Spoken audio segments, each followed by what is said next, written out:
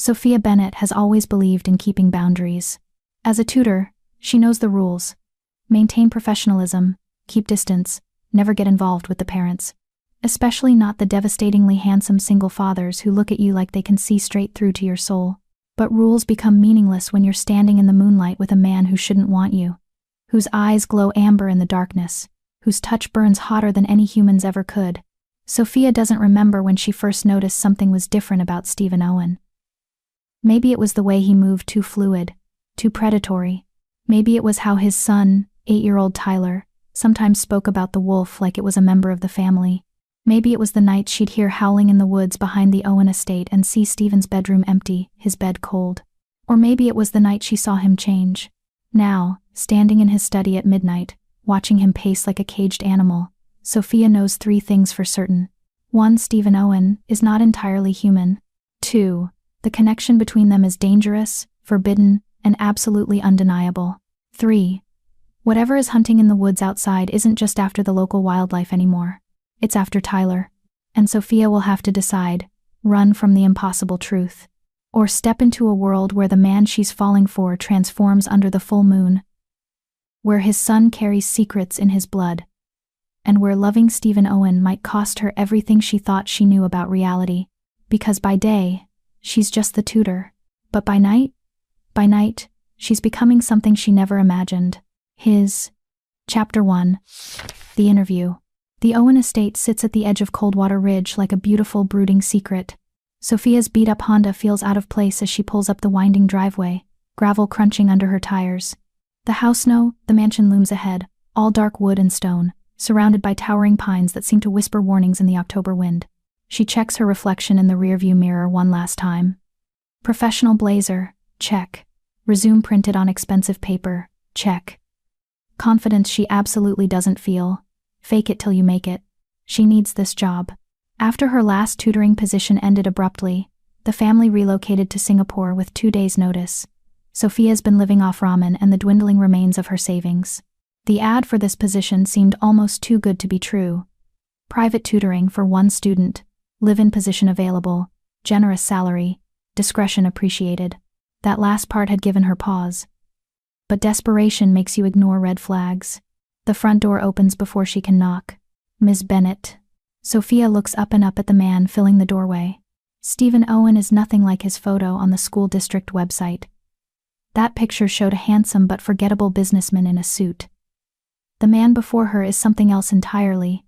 He's tall, easily 6'3", with broad shoulders that strain against his black Henley. His dark hair is slightly too long, falling across a face that's all sharp angles and shadowed intensity. But it's his eyes that steal her breath, pale gray, almost silver, watching her with a focus that feels almost predatory. Mr. Owen, she manages, extending her hand. Thank you for seeing me. His hand engulfs hers. His skin is warm, hot, and the contact sends an unexpected jolt up her arm. His nostrils flare slightly, and something flickers across his face. Surprise? Recognition? He releases her hand quickly. Too quickly. Come in. His voice is deep, rough around the edges. Please. The interior of the house matches the exterior. Expensive, dark, and somehow wild, despite all the refinement. Exposed beams cross the vaulted ceiling. A massive stone fireplace dominates one wall. The furniture is leather and wood, masculine and solid. But it's the photographs that catch Sophia's attention. They're everywhere, a small boy at various ages, always smiling, always with the same untamed dark hair and bright eyes. Tyler, Stephen says, following her gaze. He's 8. Bright kid. Too bright. Sometimes. The school report said he's been struggling. Stephen's jaw tightens. The school doesn't understand him. They want to put him on medication. Say he can't focus, that he's too energetic. The word comes out bitter. He doesn't need drugs. He needs someone who sees him, who can work with his nature. There's something weighted in that last word, but Sophia can't quite grasp it. I'd like to meet him, she says. He's out back. I'll take you. Stephen leads her through the house, and Sophia finds herself noticing things she shouldn't. The way he moves, silent despite his size. The way his shoulders fill the doorway. The way her pulse quickens when he glances back at her. Those strange silver eyes assessing. Professional. she reminds herself. You need this job. The back of the property opens onto acres of forest. A large yard separates the house from the tree line, and in the middle of that yard, a small boy is wrestling with a dog? No. Not a dog. Sophia stops dead. Is that a wolf? Wolf-dog hybrid, Stephen says quickly. Too quickly. Rescue. Tyler's convinced they're best friends. The animal is huge, nearly as large as the child, with thick gray fur and amber eyes. It's play fighting with Tyler, gentle despite its size, letting the boy tackle it and roll around in the grass. Tyler's laughter rings out, pure and joyful, and something in Sophia's chest loosens. Whatever problems this kid has at school, he's happy here. Free. Tyler. Stephen calls. Come here, son. Someone I want you to meet. The boy's head snaps up with unnatural speed. For a moment, just a moment, his eyes catch the light and flash amber, exactly like the wolf dog's. Sophia blinks, and it's gone, just a trick of the afternoon sun. Tyler runs over, the wolf dog loping behind him. Up close, the boy is beautiful, wild dark hair, high cheekbones, those startling bright eyes that seem to see everything. He's covered in grass, stains, and dirt, completely unconcerned. Hi, he says, grinning up at her. Then his nose wrinkles. You smell like books, and coffee, and lavender? Sophia laughs, surprised. I use lavender lotion. Good nose. Something passes between father and son, a look she can't interpret.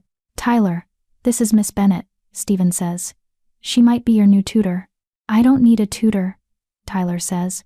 But there's no hostility in it. Just fact. School is boring. They want me to sit still all day and do worksheets about things I already know. Why would I need help with that? Because, Stephen says patiently, you need to pass 3rd grade, and you can't do that if you keep climbing out the window during math class. Tyler grins. That was only twice. 3 times. The 3rd time doesn't count. I came right back. Sophia tries not to smile. She fails. Tyler catches it and his grin widens. You think it's funny. I think you're smart enough to know when you're pushing boundaries, Sophia says. And I think you're bored. School's not challenging you. Tyler's eyes widen. He looks at his father, then back to her. Nobody ever says that. They just say I'm a problem. You're not a problem, Sophia says firmly. You're a bright kid stuck in a system that doesn't fit you. That's not your fault. The boy moves closer, studying her with that unsettling intensity she'd seen in his father. Can you teach me about stars? And old languages? And why wolves howl at the moon? I can teach you about all of that, Sophia says. If your dad hires me, he will, Tyler says confidently. Then, to Stephen. She's good. I can tell. Stephen looks at her. And again, Sophia feels that jolt of recognition, of something passing between them that shouldn't exist between strangers. Can we talk inside? He asks. About the position. Back in his study, Stephen closes the door and leans against his desk, arms crossed. The room is lined with books, papers scattered across the massive oak desk, and more photographs of Tyler. I need to be honest with you, Stephen says. This position isn't typical. I gathered that from the discretion appreciated note. His mouth quirks in something almost like a smile. Tyler is special. He needs someone who won't judge him, who won't try to change him into something he's not. I'm not here to change anyone, Sophia says. I'm here to help him learn. He also needs someone who can handle unusual circumstances, flexible hours, sometimes very late or very early. The position is live-in because there will be nights when he needs supervision while I'm unavailable. There's that weight again, that sense of something unsaid. How often will you be unavailable? Once a month usually, for a few nights. He meets her eyes. I travel for business. It's non-negotiable. Something about the way he says it makes Sophia think business is not exactly accurate. But she needs this job, and nothing he's describing is dangerous. Unusual, yes, but not dangerous. I can do that, she says. The pay is triple what you'd make at a regular tutoring position, Stephen continues. Room and board included. You'd have your own wing of the house. Full access to the grounds. But, he hesitates. If you see or hear anything strange, anything you don't understand, you don't talk about it. To anyone. Non-disclosure agreement is part of the contract. Red flag. Definite red flag. Sophia should walk away. She should thank him politely and leave. But she thinks of her empty bank account, her student loans, the eviction notice sitting on her apartment counter, and she thinks of Tyler, bright and wild and misunderstood, needing someone who sees him. Can I see the contract? Stephen's shoulders relax slightly. He pulls out a thick folder and hands it to her. Read it carefully. Take your time. If you have questions, ask. Sophia sits and reads. The contract is comprehensive salary. Holy hell, that's a lot of money. Duties, hours, confidentiality clause, termination conditions. Everything seems standard except for one clause. Employee acknowledges that the Owen family maintains private cultural practices and traditions that must not be disclosed to outside parties. Employee agrees to respect these practices without question or interference. Cultural practices? Sophia asks. Family traditions, Stephen says. Nothing that will affect you directly, but privacy is paramount. It's vague enough to be worrying, specific enough to be legally binding. Sophia should ask more questions. She should definitely ask more questions. Instead, she finds herself saying, "Where do I sign?" That night, alone in her new rooms, a bedroom, bathroom, and small sitting area that are bigger than her entire apartment, Sophia wonders what she's gotten herself into. The wing Stephen mentioned is actually the entire third floor. Her windows overlook the forest, where the moon hangs full and heavy, painting everything silver. She unpacks her few belongings, trying not to feel out of place among the expensive furniture and art. This is temporary, she tells herself. A year, maybe 2, until she's saved enough to pursue her real dreams. A howl echoes from the forest. Sophia moves to the window, peering out into the darkness. The sound comes again, mournful, wild, and somehow lonely. Movement catches her eye. Down in the yard, a figure emerges from the house. Stephen. He's shirtless despite the October cold, wearing only loose sweatpants. Even from 3 floors up, Sophia can see the muscles moving under his skin as he walks toward the tree line. He shouldn't be out there. Not alone. Not at night with wolves nearby. She watches him pause at the edge of the forest, looking up at the moon. His whole body is tense, trembling. Then he steps into the shadows and vanishes. The howling comes again, closer now. Sophia tells herself she imagined the way his body seemed to shift in that last moment before the darkness swallowed him. Tells herself it was just a trick of the moonlight that made his shadow look wrong, too large, too shaped like something that walked on 4 legs instead of 2. Tells herself that the answering howl that echoes through the forest doesn't sound anything like the call of a wolf. But as she finally climbs into bed, Sophia knows she's lying. She knows something is very, very strange about the Owen family. And despite every instinct screaming at her to run, she finds herself wanting to stay, wanting to understand, wanting God help her to see those silver eyes again and figure out why they make her heart race and her skin flush and her body respond in ways that have nothing to do with fear.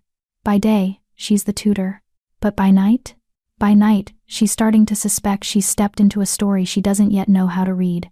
A story written in moonlight and howls and the heated touch of a man who is decidedly not what he seems. Chapter 2. The mistake. Stephen knows he's made a mistake the moment Sophia Bennett's scent hits him. Lavender and coffee, and something uniquely her, warm, intelligent, with an underlying sweetness that makes his wolf surge forward with interest. He'd barely managed to control his reaction at the door, barely kept his eyes from flashing, barely stopped himself from leaning in and breathing deeper. Unacceptable. He doesn't need complications. He especially doesn't need complications that smell like heaven and look at his son with genuine understanding instead of fear or pity. But Tyler needs help. The school is threatening expulsion, and Stephen can't have social services sniffing around, asking questions about why an 8-year-old has behavioral issues that mysteriously worsen every full moon. Why the boy can hear things he shouldn't, move faster than humans, why he sometimes forgets and lets his eyes flash amber in frustration. Tyler is only half shifter, his mother was human, but the wolf in him is strong, too strong for a child to control without guidance, and Stephen is failing at teaching him. Because Stephen can barely control his own wolf lately. It's been 3 years since Geneva died. 3 years since the fire that took his wife and nearly took his son. 3 years of barely holding his pack together, raising Tyler alone, fighting the grief that threatens to drag him under every full moon. 3 years of being so carefully, desperately alone. And now Sophia Bennett is living in his house, smelling like temptation, looking at him with those sharp hazel eyes that seem to see too much. He watches from his office window as she and Tyler work in the garden. It's been a week since she started, and already the change in his son is remarkable. Tyler sits still for her lessons, actual lessons about astronomy and mythology and languages, not the dumbed-down worksheets the school provided. He laughs, engages, focuses in ways Stephen hasn't seen since before Geneva's death. And Sophia. God. Sophia glows when she teaches. Her whole face lights up, her hands moving as she explains constellations, pointing at the sky even though it's midday. Tyler is captivated. Stephen is captivated. Which is the problem? Boss. Stephen turns to find Israel, his second in command, standing in the doorway. The beta shifter's nose wrinkles slightly. He can smell Stephen's distraction, his interest, his arousal. Don't, Stephen warns. Didn't say anything. Israel grins. But the new tutor is off limits. Good with Tyler. I was going to say good with Tyler. Israel's grin widens. But interesting, that's where your mind went. Stephen growls, low and warning. Israel just laughs. The pack wants to meet her. Israel says, serious now. She's living in pack territory. They need to know her scent, know she's under protection. No. Stephen. She's human. Completely human. She doesn't need to know about us. She lives here. During the full moon. Israel crosses his arms. You really think she won't notice when half the staff disappears into the woods? When she hears howling from inside the house? He has a point. Stephen has been so focused on hiring someone to help Tyler that he hadn't fully thought through the logistics of having a human living here during moon cycles. We'll be careful, Stephen says. She stays in her wing during full moons. I'll tell her it's a safety precaution because of the wildlife. And when Tyler shifts for the first time. Because it's coming, Stephen. Soon. Maybe next moon, maybe the one after. But it's coming, and he's going to need help. And she's going to have questions when the kid she's tutoring suddenly sprouts fur and fangs. Stephen's stomach drops. He knows Israel is right. Tyler has been showing signs, the increased aggression, the way his eyes flash more frequently, how he complains about his bones hurting. First shift usually happens between 8 and 10 for half shifters. Tyler just turned 8. I'll handle it, Stephen says. Will you? Or will you keep avoiding the pretty tutor who makes you lose your famous control? Get out. Israel leaves, still grinning, and Stephen turns back to the window. Sophia is standing now, brushing dirt off her jeans. Jeans that fit far too well. Hugging curves that Stephen has absolutely no business noticing. Her honey blonde hair is pulled back in a ponytail, and there's a smudge of dirt on her cheek that makes her look younger, softer. As if sensing his gaze, she looks up. Their eyes meet across the distance. Even from here, Stephen can see her breath catch.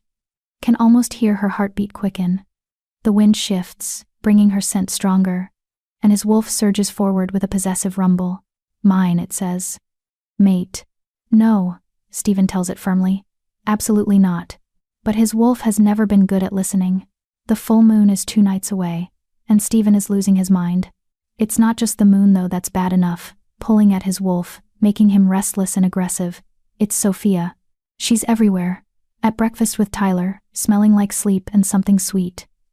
In the library, curled up in his favorite chair, reading mythology texts. In the garden, laughing at something Tyler said. In his thoughts, his dreams, his every waking moment. This morning he'd come downstairs to find her making coffee in his kitchen, wearing sleep shorts and a tank top that revealed far too much soft skin. She'd smiled at him, just a friendly good morning smile, and he'd nearly shifted right there.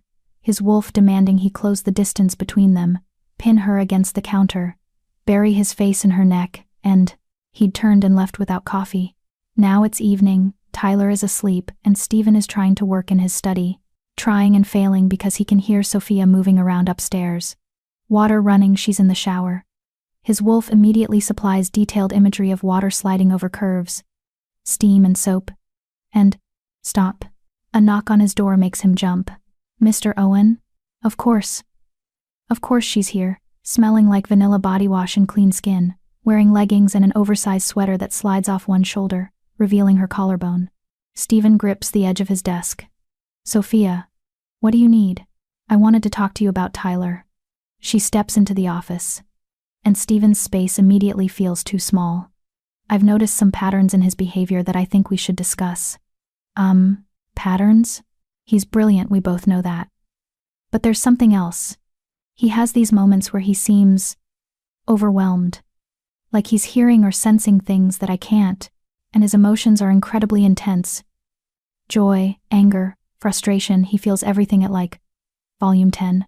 Because he's a wolf cub learning to control heightened senses. Because every smell, every sound, every emotion is amplified by the beast inside him. Stephen can't say any of that. He's a sensitive kid, he manages. It's more than that. Sophia moves closer, and Stephen's wolf perks up with interest. I think he might be neurodivergent. Maybe highly sensitive person syndrome, or sensory processing issues. There are techniques we could use to help him manage. He's fine. Mr. Owen. Stephen. Just Stephen. Stephen, she says, and his name in her mouth does things to him it absolutely shouldn't. I'm not criticizing. I'm trying to help. If Tyler has sensory sensitivities, there are ways to make his environment more comfortable.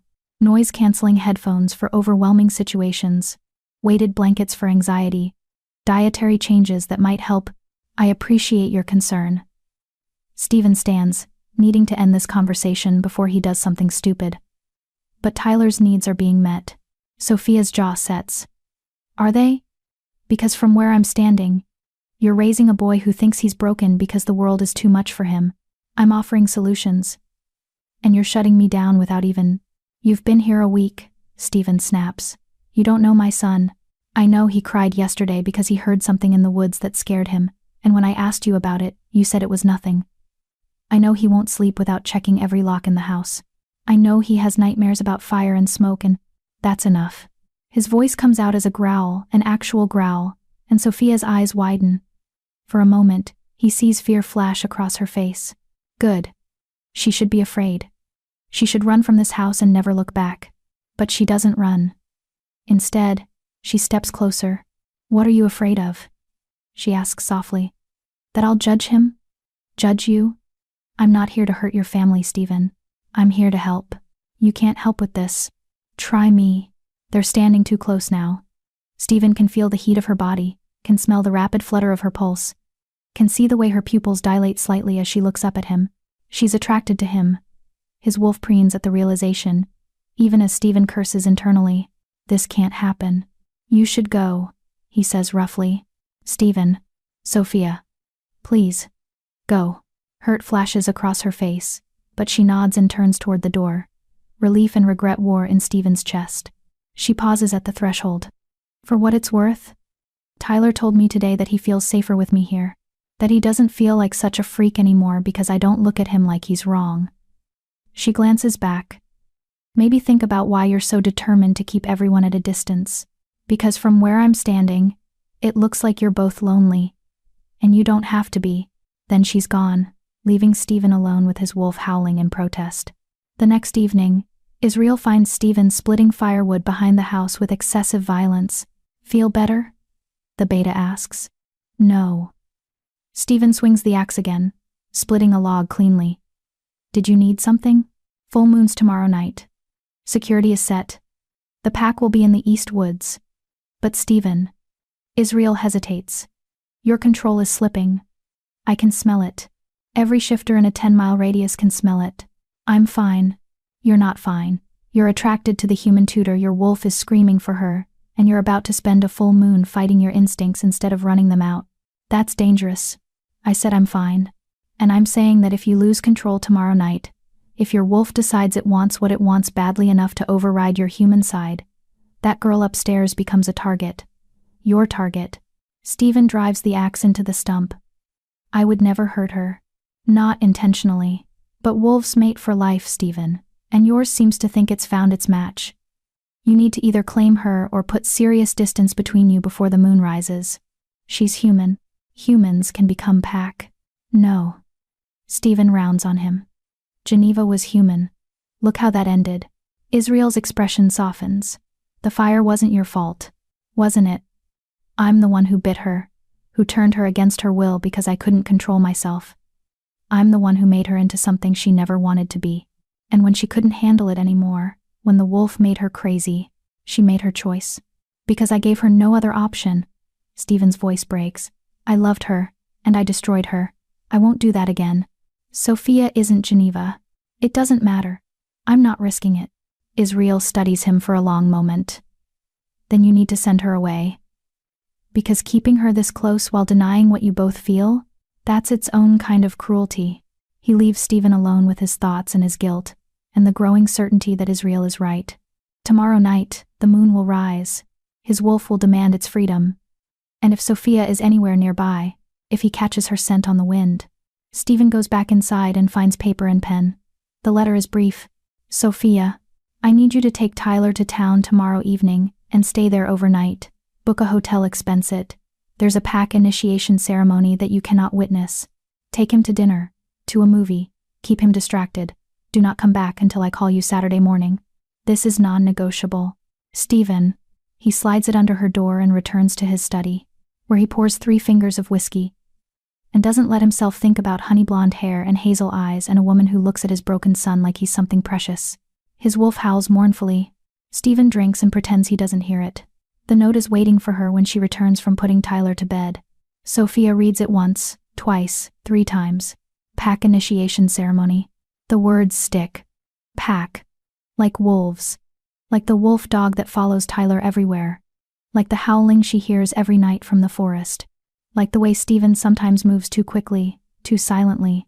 Like the way his eyes occasionally catch the light wrong, flashing silver gold instead of just gray.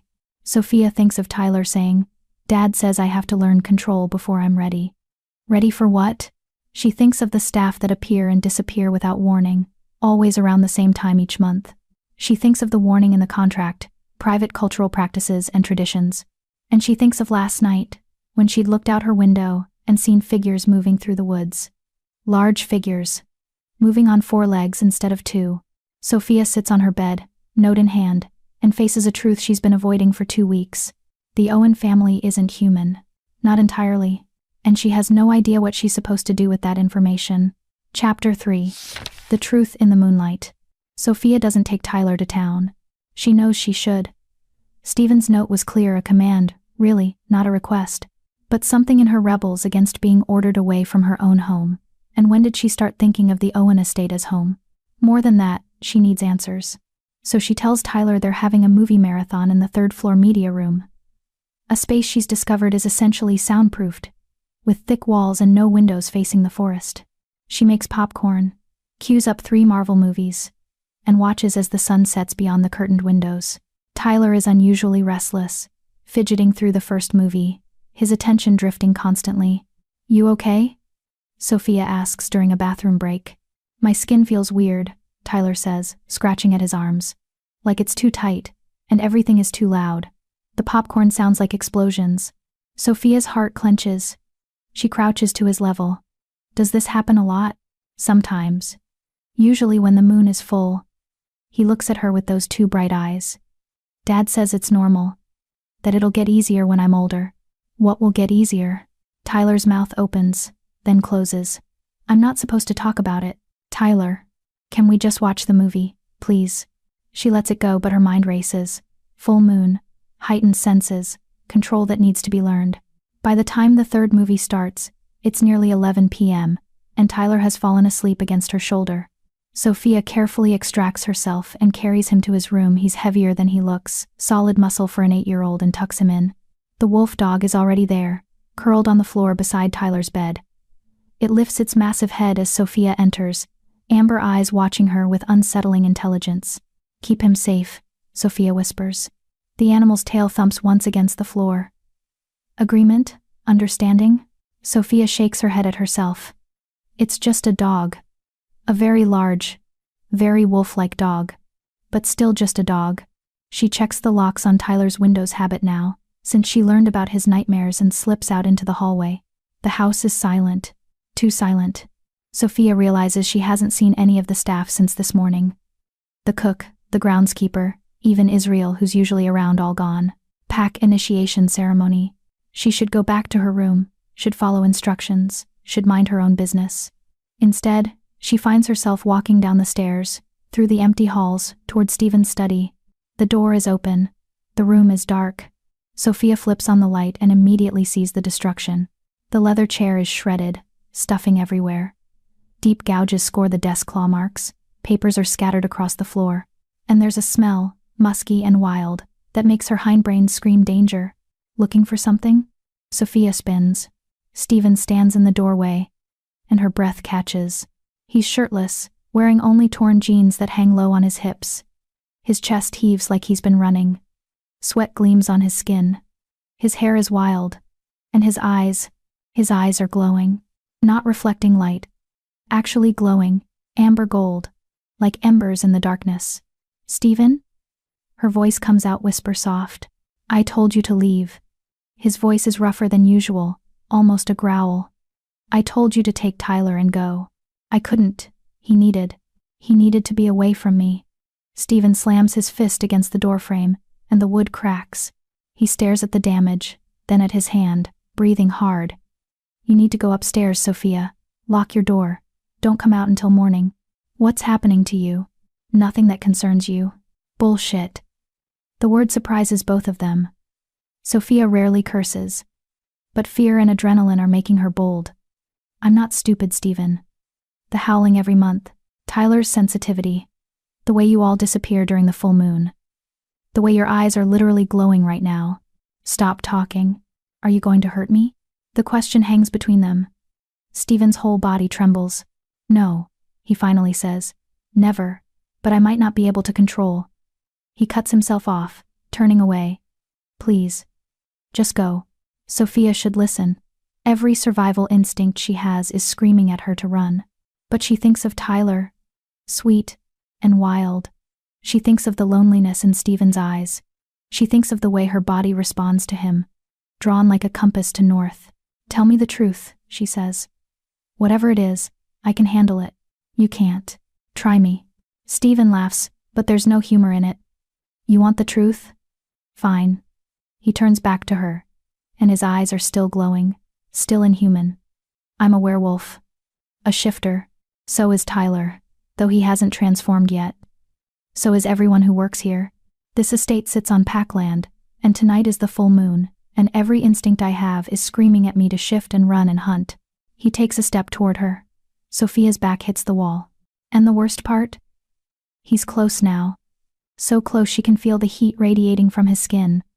"The absolute worst part is that my wolf has decided you're ours, that you smell like home and safety and everything we've been missing, that you're our mate." Sophia's heart is hammering so hard she's sure he can hear it. Mate? Wolves mate for life. When we find our mate, we know. Instantly. Completely. His hand comes up, hovering near her face but not quite touching. "I knew the moment I opened the door and your scent hit me. My wolf knew. And it's been torture, having you here. So close. So perfect. And knowing I can never." He breaks off, backing away sharply. "I'm losing control. You need to leave. Now." "What happens if I stay?" "Sophia." "What happens?" "I claim you." The words are raw, desperate. "I bite you, mark you, make you mine in every way that matters. And you won't have a choice, won't be able to consent, because the moon makes us animals and animals don't ask permission. What if I want you to?" The words are out before Sophia can stop them. Stephen freezes. "You don't know what you're saying." "Don't I?" Sophia's mind is reeling, but underneath the shock is something else. Recognition. "I felt it too. This pull between us. I thought I was going crazy, feeling so drawn to my employer. But it's not just attraction, is it? It's something more. You're human." So was Tyler's mother, according to the pictures. Pain flashes across Stephen's face. "And look how that ended. Geneva couldn't handle what I made her. The wolf drove her mad. His voice breaks. She started the fire that killed her, tried to take Tyler with her. I saved him, barely, but I couldn't save her. I won't do that to you. I won't destroy another person. He doesn't finish, but Sophia hears what he doesn't say. "You don't know that I'd react the same way," she says softly. "I won't risk it." "So what then? We just pretend there's nothing between us?"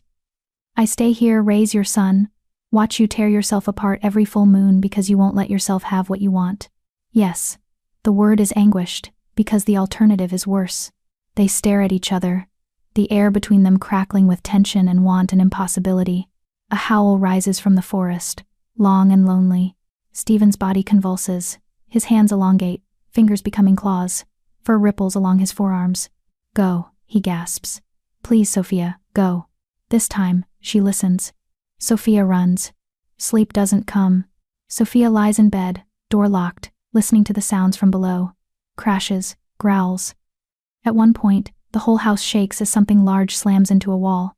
Then silence. Then, around 2 a.m., howling.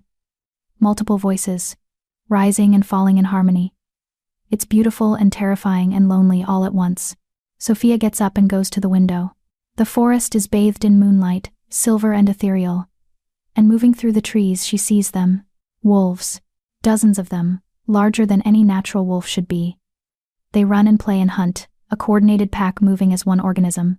She watches them chase each other, tumble and wrestle, sees what might be joy in their movements. One wolf is larger than the others, darker. It moves with authority, power, and even from this distance, Sophia recognizes something in the way it carries itself. Stephen. As if sensing her gaze, the dark wolf stops, turns, looks directly up at her window. Their eyes meet across the distance. The wolf's howl is different from the others. Lower, more resonant, mournful. Sophia presses her hand against the glass. The wolf watches for another moment, then turns and disappears into the forest with its pack. Sophia stands at the window until dawn, watching, thinking, processing. Werewolves are real. Stephen is a werewolf. Tyler will be a werewolf. And Stephen thinks she's his mate. She should be terrified. Should be packing her bags, calling a cab, running as far from this supernatural nightmare as possible. Instead, she thinks about the gentleness in Stephen's eyes when he looks at Tyler. The way he's been so careful not to touch her, to maintain distance, fighting his own nature to protect her choice. The pain in his voice when he talked about his dead wife. He's not a monster. He's a man carrying too much guilt, too much responsibility, too afraid to let anyone close enough to help. And she, God help her, wants to help, wants to stay, wants to see where this impossible thing between them might lead. By the time the sun rises, Sophia has made her decision. She's staying. She's not running. And she's going to figure out a way to prove to Stephen that she's stronger than he thinks. That not all love stories end in tragedy. That sometimes, the impossible can become possible, if you're brave enough to try. Morning comes with a knock on her door. Sophia, who finally dozed off around 6, startles awake. Come in? The door doesn't open. It's Stephen. Can we talk, please? She gets up, still in her sleep shirt and shorts, and unlocks the door. Stephen looks exhausted. He's dressed now, jeans and a Henley, but his hair is still damp from a shower, and there are shadows under his eyes. He won't quite meet her gaze. I owe you an apology, he says to the floor, and an explanation, and probably a very generous severance package because I understand if you want to leave immediately. I'm not leaving. His head snaps up. What? I'm not leaving, Sophia repeats. Unless you're firing me? I know. But after last night, I understand a lot more about Tyler's needs, about why he struggles, about what he's going to go through. She crosses her arms. I can help him better now, if you'll let me. Stephen stares at her like she's grown a second head. You're not afraid. I'm terrified, Sophia admits. But not of you. Not really. I'm more afraid of walking away and wondering what if for the rest of my life. Sophia, can I meet them? Your pack? Why would you want to? Because they're part of your life. Part of Tyler's life. And if I'm going to be here, really be here, I should understand that. Stephen runs a hand through his hair. This is insane. You're human. You should be running. Yeah, well, Sophia smiles slightly. I've never been great at doing what I should. Despite everything, Stephen's mouth quirks. Almost a smile, I've noticed. So? Can I meet them? He studies her for a long moment, those silver eyes searching her face. You're serious. Completely. They're going to think I've lost my mind. Have you? Probably. But he's definitely smiling now, small and cautious but real. Okay, tonight, dinner with the pack. But Sophia? His expression sobers. This isn't a game. Once they know you know. Once you're part of this world. There's no going back to normal. You can't unknow what you know. Can't unsee what you've seen. I understand. Do you? Because my world is dangerous. There are other packs, not all friendly. There are hunters who would kill any human who knows our secret. There are rules and politics and risks that… Stephen. Sophia steps closer. I understand. And I'm choosing to stay anyway. He looks at her like she's something precious and impossible, like he wants to touch her but doesn't dare. Why? He finally asks. Why would you choose this? Because when you look at me I feel seen. Because your son needs someone who understands. Because I've been sleepwalking through life and you woke me up. Because when that wolf looked at me last night, I didn't see a monster. I saw loneliness. And I know what that feels like. Sophia doesn't say any of that. Instead, she says simply, because everyone deserves a chance. Even werewolves. Stephen's laugh is surprised and genuine. You're incredible, you know that? Heat rises in Sophia's cheeks. I'm really not. You are. He reaches out, then stops himself, hand hovering in the air between them. I should go. Let you get dressed. We'll talk more later. He turns to leave. Stephen? He pauses, looks back. Thank you for trusting me with the truth. Something warm and wondering crosses his face. Thank you for not running. After he leaves, Sophia sits on her bed and lets herself process everything. Werewolves, packs, mates, full moons, an entire hidden world existing alongside the mundane reality she's always known. And in the center of it all, a man who looks at her like she's something worth protecting. A boy who needs guidance through an impossible transformation. And a choice. Walk away from the safe, predictable life she'd planned, or step into the unknown. Sophia thinks of the wolf's mournful howl last night. Thinks of Stephen's careful distance, his fear of hurting her. Thinks of Tyler's bright eyes and wild spirit. And she knows with absolute certainty that she's already made her choice. She's staying. Whatever comes next, she's staying. Chapter 4. The pack meets the human. Stephen spends the entire day questioning his sanity. Bringing Sophia to pack dinner is unprecedented. Humans don't meet the pack unless they're being turned. And even then, it's usually after the bite, after they've committed to the transformation. But Sophia isn't being turned. She's not his mate. Not officially. Not in any way that matters beyond his wolf's insistent claims. She's Tyler's tutor. An employee. A human who happened to discover their secret, and somehow, impossibly, decided to stay. You're making that face again, Israel says, leaning against the kitchen counter. What face?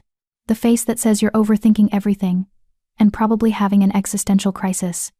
Israel grins. It's very dramatic. Very alpha, in turmoil. I'm not in turmoil.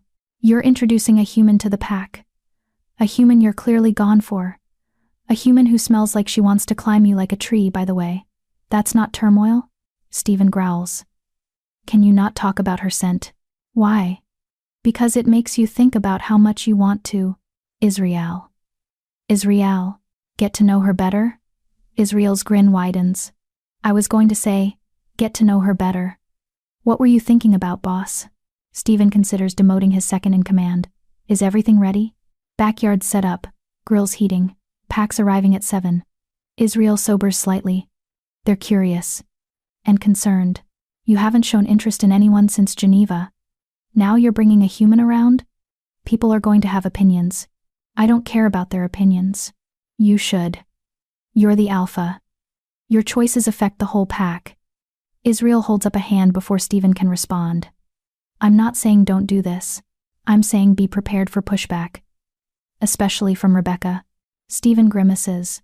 Rebecca, one of his senior pack members, had made her interest in becoming his mate very clear over the past year.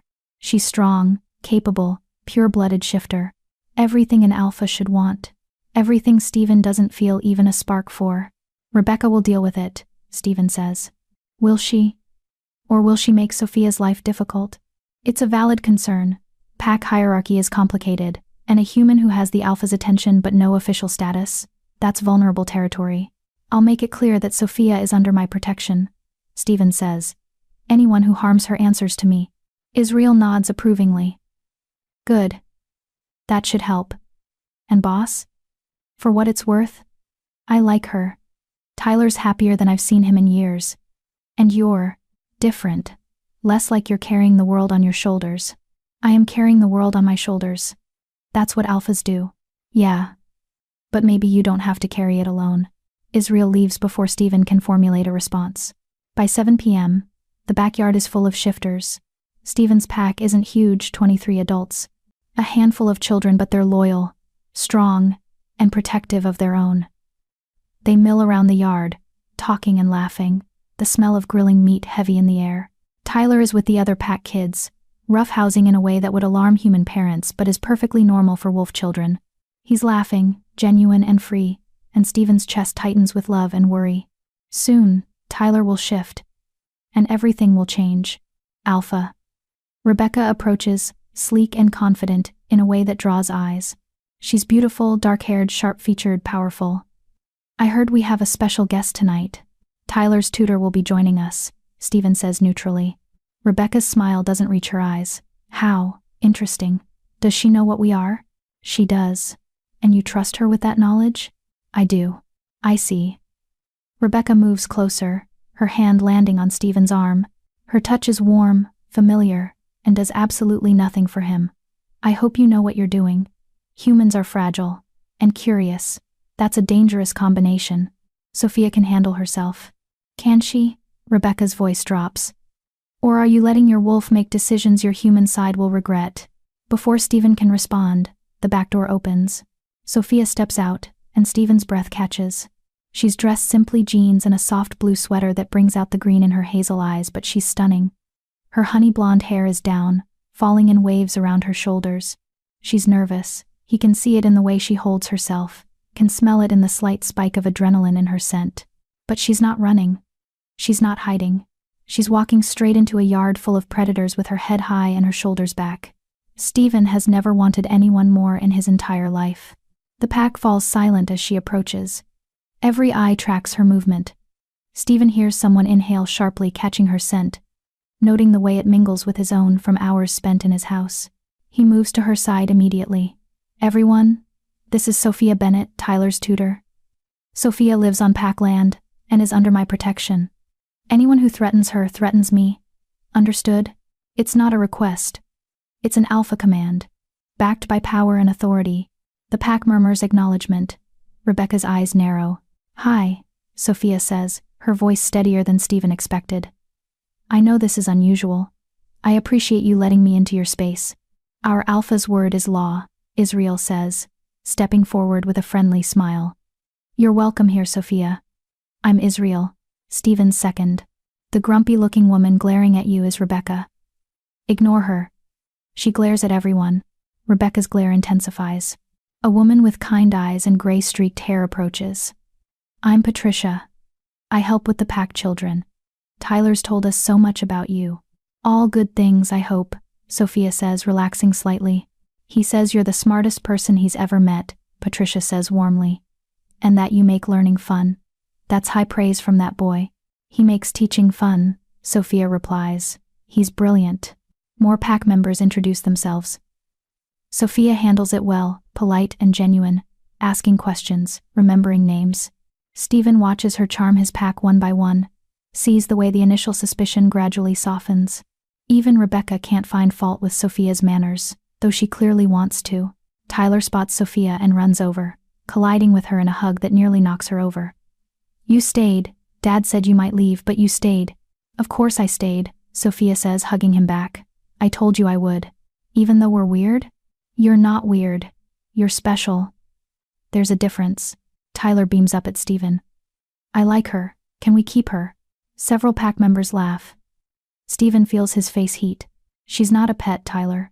I know that, but can she stay? Forever? That's up to Sophia, Steven says, meeting her eyes. She holds his gaze. Something warm and knowing in her expression. I'm not going anywhere. His wolf rumbles approval. Dinner is surprisingly easy. Sophia sits between Steven and Tyler, fielding questions from curious pack members about her background, her education, her thoughts on living with shifters. She answers honestly but carefully, never revealing discomfort even when the questions get personal. So you're really okay with all this? Asks Thomas, one of the younger shifters. The shifting, the pack dynamics, the whole werewolf thing. I'm still processing, Sophia admits. But yeah, it's not that different from any other culture, really. You have traditions, hierarchies, ways of doing things. I'm just learning the rules. Today. Most humans can't handle knowing, Rebecca says coolly. They either run or they try to expose us. What makes you different? Sophia considers the question. I don't know that I am different. Maybe I've just spent my life feeling like an outsider bouncing between foster homes, never quite fitting in anywhere. This is different, but I've always been different. At least here. There's a reason for it. Something shifts in the pack's energy. Foster kid. Orphan. No family. Pack understands that. Pack is built on creating family where blood fails. You got no one? Patricia asks gently. No one, Sophia confirms. It's just me. Not anymore, Tyler announces. Now you have us. Sophia's eyes shine suspiciously bright. Yeah, I guess I do. Stephen's hand finds hers under the table. He doesn't plan it, his body just moves. Her fingers thread through his, warm and real and perfect. Rebecca notices. Her jaw tightens, but she says nothing. After dinner, the pack kids start a game of tag that quickly becomes a wrestling match. Tyler joins in, laughing and rowdy, and Sophia watches with a smile. He's good with them, Patricia says, settling beside Sophia. Usually takes him a while to warm up to new people, but with you? Instant trust. He's a sweet kid, Sophia says. He's had a hard few years. Lost his mama. Almost died in that fire. Stephen's done his best. But raising a half-shifter alone. Patricia shakes her head. It's not easy. Boy needs a mother figure. I'm not, Sophia starts. Not saying you are. Not yet anyway. Patricia pats her hand. But I see the way you look at each other, you and the alpha. And I see the way he looks at you, like you're water and he's been dying of thirst. Sophia's face flushes. It's not like that. I just work for him. You keep telling yourself that, honey. Patricia walks away, leaving Sophia flustered. Stephen appears at her side moments later. You okay? Your pack is very direct. That's one word for it. He offers his hand. Walk with me. Sophia takes it, and they slip away from the party, into the quieter edges of the yard where the forest begins. Thank you, Stephen says once they're alone. For tonight, for staying, for being so gracious with them. They're your family, Sophia says simply. Of course I'd be gracious. Most humans wouldn't see it that way. I'm not most humans. No. Stephen stops, turning to face her. You're really not. They're standing close, the moonlight filtering through the trees, painting everything silver. Sophia's face is tilted up to his, her eyes dark and warm. Stephen could kiss her. Should kiss her. His wolf is howling for it, every instinct screaming to claim, to mark, to make her understand that she's his. But he doesn't. Because she deserves better than a broken alpha who can't promise he won't destroy her the way he destroyed his wife. I should get you back, he says roughly. It's getting late. Disappointment flashes across her face, quickly hidden. Right. Of course. They walk back in silence, hands still linked, both wanting more, and neither willing to take the first step. Later, alone in her room, Sophia stands at her window and watches the pack leave in ones and twos, heading back to their homes on pack land. She thinks about the way they moved around each other, comfortable, connected, family in every sense that matters. She thinks about Tyler's joy, Patricia's warmth, even Rebecca's suspicion. It's all real, all genuine. This isn't a cult or a threat. It's just people, unusual people, yes, but still people trying to live their lives and protect their own. And Stephen. Sophia touches her lips, imagining what didn't happen, what she wanted to happen. A knock startles her. She opens the door to find Tyler in his pajamas, his wolf dog beside him. Can't sleep? She asks. Did you have fun tonight? Tyler asks. Instead of answering. I did. Your pack is wonderful. They're your pack too now, if you want them to be. Sophia's throat tightens. Is that how it works? Dad said you're under his protection. That means you're pack adjacent. Not quite pack, but not totally outside either. It's like... Tyler struggles for the words. Like you're in the waiting room before the real thing. And the real thing would be? Being turned, becoming a shifter. Tyler looks up at her with solemn eyes. Is that what you want? To be like us? I don't know, Sophia admits. I haven't really thought about it. You should, because Dad likes you. Like really likes you. And if he bites you, you'll be stuck with us forever. Stuck? Okay, not stuck. But you'll be pack. And pack is forever. That's kind of a big deal. Sophia crouches to his level. Do you want me to be pack? Yeah. No hesitation. You make Dad smile. He hasn't smiled like that since Mom died. And you make me feel normal, like maybe being different isn't so bad. Being different is never bad, Tyler. It's what makes you special. That's what Mom used to say. Tyler's voice goes quiet. Before she changed. Before the wolf made her sad. What do you mean? Tyler looks at his wolf dog, then back at Sophia. Can I tell you a secret? Always. Mom didn't want to be a wolf. Dad bit her because she was dying, there was an accident, and the bite was the only way to save her. But she never wanted it. And after she changed, she got really sad. Really angry. She'd cry all the time, and sometimes she'd look at Dad like she hated him. Sophia's heart breaks. Oh, Tyler. The fire wasn't an accident, Tyler whispers. Mom started it. She wanted to make it stop. The wolf, the feelings, all of it. She thought if she burned the house down she'd be free. And you were inside. Tyler nods, tears streaming down his face. Dad saved me. Ran through the fire even though it burned him. But he couldn't save Mom. She wouldn't let him. Sophia pulls the boy into her arms, holding him while he cries. Understanding crashes over her Stephen's guilt. His fear of turning her. His desperate need to keep distance. Your dad blames himself, she says softly. He shouldn't. It wasn't his fault. Tyler pulls back, wiping his eyes. But he's scared. Scared if he cares about someone again, the same thing will happen. That's why he won't let himself be happy. And you're telling me this because? Because you should know. Before you decide if you want to be Pack. Tyler's eyes, so much older than 8, meet hers. Being with Dad means being a wolf, and not everyone can handle that. But I think you could. I think you're strong enough. What if I'm not? Then you leave, and Dad never forgives himself, and we both go back to being sad and lonely. Tyler says it matter-of-factly. Or you stay, and you figure it out together, and maybe we all get to be happy. He hugs her once more, then leaves, his wolf dog trailing behind. Sophia sits in the dark, processing. Stephen's wife died because he turned her against her will. Because the wolf drove her to madness and suicide. And now he's terrified of caring for Sophia because he's convinced the same fate awaits her. But Sophia isn't Geneva. She's choosing this with open eyes. She's staying knowing what it means. And if when the time comes, it will be her choice to accept the bite or not. Stephen needs to understand that. And Sophia needs to be brave enough to make him believe it. Chapter 5. Lines crossed. The days after the Pack dinner settle into a new rhythm. Sophia teaches Tyler in the mornings real lessons now, incorporating what she knows about his heightened senses and upcoming transformation. They study wolf behavior, Pack dynamics throughout history, even the mythology of shapeshifters across cultures. Tyler soaks it up like a sponge, finally having a framework to understand himself. Afternoons, they work on control exercises, meditation to manage overwhelming sensory input, breathing techniques for when emotions spike, physical activities to burn off excess energy, and evenings. Evenings are becoming dangerous. Stephen has been joining them for dinner every night.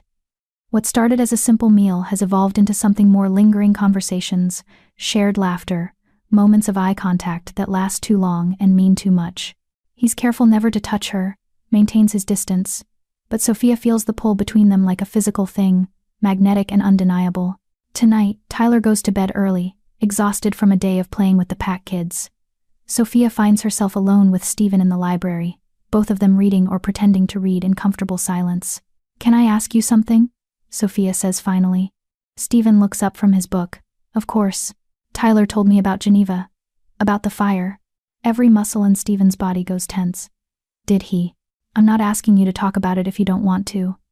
But I need you to know that I understand now. Why you're so careful with me. Why you keep pulling away. Sophia, let me finish. She sets down her book, meeting his eyes.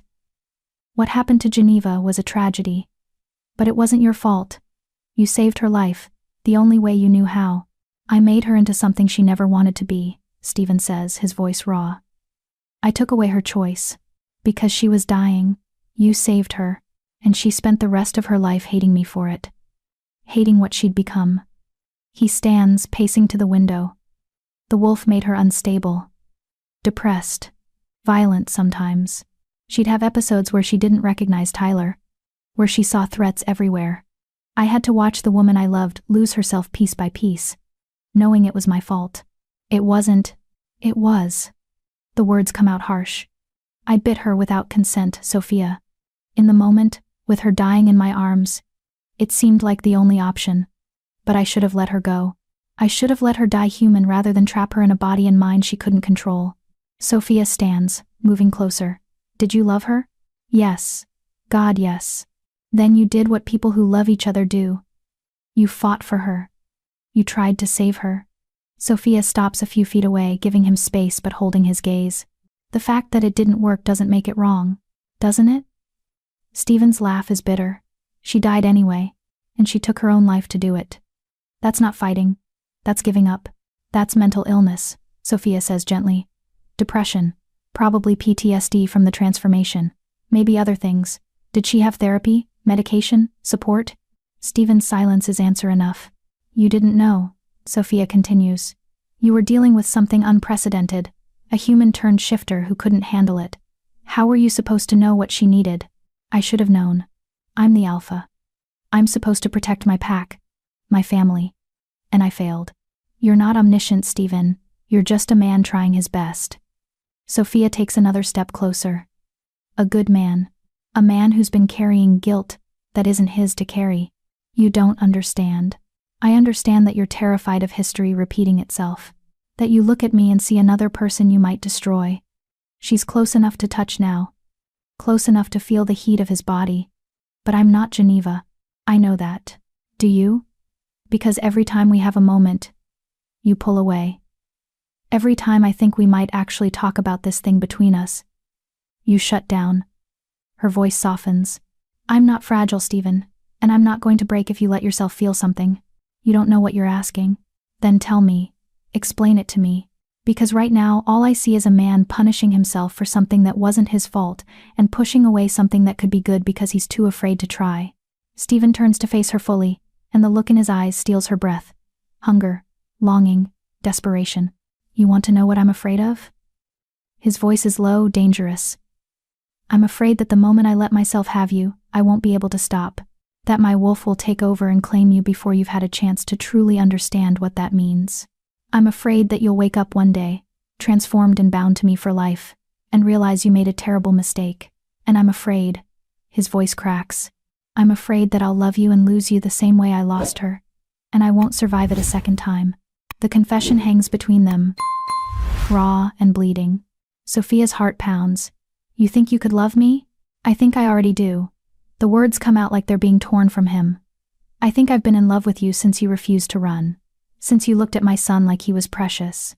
Since you walked into a yard full of predators with your head high and your heart open. And that terrifies me more than anything else in my life. Stephen. No, let me finish. Because you need to understand. He moves closer, and Sophia can see him trembling with the effort of control. If we do this, if we cross this line, there's no going back. My wolf will claim you as its mate. The pack will expect us to formalize it. And eventually, if you want to truly be with me, you'll have to choose, stay human and watch me age slower than you, or accept the bite and become like me. I know. Do you really understand what the bite means? The transformation is agony, Sophia. 3 days of your body tearing itself apart and rebuilding. And even if you survive that, you'll be a wolf. You'll have instincts, urges, needs that you never had as a human. You'll be bound to the pack hierarchy. To me, to this life. Your old life, your old dreams, they'll all be gone. What if I told you I don't have dreams worth keeping? Sophia says quietly. What if I told you that for the first time in my life, I feel like I belong somewhere? That teaching, Tyler, being here with you, meeting your pack, it's the most real I've felt in years. You've known us for 3 weeks. So? Does time matter when something feels right? Yes, Stephen says desperately. Because infatuation fades. New relationship energy burns out. What happens in 6 months when the novelty wears off and you're stuck as a shifter, bound to a damaged alpha and his traumatized son? What if it doesn't fade? What if this is real? We can't know that. No, Sophia agrees. We can't, but we won't know anything if you keep running from it. They're inches apart now. Sophia can see the war in his eyes, want versus fear, need versus guilt. I'm not running, she whispers. I'm choosing to stay. Choosing to see where this goes. Can't you meet me halfway? For a long moment, Stephen just stares at her. Then, slowly, he raises his hand and cups her face. The contact is electric. Sophia's breath catches as his thumb brushes her cheekbone. His skin is so warm, almost hot, and the gentleness of his touch contrasts with the barely restrained power she can feel thrumming through him. You're making this very difficult, he murmurs. Good. His laugh is soft, almost broken. You're supposed to be sensible. You're supposed to protect yourself. Maybe I'm tired of being sensible. Sophia leans into his touch. Maybe I want to take a risk. The risk is me, Sophia. I'm dangerous. You're not dangerous to me. You can't know that. Yes, I can. She covers his hand with hers. Because I've seen the way you are with Tyler. The way you've been with me. You're careful, Stephen. So careful it hurts to watch sometimes. You're not gonna hurt me. Not intentionally. But what if? Sophia's voice is firmer now. You can't live in what ifs forever. At some point you have to take a leap of faith. I don't deserve that faith. That's not your call to make. It's mine. She looks up at him, letting him see everything she feels. And I have faith in you. I have faith in us. Even if you don't. Something breaks in Stephen's expression. The careful control, the rigid distance it cracks. He leans down, his forehead resting against hers. You're going to ruin me. Or maybe I'm going to help put you back together. His other hand comes up, framing her face, and Sophia's entire world narrows to this. His hands, his breath, his presence surrounding her. If we do this, he says, his voice barely above a whisper, I need you to promise me something. Anything. If it gets to be too much the pack, the transformation, me, you'll tell me. You'll be honest. And if you need to leave, I'll let you go. No matter how much it kills me. Stephen, promise me, Sophia. Because I can't do this, can't let myself hope, if there's even a chance I'm trapping you the way I trapped Geneva. Sophia sees the fear in his eyes, the genuine terror that he'll somehow repeat history. And she understands that this is what he needs, the reassurance that she has agency, choice, freedom. Even if it means leaving him. I promise, she says softly. If it becomes too much, I'll tell you.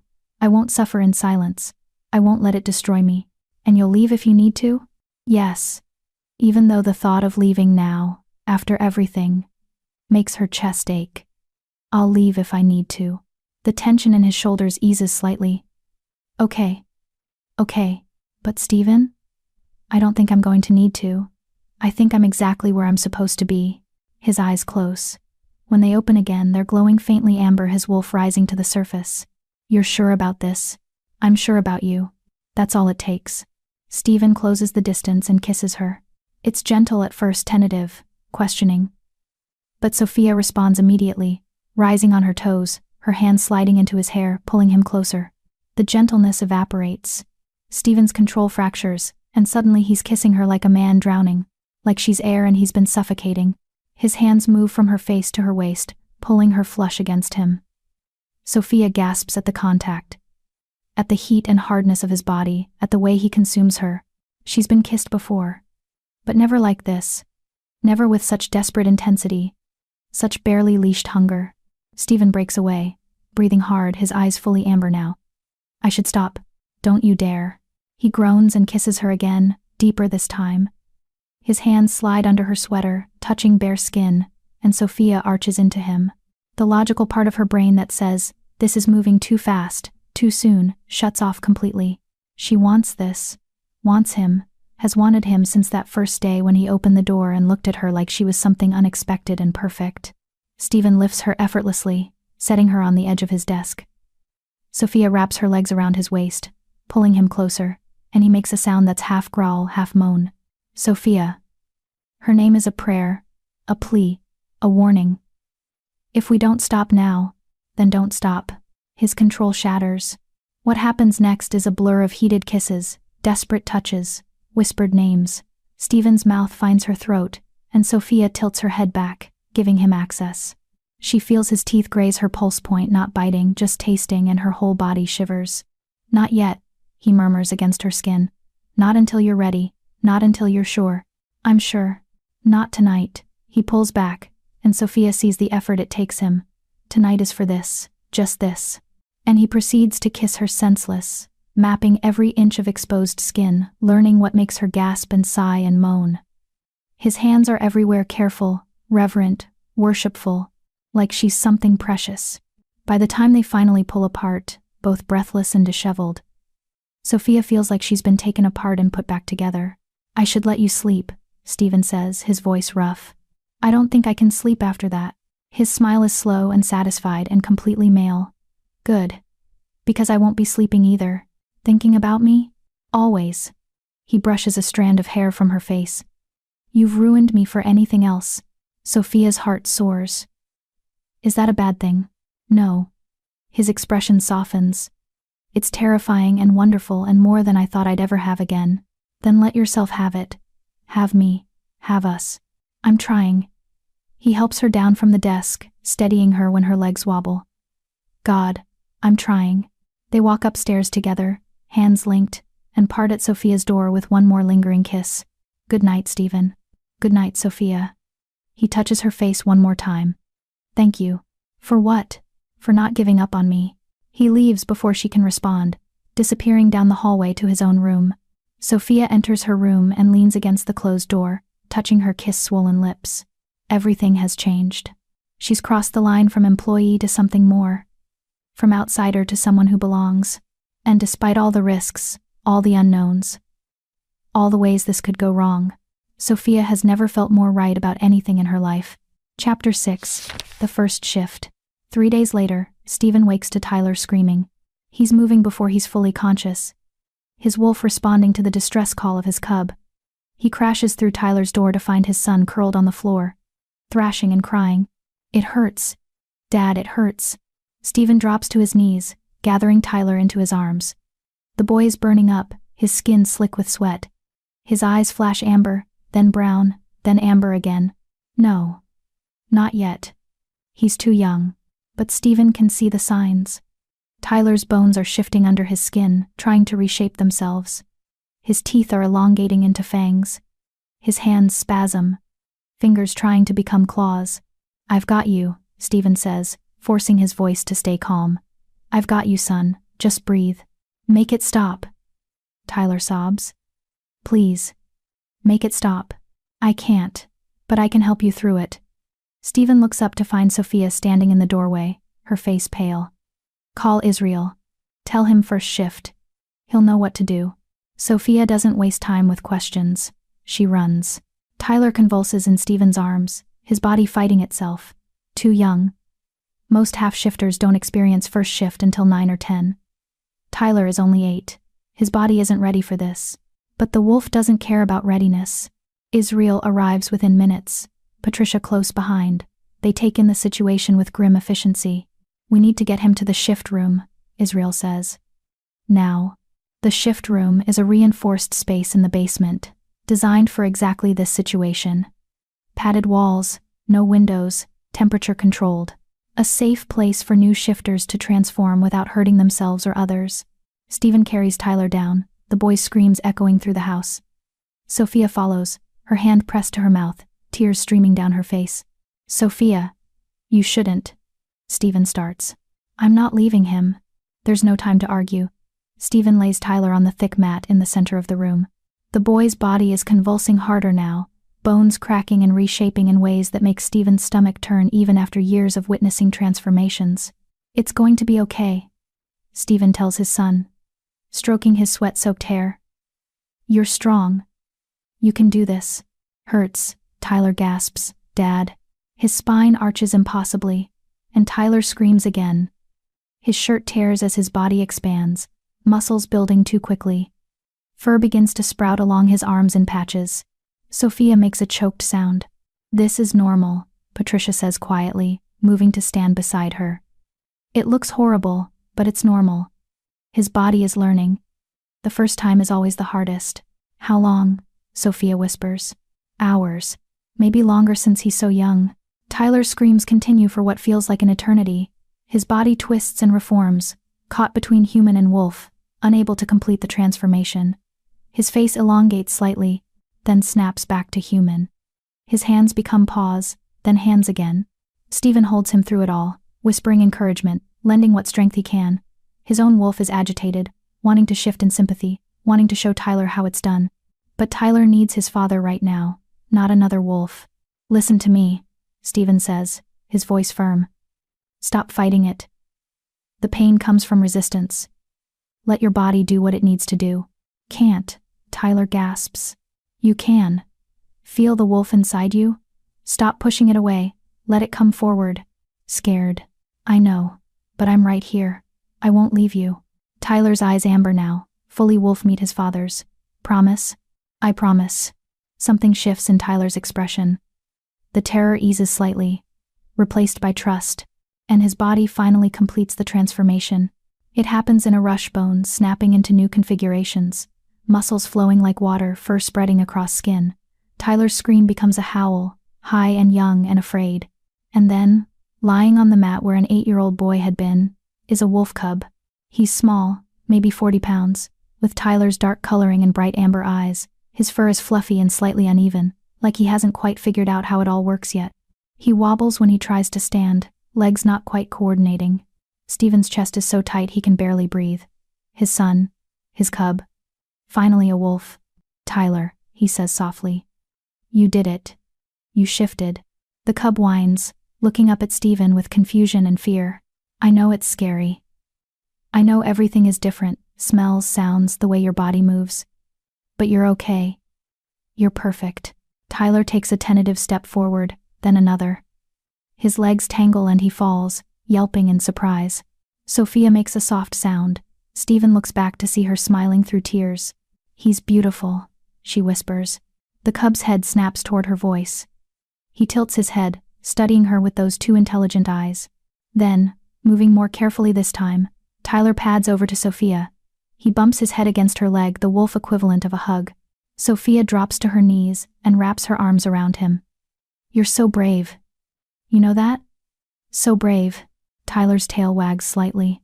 Can he understand us? Sophia asks, looking at Stephen. Every word.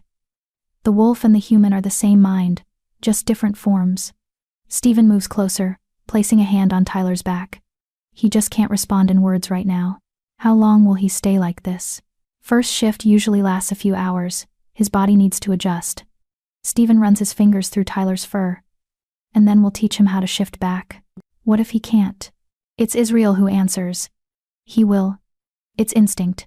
Like breathing. They settle in to wait. Patricia leaves to get water and food, shifting burns massive amounts of energy. Israel stays, his presence calming and steady. Tyler explores the room in awkward, stumbling movements, sniffing everything, his tail wagging when he discovers his own wolf dog waiting outside the door. That's Storm, Stephen explains. Your companion. He's been waiting for you to shift so you could run together. Tyler yips excitedly, pawing at the door. Not yet, Stephen says firmly. First you learn control, then you get to run. The cub whines but backs away from the door. Sophia watches everything with wonder and lingering fear. Stephen catches her eye and mouths. You okay? She nods, but he can see the shock in her eyes. This is what she'd be signing up for. This pain, this transformation, this complete remaking of self. Could she really handle it? 6 hours later, Tyler shifts back to human. The return transformation is faster but still painful. The cub's body convulses, bones breaking and reforming, fur retreating beneath skin. Tyler's human screams replace the wolf's whines. And then he's a boy again, naked and shaking and exhausted. Stephen wraps him in a blanket, holding him close. You did so well. I'm so proud of you. That was horrible. Tyler mumbles against his chest. The first time always is. It gets easier, I promise. When can I do it again? Stephen laughs, relieved. If Tyler wants to shift again, he's not traumatized. Not for a few days. Your body needs to rest. Patricia appears with food protein heavy, designed to help with recovery. Tyler devours it while Stephen explains what comes next, learning to control the shift, training to fight in wolf form, understanding pack dynamics as an actual member rather than just an alpha son. Can Sophia help? Tyler asks. I'm not sure how. I want her to see me as a wolf. I want her to know that's part of me too. Tyler looks at Sophia, who's been sitting quietly in the corner. You're not scared, are you? I'm terrified, Sophia admits. But not of you. Never of you. Of what then? Of how much that hurt. of how young you are to go through something like that. Her voice breaks. You're just a baby. I'm not a baby, Tyler protests. I'm a wolf now. You're both, Stephen says. And that's okay. Tyler yawns hugely. Can I sleep now? Yes. In your own bed. Real sleep. Israel helps Stephen get Tyler upstairs and settled. The boy is asleep before his head hits the pillow, Storm curled protectively at his feet. Stephen stands in the doorway for a long moment, just watching his son breathe, his cub, his wolf. He's crossed a threshold. There's no going back to the child he was. You okay? Sophia's voice is soft behind him. Stephen pulls the door mostly closed and turns to face her. I don't know.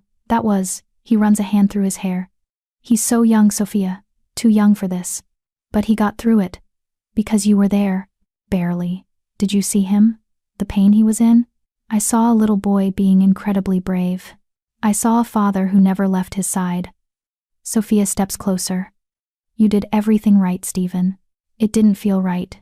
It felt like torture. Because it was, but necessary torture. He's a shifter. This is part of his life now. She hesitates. This would be part of my life too. If I chose it. Stephen's stomach drops. You saw what it's like, what you'd have to go through. I did. And? Sophia is quiet for a long moment. Ask me again when I'm not exhausted and emotionally wrung out. When I can think clearly. That's fair. But Stephen's heart sinks. She's reconsidering. Of course she is. Who would willingly choose that kind of pain? They walk to her room in heavy silence. At her door, Sophia pauses. Can I ask you something? Anything. Was it worth it? For Geneva? Even with how things ended, was becoming a shifter worth it?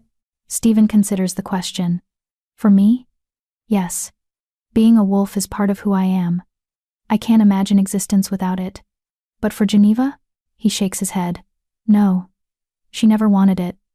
It was forced on her, and she resented it every day until she died. That's the difference between a willing transformation and a forced one.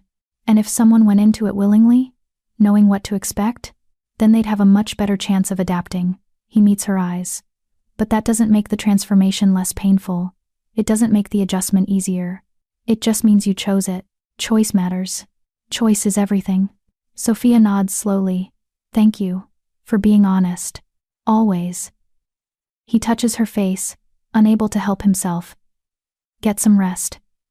We can talk more tomorrow. Stephen? For what it's worth? She leans into his touch. Watching you with Tyler today, the way you held him through that, the way you never left his side, that was the most beautiful thing I've ever seen. You're an amazing father. The words hit him square in the chest. I don't feel like one.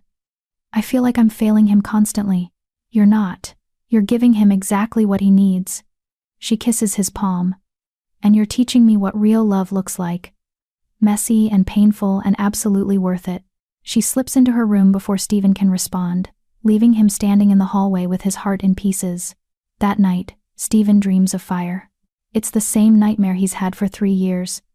The house burning, Geneva screaming, Tyler's terrified cries, the smell of smoke and burning flesh, the impossible choice of who to save when you can't save everyone. In the dream, he always chooses Tyler, always saves his son, and he always watches Geneva burn. But tonight the dream changes. Tonight, when he runs back into the flames for Geneva, he finds Sophia instead. She's standing in the fire, calm and unafraid, her eyes meeting his with perfect trust. It doesn't have to end this way, she says. Not if we choose differently. I can't lose you. Stephen gasps, reaching for her. You won't. I'm not her, Stephen. I'm not Geneva. I'm choosing this with open eyes. The fire is the past. Let it go. She takes his hand. And the flames don't burn her. Don't burn him. They walk out of the inferno together. And when Stephen looks back, the house is whole. Unburned. Perfect. How? He asks. Because this time, you're not alone. Sophia smiles. This time, we face it together. Stephen wakes with tears on his face and hope in his heart, and the absolute certainty that he's falling in love with a woman brave enough to walk through fire for him. The question is, can he be brave enough to let her? Chapter 7, The Decision. Sophia spends the next 2 days researching. If she's going to make this decision, this life-altering, irreversible decision, she needs information. Real information. Not just romantic notions about running under the full moon and being with Stephen forever. She corners Israel in his office, a converted game room on the second floor. "I need you to be brutally honest with me," she says. Israel looks up from his laptop, eyebrows raised. "About? What it's really like. Being a shifter. Especially for someone who was turned rather than born." Understanding crosses his face. "You're considering it. I'm considering everything, which means I need facts, not fairy tales." Israel closes his laptop, giving her his full attention. "Fair enough. What do you want to know?" "Everything. Start with the transformation process." Tyler's first shift lasted hours. "Would mine be the same?" "Worse," Israel says bluntly. Tyler's half-shifter, his body was already predisposed to the change. For a full human, the initial transformation after the bite takes anywhere from 48 to 72 hours. Sophia's stomach drops. 3 days? 3 days of agony while your entire genetic structure rewrites itself. Your bones break and reshape, your organs shift, your senses amplify to levels that can drive people temporarily insane. Some turned shifters describe it as dying and being reborn. He pauses. Geneva screamed for 2 solid days. And after? Once the transformation is complete? Then comes the adjustment period. Learning to control the shift, managing heightened senses, dealing with the wolf instincts that now share your brain. For some people, it's relatively smooth. For others, he shakes his head. It's like having a wild animal living in your skull, constantly fighting for control. How long does that last? Depends on the person. Some adjust in months, some take years, and a small percentage never fully adjust. They're stuck in a constant battle between human and wolf, unable to find balance. What happens to them? Israel's expression is grim. They either go rogue, lose themselves to the wolf completely, or they end up like Geneva. The mental strain becomes too much. Sophia processes this. What percentage are we talking about? How many turned shifters fail to adjust? Maybe 15% have serious problems, 5% become true casualties, death or permanent insanity. He leans forward. But Sophia, those are usually people who were turned against their will, who went into it traumatized or unwilling. Choice matters. A lot. Stephen said the same thing. He's right. Willing transformations have much better outcomes. But it's not a guarantee. Israel studies her. "You're really thinking about this? About letting Stephen bite you?" "I don't know. Maybe. I just need to understand what I'd be signing up for." "Okay. Then let's talk benefits too, because it's not all nightmare fuel." Israel ticks off points on his fingers. Enhanced senses, you'll see, hear, and smell things humans can't. Increased strength and speed. Accelerated healing. Extended lifespan, shifters age about half as fast as humans once we hit maturity. And the pack. Built-in family. Loyalty. Belonging. And the downsides beyond the initial transformation? Loss of privacy. Pack hierarchy means everyone knows everyone's business. Monthly full moons where you have to shift whether you want to or not. The constant hunger, shifters burn calories like crazy. You'll eat twice what you do now. And the instincts. Israel's voice is serious now. The wolf wants what it wants. Territorial, possessive, aggressive. You'll have urges you never had as a human. Like, to hunt, to fight, to mark your territory, to protect your pack with violence if necessary. He pauses. And if Stephen is your mate, to be near him constantly. Mated wolves don't do well with separation. Sophia hadn't considered that. How not well? Physical pain, anxiety. In extreme cases, depression or illness. The mate bond is powerful, Sophia. It's not just romance, it's a biological imperative. Once you're bonded, you need each other. That sounds codependent. To humans, maybe. To wolves, it's survival. We're pack animals. We're not meant to be alone. Israel tilts his head, studying her. Is that a deal breaker? I don't know yet. Sophia thinks about Stephen, about the pull she already feels toward him. Would that intensify? Become overwhelming? What else? Children. If you and Stephen have kids, they'll be shifters. You'd be raising wolf cubs, dealing with first shifts, teaching control. It's not easy. Tyler turned out okay. Tyler has a strong alpha father and was born half wolf. Your kids would be the same half-shifter from a turned mother and born shifter father. But the genetics are tricky. Sometimes the wolf is dominant, sometimes dormant. You won't know until they hit puberty. Sophia's head spins with information. This is a lot. It's a life-changing decision. It should be a lot. Israel's expression softens. Look, I like you. Tyler adores you. And Steven is happier than I've seen him in years. I want this to work. But I also want you to go into it with eyes open. I appreciate that. One more thing. Israel hesitates. Geneva. She's the ghost in this room. The reason you're so careful. The reason Steven is terrified. But you're not her, Sophia. You're stronger, more stable, more willing. Don't let her tragedy become your fear. How do I know I won't end up like her? You don't. None of us knows our future. But you can control how you prepare, how you choose, how you fight for what you want. He stands, moving to the window. Geneva was turned while dying in a car accident. She woke up in a hospital, already changing, with no preparation and no consent. She resented Steven for it, resented Tyler for existing, resented the wolf for taking her humanity. That resentment poisoned everything. And you think because I'd choose it, I'd be different. I think because you're choosing it for the right reasons, you'll be different. Geneva was turned to save her life. You'd be turned to build a life. That's a huge distinction. Sophia nods slowly, absorbing everything. One last question, she says. If you were me, human, falling for an alpha, facing this choice, would you do it? Israel smiles. I'm not you. But I can tell you this. I've never regretted being a shifter for even a moment. Even the painful parts. Even the difficult parts, it's worth it to be part of something bigger than myself. To have pack, family, purpose. He meets her eyes. The question isn't whether it's worth it in general.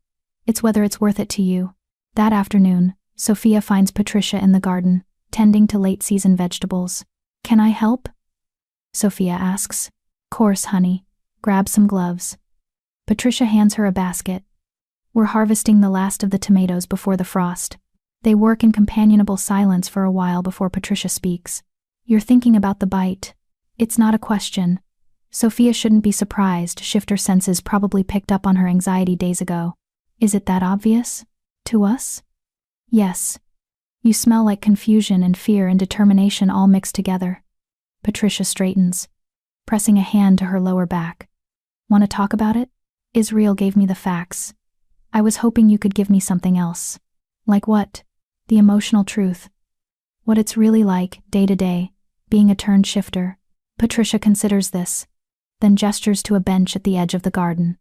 They sit, and she's quiet for a long moment. I was turned 30 years ago, Patricia finally says. My husband was a shifter. He bit me on our wedding night because I asked him to. I wanted to be part of his world. To share everything with him. What was it like? The transformation? Hell. Pure hell. I screamed myself hoarse. And Thomas, my husband, he held me through every second of it. Afterward, I was angry. So angry at him for not warning me how bad it would be. At myself for asking. At the world for making it necessary. Patricia smiles softly. We didn't speak for a week after I could finally shift back to human. But you stayed together? We did. Because under the anger was love. And once I adjusted, once I learned to control the wolf, I understood what I'd gained. She looks at Sophia. I'm 73 years old, honey. I look and feel 50. I'm going to live another 100 years at least. I've raised 6 children, helped raise 17 grandchildren, and I'm part of a pack that would die for me. That's what the bite gave me. But, Geneva didn't want it. That's the difference. Patricia's voice is gentle but firm. She loved Steven, but she loved her humanity more. When he took that from her, even to save her life, he destroyed what she valued most. She couldn't forgive him, couldn't forgive herself for surviving, couldn't forgive the wolf for existing. How do I know I won't feel that way? You don't. But honey, you already live in this world. You already know what shifters are, what we do, how we live. You're making an informed choice. Geneva never had that. Sophia plucks a tomato from the basket, turning it in her hands. What if I can't handle it? What if the wolf is too much? Then you fight. You lean on your pack. You let Steven help you. Patricia covers Sophia's hand with her own. And you remember that being a shifter doesn't erase who you are. It adds to it. I'm still Patricia. Still the woman who loves gardening and baking and fussing over children. I just happen to also be a wolf who can run 50 miles without getting tired. Do you ever regret it? Not once. Not even during the transformation, when I wanted to die just to make the pain stop. Because I look at my life now, at my family, my pack, the years I still have ahead, and I know it was worth every second of agony. She squeezes Sophia's hand. But that's my truth. You need to find yours. How? By being honest with yourself. Why do you want this? Is it for Stephen? For Tyler? For the pack? Patricia's eyes are kind but penetrating. Or is it for you? Sophia opens her mouth to answer, then closes it. She doesn't know. Think about it, Patricia says, standing. Because if you're doing this for someone else, it won't sustain you through the hard parts. You need to want it for yourself. That evening, Sophia finds herself in the library, surrounded by books on wolf behavior, shifter mythology, and transformation accounts. One book in particular catches her attention. A journal, leather-bound and worn, with Geneva's name embossed on the cover. Sophia knows she shouldn't read it. It feels like a violation, but she needs to understand. She opens to a random page. Day 47 post-transformation. The wolf is screaming at me again. It wants out, wants to run, wants to hunt, but I'm terrified of letting it take control. What if I can't shift back? What if I hurt someone? Stephen says it gets easier, but I don't believe him. Every day I wake up feeling less like myself, and more like a stranger wearing my skin. Sophia turns the page. Day 103. I tried to hold Tyler today, and the wolf surged forward, saw him as prey. I had to lock myself in the bathroom until Stephen came home. I'm a danger to my own son. What kind of mother can't hold her child? Another entry. Day 156. Stephen is being so patient, so understanding. It makes me hate him more. He did this to me. He turned me into a monster and now expects me to be grateful for surviving. I wasn't supposed to survive. The accident should have killed me. I should be dead, not trapped in this nightmare. Sophia's hands shake as she reads entry after entry, Geneva's descent into depression, resentment, self-loathing. The wolf became her enemy. Something to be fought rather than integrated, and with no one to help her see it differently. She'd spiraled. The final entry is dated 2 days before the fire. I can't do this anymore. The wolf has won. I'm not Geneva anymore. I'm just a hollow shell being puppeted by an animal. Tyler deserves better. Stephen deserves better. They both deserve someone who can love them without resenting every breath she takes. I'm sorry. I'm so sorry. But this is the only way I can be free. Tears stream down Sophia's face. This is what Stephen lives with, the knowledge that the woman he loved hated what he made her. That his act of salvation became her torture. You shouldn't be reading that. Sophia jumps. Stephen stands in the doorway, his face unreadable. I'm sorry. I needed to understand. And do you? He moves into the room, taking the journal from her hands. Do you understand why I'm terrified of doing the same thing to you? Yes. But Stephen. Sophia stands, facing him. I also understand that she was alone. That she saw the wolf as an enemy instead of a part of herself. That she had no support system, no preparation, no choice. None of that changes the outcome. It changes everything. Sophia's voice is firm. I've spent the last 2 days learning everything I can about what the bite means. I've talked to Israel about the transformation, to Patricia about adjusting. I've read accounts from dozens of turn shifters. And you know what I've learned? What? That the people who succeed, who thrive as shifters, are the ones who choose it. Who go into it willing and prepared. Who see the wolf as a gift, not a curse. She steps closer. Geneva wasn't given that chance, but I have it, and I'm not her. I know you're not. Do you? Because you're still looking at me like I'm fragile, like I'm going to break. Because I can't lose you. The words explode out of him. I can't watch another person I love destroy themselves because of what I am. I can't do it again, Sophia. Then don't do it the same way. Sophia reaches for his hands. Don't turn me because you have to. Don't turn me to save my life. Let me choose it, Stephen. Let me walk into it with eyes open and heart willing. And if you can't handle it, then I'll fight. With you beside me. With the pack supporting me. With every tool and resource I can find. She squeezes his hands. I'm not saying it'll be easy, but I'm saying it's possible. Stephen searches her face, warring emotions clear in his eyes. Why would you risk it? You could have a normal life. find a normal man, have a normal family. I don't want normal, I want this. I want you, Tyler, the pack, all of it, wolves included. You say that now. I say it now, and I'll say it after the transformation, and I'll say it when I'm 150 years old and still running beside you. Sophia's voice is fierce. I'm not making this decision lightly, Stephen. I'm making it because for the first time in my life, I've found where I belong. And I'm not letting fear, yours or mine, take that away. Stephen stares at her, and Sophia sees the moment something shifts in him. The fear doesn't disappear, but hope edges past it. You're sure? I'm sure. When? Sophia takes a deep breath. After the next full moon. I want to see Tyler's second shift first. I want to be certain I understand what I'm asking for. And I want time to prepare mentally, physically, emotionally. That's 3 weeks. 3 weeks to be absolutely sure, to ask every question, to make peace with my choice. She touches his face. And 3 weeks for you to accept that I'm not going to change my mind. Stephen leans into her touch, his eyes closing. I'm terrified. So am I. But I'm more terrified of walking away and wondering what if for the rest of my life. He opens his eyes, and they're glowing amber. If we do this, if I bite you, I'm claiming you as my mate. Officially. No going back. I know. The pack will expect a mating ceremony. It's tradition. Okay. And once the bite heals, once you've transformed, you'll be bound to me for life. Literally. Our lifespans will sync. Our health will be linked. If I die, you'll feel it. Stephen. Sophia smiles. You're trying to scare me off. Is it working? Not even a little. He laughs, the sound raw and relieved. Then he pulls her into his arms, holding her so tightly she can barely breathe. You're insane, he murmurs into her hair. Probably. And I love you for it. Sophia's heart stops. What? Stephen pulls back, meeting her eyes. I love you. I've been trying not to, trying to keep distance, trying to protect us both. But I love you, Sophia, and if you're really willing to do this, to become pack, to be my mate god, I will spend the rest of my very long life making sure you never regret it. Tears spill down Sophia's cheeks. I love you too. He kisses her then deep and claiming and full of promise. And Sophia kisses him back, pouring 3 weeks of longing and fear and hope into it. When they finally break apart, both breathless, Stephen rests his forehead against hers. 3 weeks, he says. 3 weeks, she confirms. And then you're mine.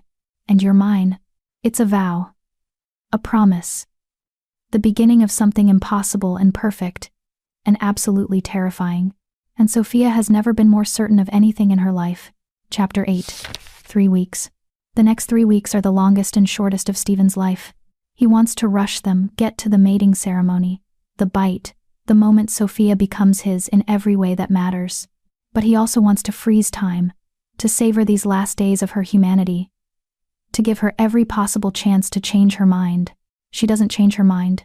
Instead, she throws herself into preparation with the same intensity she brings to teaching Tyler. She trains with Israel every morning, building strength and endurance. She runs with the pack in human form, learning their patterns and hierarchy. She sits with Patricia and other turn-shifters, absorbing their experiences and advice. And every evening, she comes to Stephen, and they talk. About everything. About his childhood as a born shifter, learning control from his father. About the death of his parents in a territorial dispute with a rival pack. About becoming alpha at 25, younger than tradition dictated, and having to prove himself to older, stronger wolves. About Geneva, the good parts this time, not just the tragedy. How they met at a charity gala, how she'd been drawn to his intensity, how they'd fallen fast and hard. How she'd laughed like music and danced in the rain and made him feel human in the best possible way. How he'd thought that love would be enough. It wasn't her fault. Stephen says one night, lying beside Sophia in her bed, they haven't made love yet, both agreeing to wait until after the mating ceremony. But they sleep together now, tangled in each other's arms. She tried. God, she tried so hard to make it work. But the wolf was too strong. And she was too fragile. And I didn't know how to help her. You did everything you could, Sophia murmurs, her fingers tracing patterns on his chest. Did I? Sometimes I wonder if I just gave up. If I should have fought harder, found better help, tried different approaches. Stephen. You can't save someone who doesn't want to be saved. But what if she did want to be saved? What if she was crying out for help and I just didn't hear it? Sophia props herself up on one elbow, meeting his eyes. Did you love her? Yes. Did you try to help her? Every day. Did you force her to stay? Trap her? Hurt her? No. Never. Then you did what you could. The rest was her choice. Sophia's voice is gentle but firm. You can't carry guilt for someone else's decision to give up. I carry it anyway. I know. And I love you for it, for caring that much, for feeling that deeply. But Stephen, you need to let it go. Because if you keep living in Geneva's tragedy, you'll never be able to fully embrace our future. He pulls her down, kissing her forehead. How did you get so wise? Years of therapy after foster care trauma, she says wryly. Turns out being abandoned repeatedly teaches you a lot about letting go of things you can't control. I'm sorry you went through that. Don't be. It made me who I am. It taught me that family isn't about blood, it's about choice. And I'm choosing you. This pack. This life. Stephen's heart is so full it aches. 3 more days. 3 more days, she agrees. And then I'm yours. You're already mine. The ceremony just makes it official. Possessive much? But she's smiling. You have no idea. His eyes glow amber. My wolf has been going crazy knowing you're not marked yet. It wants to claim you now. What's stopping you? Tradition. Respect. The fact that the pack would be pissed if I bit you before the ceremony. He nips at her ear. Not hard enough to break skin. But after the ceremony, when we're alone, I'm going to make you mine in every possible way. Sophia shivers, arousal spiking in her scent. Promises. Not a promise. A guarantee. The second full moon arrives with Tyler much more prepared. He shifts smoothly this time, the transformation taking only 20 minutes instead of hours. His wolf form is more coordinated. Confident. He runs with the pack for the first time, staying close to Stephen but exploring, playing, learning. Sophia watches from the house, and Stephen can feel her eyes on him even in wolf form. The mate bond is already forming, pulling them together even before the bite. When he shifts back to human at dawn, Tyler is exhausted but exhilarated. That was amazing, he says, bouncing despite his fatigue. Can we do it again tomorrow? Only during full moons until you're older, Stephen reminds him. Your body needs time to adjust. But I want to shift whenever I want, like you do. You will, when you're ready. Control comes with age and practice. Tyler pouts but accepts it. Then his expression brightens. Only 3 more days until Sophia's ceremony. I know. Are you nervous? Terrified. Why? You love her. She loves you. What's scary about that? From the mouths of babes, I'm afraid of hurting her, of the transformation being too much. Tyler considers this seriously. Sophia's strong. Stronger than people think. She'll be okay. How do you know? Because she stayed. When she found out about us, about what we are, she didn't run. She asked questions and learned and decided we were worth it. Tyler hugs his father. Anyone who thinks we're worth it is strong enough for anything. Stephen holds his son close, drawing strength from his certainty. When did you get so smart? I have a really good tutor. The mating ceremony is set for the night before the full moon. Tradition dictates that new mates seal their bond under the moon's power, then run together as wolves for the first time the next night, which means Sophia will transform during the full moon, her first shift guided by lunar power and Stephen's presence. The pack spends 3 days preparing. The clearing in the heart of Packland is decorated with flowers and candles. Patricia and the other pack females help Sophia prepare ritual baths, traditional dress, blessings. Stephen barely sees her for those 3 days, which is also tradition. The separation before bonding makes the reunion more powerful. It also drives him absolutely insane. You're pacing again. Israel observes on the evening of the ceremony. I'm not pacing. You've worn a groove in the floor. That's definitely pacing. Israel grins. Nervous? What if she changes her mind? She won't. What if the transformation is too much? Then we'll help her through it. What if I'm making a terrible mistake? Then you're making it for the right reasons. Israel claps a hand on Stephen's shoulder. Brother, I've known you for 15 years.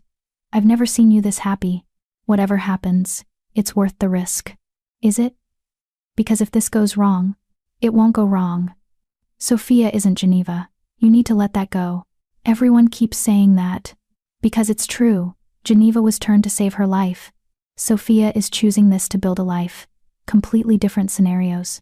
Stephen knows Israel is right. But the fear still sits heavy in his chest. The ceremony begins at moonrise. The entire pack gathers in the clearing, forming a circle around the sacred space. Candles flicker in the darkness, and the air smells of pine and earth and magic. Stephen stands at the center, dressed in traditional ceremonial garb, leather, and furs that mark him as alpha. His heart pounds as he waits. Then Sophia appears. She's breathtaking.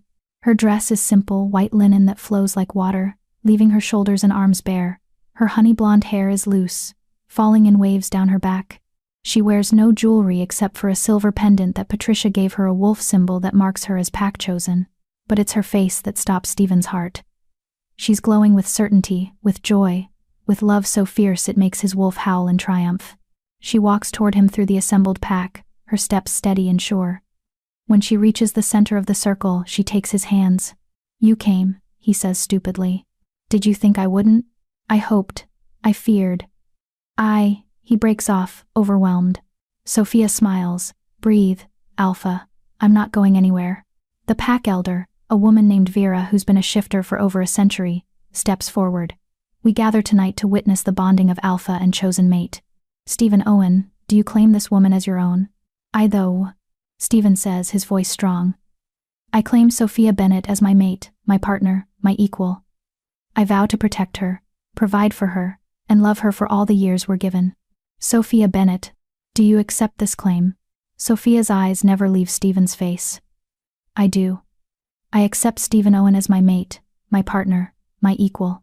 I vow to stand with him, fight beside him, and love him for all the years we're given." "Then let the bond be sealed." Vera hands Stephen a ceremonial knife, silver, ancient, used in bonding ceremonies for generations. He takes Sophia's hand and makes a small cut across her palm, then does the same to his own. Blood wells, bright red in the candlelight. They press their palms together, blood mingling. "By blood we bind," Vera intones. "What was two is now one. What was alone is now pack. What was human is now—" "Wait," Sophia interrupts. The clearing goes silent. Stephen's heart stops. "Sophia," he manages. She squeezes his hand, their blood still mingling. "I'm not afraid. But before we finish this, I need to say something." "Okay." She turns to address the pack. "I know some of you have doubts about me, about whether I can handle this life, this transformation, about whether I'm strong enough to be alpha mate." Her voice is clear, confident. "And honestly, I have doubts too. This is terrifying. I'm about to become something I've never been, join a world I barely understand, bind myself to a man I've known for less than 2 months." Murmurs ripple through the pack. Stephen's stomach twists. "But I've also never been more certain of anything," Sophia continues. "Because all of this, it's not just about Stephen. It's about Tyler, who needs someone to understand him. It's about this pack, who welcomed me when they could have rejected me. It's about finally finding a place where being different isn't a flaw, it's a feature." She looks back at Stephen, her eyes shining. "And yes, it's about you. About the way you look at me like I'm something precious. About the way you've been so careful with me, so patient, even when your wolf was screaming to claim me. About the way you love your son and lead your pack and carry the weight of the world on your shoulders because you think it's your duty." Tears stream down her face now. "I'm not Geneva. I won't be what she was. But I will be your partner, your mate, your fierce protector. I will love Tyler as my own. I will fight for this pack. And I will embrace the wolf when it comes, because becoming a shifter means I get to be with you forever." The clearing is silent except for Sophia's voice. "So yes, I accept this claim. I accept this bond. I accept this transformation. And I do it with eyes open and heart willing." She turns back to Vera. "Now finish the ceremony." Vera's eyes are wet, but she smiles. "By blood we bind, by moon we seal, by love we transform. Let the claiming be complete." She nods to Stephen. "This is it. The moment everything changes." Stephen pulls Sophia close, tilting her head to expose her neck. He can feel her pulse racing, smell her adrenaline and arousal and love all mixed together. "I love you," he whispers against her skin. "I love you too. Now bite me." His fangs extend, and Stephen bites down. Sophia gasps, but doesn't pull away. His venom flows into her bloodstream, carrying his essence, his wolf, his claim.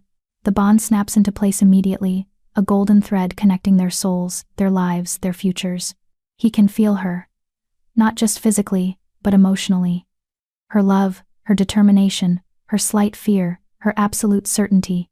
She's his, finally, completely, irrevocably his. Stephen releases her neck and licks the wound, sealing it. The bite mark will scar 2 perfect crescents that mark her as alpha mate. "How do you feel?" he asks. Sophia touches her neck, swaying slightly. "Like I just drank lightning. Is that normal?" "The venom is entering your system. You'll feel strange for a few hours before the transformation starts." He catches her as her knees buckle. "I've got you." The pack erupts in howls, celebration, acceptance, joy. Sophia Bennett is now Sophia Owen, alpha mate and pack member. And in approximately 6 hours, the transformation will begin. Stephen carries her to their bedroom now, not his, not hers, but theirs. The venom burns through her veins like fire and ice combined. Her senses are already sharpening. She can hear the pack celebrating outside, smell Stephen's scent stronger than ever, feel every texture against her hypersensitive skin. "It's starting faster than I expected," Stephen says, laying her gently on the bed. "Is that bad?" "No, just means your body is receptive to the change." He brushes hair from her face. Israel and Patricia are on standby. Tyler's with the pack kids. "Everything's ready." "How long?" "Until the transformation?" "Based on how quickly the venom is spreading, maybe 4 hours until the pain starts. Then 48 to 72 hours of actual shifting." Sophia nods, trying not to panic. 3 days. She has 3 days of agony ahead of her. "Hey." Stephen cups her face. "Look at me. You're not alone. I will be with you every second. Every scream, every tear, every moment of pain, I'll be right there. Promise. I promise." He kisses her softly. "And when you come out the other side, you'll be the most beautiful wolf I've ever seen." "How do you know?" "Because you're already beautiful. The wolf will just make it more obvious." Despite everything, Sophia laughs. "Smooth talker. I have my moments." They lie together, savoring the calm before the storm. Sophia memorizes this moment, the weight of Stephen's arms around her, the sound of his heartbeat, the feeling of being completely, utterly safe.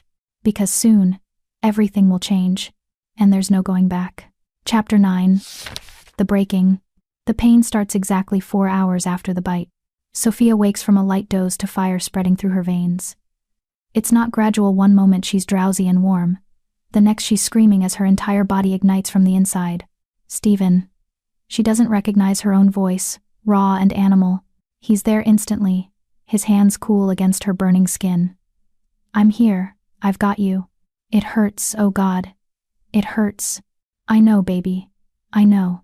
He gathers her into his arms as she convulses. "Israel! Patricia!" They appear in seconds, both moving with practiced efficiency.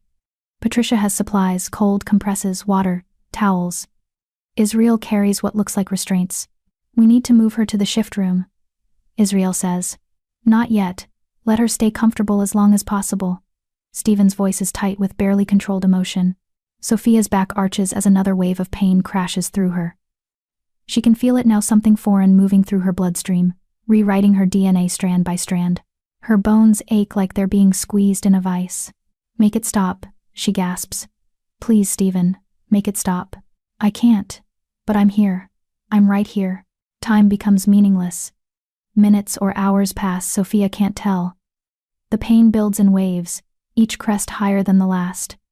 Her skin feels too tight, like it's trying to split apart.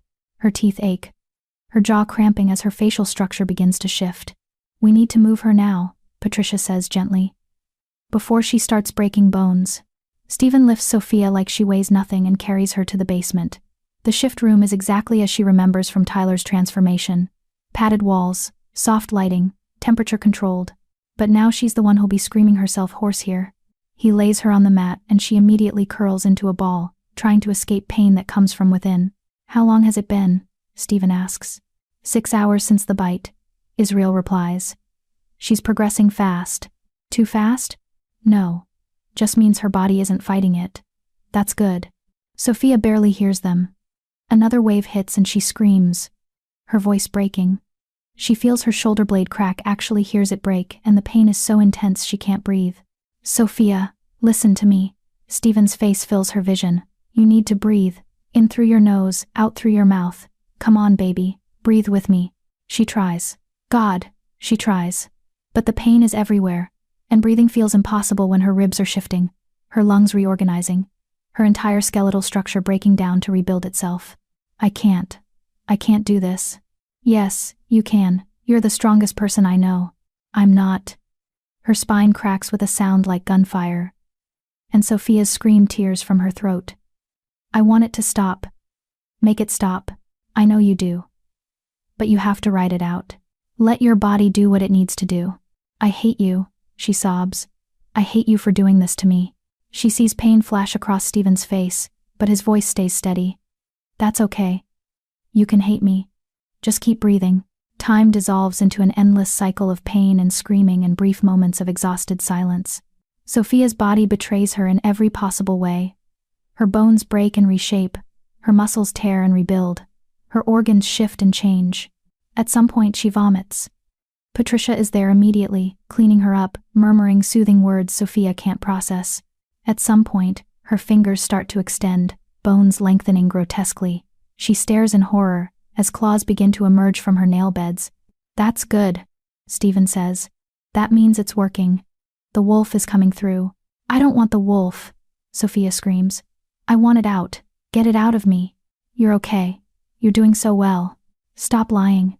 She lashes out, her newly formed claws catching Stephen's arm, drawing blood. Horror washes over her. Oh God, I'm sorry, I didn't mean. It's fine. It's already healing. See? He shows her the wounds already closing. You can't hurt me, Sophia. But she's hurting him in other ways. She can see it in his eyes, the fear that she's going through what Geneva went through, that she'll resent him, that he's destroying another person he loves. I don't hate you, she manages during a brief lull. I'm sorry I said that. I don't. Pain cuts off her words as her jaw begins to elongate. I know. Pain makes people say things they don't mean. No. She grabs his hand, holding on like an anchor. I love you. Even though this hurts, even though I want to die, I love you. Stephen's eyes shine suspiciously bright. I love you too. Then the pain intensifies again, and Sophia is lost to it. Day 2 is somehow worse than day 1. Sophia's body is caught between forms. Not human, not wolf, but a grotesque mixture of both. Her face is elongated but not fully muzzled. Her hands are clawed but still recognizably human. Fur grows in patches across her skin. She catches sight of herself in the reflective surface of a metal tray, and immediately looks away, nauseated. She's a monster, a thing that shouldn't exist. Don't look, Stephen says, moving the tray out of sight. This is the hardest part, the in-between. Once your body commits fully to wolf form, it'll be easier. When? Her voice is barely recognizable, roughened by hours of screaming. Soon. Your body is fighting the final transition. You need to let go. Stop trying to hold on to your human form. I can't. If I let go, I won't be me anymore. Yes, you will. The wolf doesn't erase who you are, Sophia. It just adds to it. But she doesn't believe him. How can she, when her body is tearing itself apart, when every instinct screams that this is wrong, unnatural, impossible? Tyler appears in the doorway, his face pale and scared. Buddy, you shouldn't be here, Stephen says. I want to see her. I want to tell her it's okay. Stephen looks at Sophia, questioning. She nods weakly. Let Tyler see what he insisted she could handle. The boy approaches slowly, his eyes wide. Up close. Sophia knows she must look horrifying, half human, half beast, covered in sweat and blood from where her changing skin split. Hi, Tyler says softly. Hi. The word comes out garbled, her changing mouth making speech difficult. I know it hurts. I know you're scared. Tyler sits beside her, fearless despite her monstrous appearance. But you're still you, I can tell. Your eyes are still the same. Sophia wants to argue, but looking at Tyler's earnest face, she finds she can't. The wolf isn't bad, Tyler continues. It's just different. Like learning a new language, or trying a new food. Scary at first, but then it becomes normal. What if I can't do it? Sophia whispers. You can. Because you're brave. And because we need you. Tyler takes her clawed hand in his small human one. I need you. So you have to make it through. Okay? Something shifts in Sophia's chest. Not physically, emotionally. Tyler needs her. Stephen needs her. The pack is waiting for her. She's not doing this alone. And maybe, just maybe, that makes all the difference. Okay, she rasps. I'll try. Tyler hugs her, uncaring of her monstrous appearance, and something in Sophia breaks open. Not painfully this time, but like a dam releasing. She stops fighting, stops trying to hold onto her human form, stops resisting the wolf that's been trying to emerge for 2 days, and her body responds immediately. The transformation accelerates. Her bones snap and reshape faster now, her muscles flowing like water into new configurations.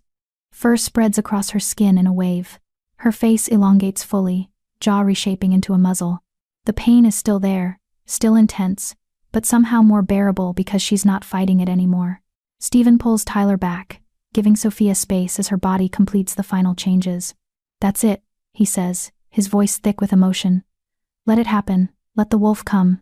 Sophia's world narrows to sensation, the feeling of power building in her limbs. Enhanced senses exploding into awareness. Instincts she's never had before surging forward. And then, with a final crack of bone and tear of skin, it's done. The pain stops. Sophia blinks, and everything is different. She's a wolf. The knowledge comes with complete certainty. Sophia can feel 4 legs beneath her, a tail, ears that swivel independently. Her body is covered in fur, she can feel the weight and warmth of it. But more than that, she can sense things she never could as a human. Sounds are sharper, layered with meaning. She can hear Stephen's heartbeat, Tyler's rapid breathing, Patricia moving in the hallway upstairs. She can hear the pack outside, dozens of heartbeats, voices, movements. Smells are even more overwhelming. She can identify every person who's been in this room recently by scent alone. Can smell emotions. Stephen's relief and love, Tyler's excitement, Israel's approval. And she can feel the bond with Stephen golden and warm, and absolutely unbreakable. It pulses between them like a living thing. She tries to stand and immediately falls over. Her legs don't work the way they should. There are 4 of them, and they're arranged all wrong. And Stephen shifts. One moment he's human, the next he's a massive black wolf with silver-gray eyes. He's huge, easily twice her size, powerful and commanding and undeniably alpha. He moves to her side, nudging her gently with his muzzle. The message is clear. I've got you. Follow my lead. Sophia struggles to her feet again, focusing on mimicking his stance. 4 legs, weight distributed evenly, tail for balance. It feels impossible and natural all at once. She takes a tentative step, then another. Her legs tangle and she falls again. Stephen makes a sound that's almost like a laugh, a chuffing noise deep in his chest. Sophia would glare if she knew how. Instead, she tries again. This time she manages 3 whole steps before her coordination fails. Progress. Tyler claps his hands, delighted. She's doing it, Dad, she's walking. Over the next hour, Sophia learns the basics of being a wolf. How to move, how to communicate through body language and sounds, how to process the overwhelming sensory input. And gradually she becomes aware of something else. She's not just a wolf. She's still herself. Sophia is still here. Still thinking. Still aware. The wolf hasn't erased her humanity, it's merged with it. She's both. Human and wolf. Sophia and beast. 1 mind, 2 forms. Relief crashes over her so intensely she whimpers. Stephen nuzzles her, his presence comforting and solid. Through the mate bond, she feels his joy, his pride, his overwhelming love. She made it. She survived. And she's still herself. Learning to shift back to human takes another full day. Stephen coaches her through it, demonstrating the mental process of calling her human form forward. It's harder than she expected. The wolf is comfortable now, reluctant to give up control. But eventually, with focus and determination, Sophia feels her body begin to change again. This transformation is faster, less painful. Her bones reshape smoothly, fur retracting, muscles flowing into familiar configurations. Within minutes, she's human again, naked, exhausted, and covered in the sweat and fluids of transformation, but human. Patricia immediately wraps her in a blanket, while Israel hands Stephen clothes for both of them. How do you feel? Stephen asks. Human now too. Sophia takes stock. Her body aches like she's run a marathon. And she's starving. And her mind feels strange, too big for her skull, full of new instincts and senses. But she's alive. She's whole. She's pack. Like I've been hit by a truck, she says honestly. But also, good? Is that weird? Not weird. That's the endorphins from a successful transformation. Stephen pulls her into his arms, holding her like she's something precious. You did it. God, Sophia, you did it. I did. She laughs, the sound slightly hysterical. I'm a werewolf. That's insane. Welcome to the pack, alpha mate, Israel says, grinning. Patricia hugs her gently. I'm so proud of you, honey. That was one of the smoothest turn transformations I've seen. It was? Sophia's pretty sure she screamed for 2 solid days. You stayed present. You didn't lose yourself to the pain. And you let the wolf in instead of fighting it. Patricia's eyes are warm. That's what makes the difference. Tyler launches himself at Sophia, hugging her fiercely. I knew you could do it. Wait until you try running, it's the best thing ever. I can barely walk as a wolf. Running might be ambitious. Dad will teach you. He's really good at running. Sophia looks at Stephen over Tyler's head. His expression is soft, vulnerable, grateful. Thank you, he mouths. For what? She whispers back. For being brave enough to choose this, to choose us. Sophia pulls him into the hug with Tyler, the 3 of them holding each other in the aftermath of her transformation. This is her family now. Her pack. Her life. And despite the pain, despite the fear, despite every moment she thought she'd break, she wouldn't change a single thing. That night, finally alone in their bedroom, Stephen holds Sophia like she might disappear. I'm not going anywhere, she murmurs against his chest. I know. But after the last 3 days, watching you suffer, knowing I caused it. His voice breaks. I need to feel that you're okay. That you're really here. I'm here. I'm okay. Better than okay. She tilts her head up to look at him. And you didn't cause my pain, Stephen. You gave me a gift. This being a wolf, being your mate, being packed, this is everything I wanted. Even though it hurt? Even though it hurt. Some things are worth suffering for. He kisses her then, deep and desperate and claiming. And this time there are no barriers between them. No wait until after the ceremony. No we should be careful. No fear of hurting her. She's packed now. She's his mate. She's strong enough to handle everything he is. And as Stephen makes love to her with a passion that borders on feral, as their bodies move together and their bond flares gold and electric, Sophia understands what Patricia meant. The transformation wasn't just physical. It was spiritual, emotional, fundamental. She's not the same person who accepted Stephen's bite 3 days ago. She's more. Stronger. Fiercer. Whole in a way she's never been before. And as Stephen whispers his love against her skin, as she feels their bond pulse with shared pleasure and joy, Sophia knows with absolute certainty, this is where she belongs. This is who she was always meant to be. And the best part? This is just the beginning. Chapter 10. First run. The full moon rises the next evening, and Stephen watches Sophia pace nervously in their bedroom. What if I can't shift on command? She asks for the 3rd time. What if I get stuck between forms? You won't. You shifted back and forth twice yesterday with no problems. Stephen catches her hand, pulling her to a stop. You're ready for this. Running with the pack is different from practicing in the basement. It's better. You'll see. He kisses her forehead. The moon will help. It calls to the wolf, makes the transformation easier, more natural. Tyler's shifting too, right? Yes. It'll be his 2nd full moon run. He'll stick close to us. Sophia takes a deep breath. Okay. I can do this. You can do this. They walk downstairs together, finding Tyler already waiting by the back door. He's bouncing with excitement, his eyes flashing amber in anticipation.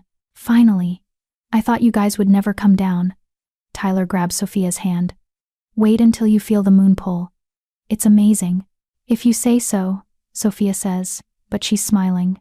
The pack is gathering in the yard, 23 adults and 5 children, all preparing for the run. They greet Sophia with respect now, acknowledging her as alpha mate. Even Rebecca, who'd been coldly polite at best, offers a genuine nod of approval. You made it through, Rebecca says. Not everyone does. Welcome to the pack, truly. Thank you. Israel approaches, grinning. Ready for your first hunt? Hunt? Sophia's eyes widen. We're hunting? Deer usually, maybe elk if we're lucky. Don't worry, instinct kicks in. He winks. Trust your wolf. The moon rises higher, and Stephen feels the familiar pull. His wolf surges forward, eager and demanding. Beside him, Sophia gasps. I feel it, she whispers. The moon. It's like it's calling to me. Let it call. Let the wolf answer. Stephen is already shifting, his body flowing into wolf form with practiced ease. All around them, the pack shifts. It's a ripple effect, one person becoming wolf, then another, then another. The air fills with the sound of bones cracking and reforming. The smell of transformation magic. Tyler shifts quickly, his small wolf form appearing with barely a whimper of discomfort. Sophia is the last to change. Stephen watches as she closes her eyes, reaching for her wolf.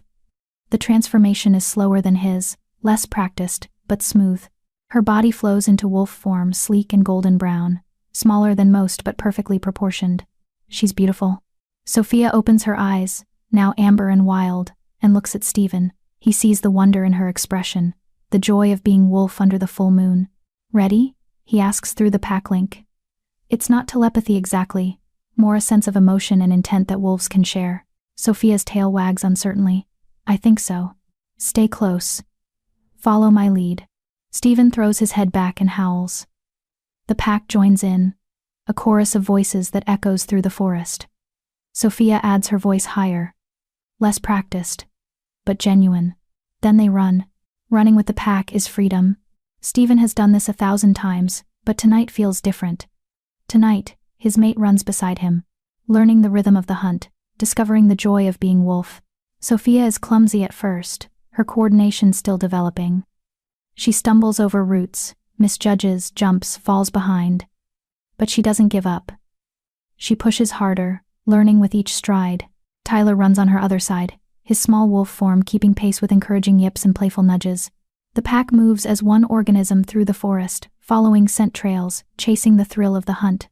They're not truly hunting yet, just running, burning off the moon's energy, reveling in being wolves. But then, Israel catches a scent, and the energy shifts. Deer, 3 of them, downwind. The pack spreads out, instinct taking over. They've done this hundreds of times. The careful approach, the coordinated attack, the quick kill. Sophia picks up on the change immediately. Stephen feels her confusion through the bond. What's happening? Hunt, stay with me, watch and learn. He can feel her hesitation, her human conscience warring with wolf instinct. But as they creep closer to the deer, as the scent of prey fills her nostrils, something shifts. The wolf in Sophia wakes fully. Her pupils dilate, her muscles coil. A growl builds in her chest, low and primal and hungry. That's it, Stephen encourages. Trust your instincts. The pack moves. Israel takes point, the fastest runner. Patricia and 3 others flank left, cutting off escape. Stephen leads the right flank, Sophia at his side. The deer sense them too late.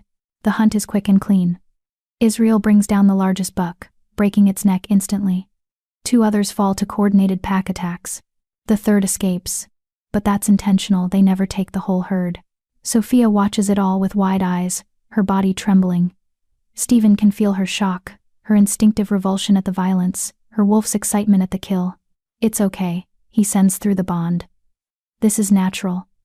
This is what wolves do. The pack feeds, alpha first. Stephen approaches the kill, but instead of eating, he tears off a choice piece and brings it to Sophia. For you need to eat. The wolf needs to be fed. Sophia stares at the raw meat.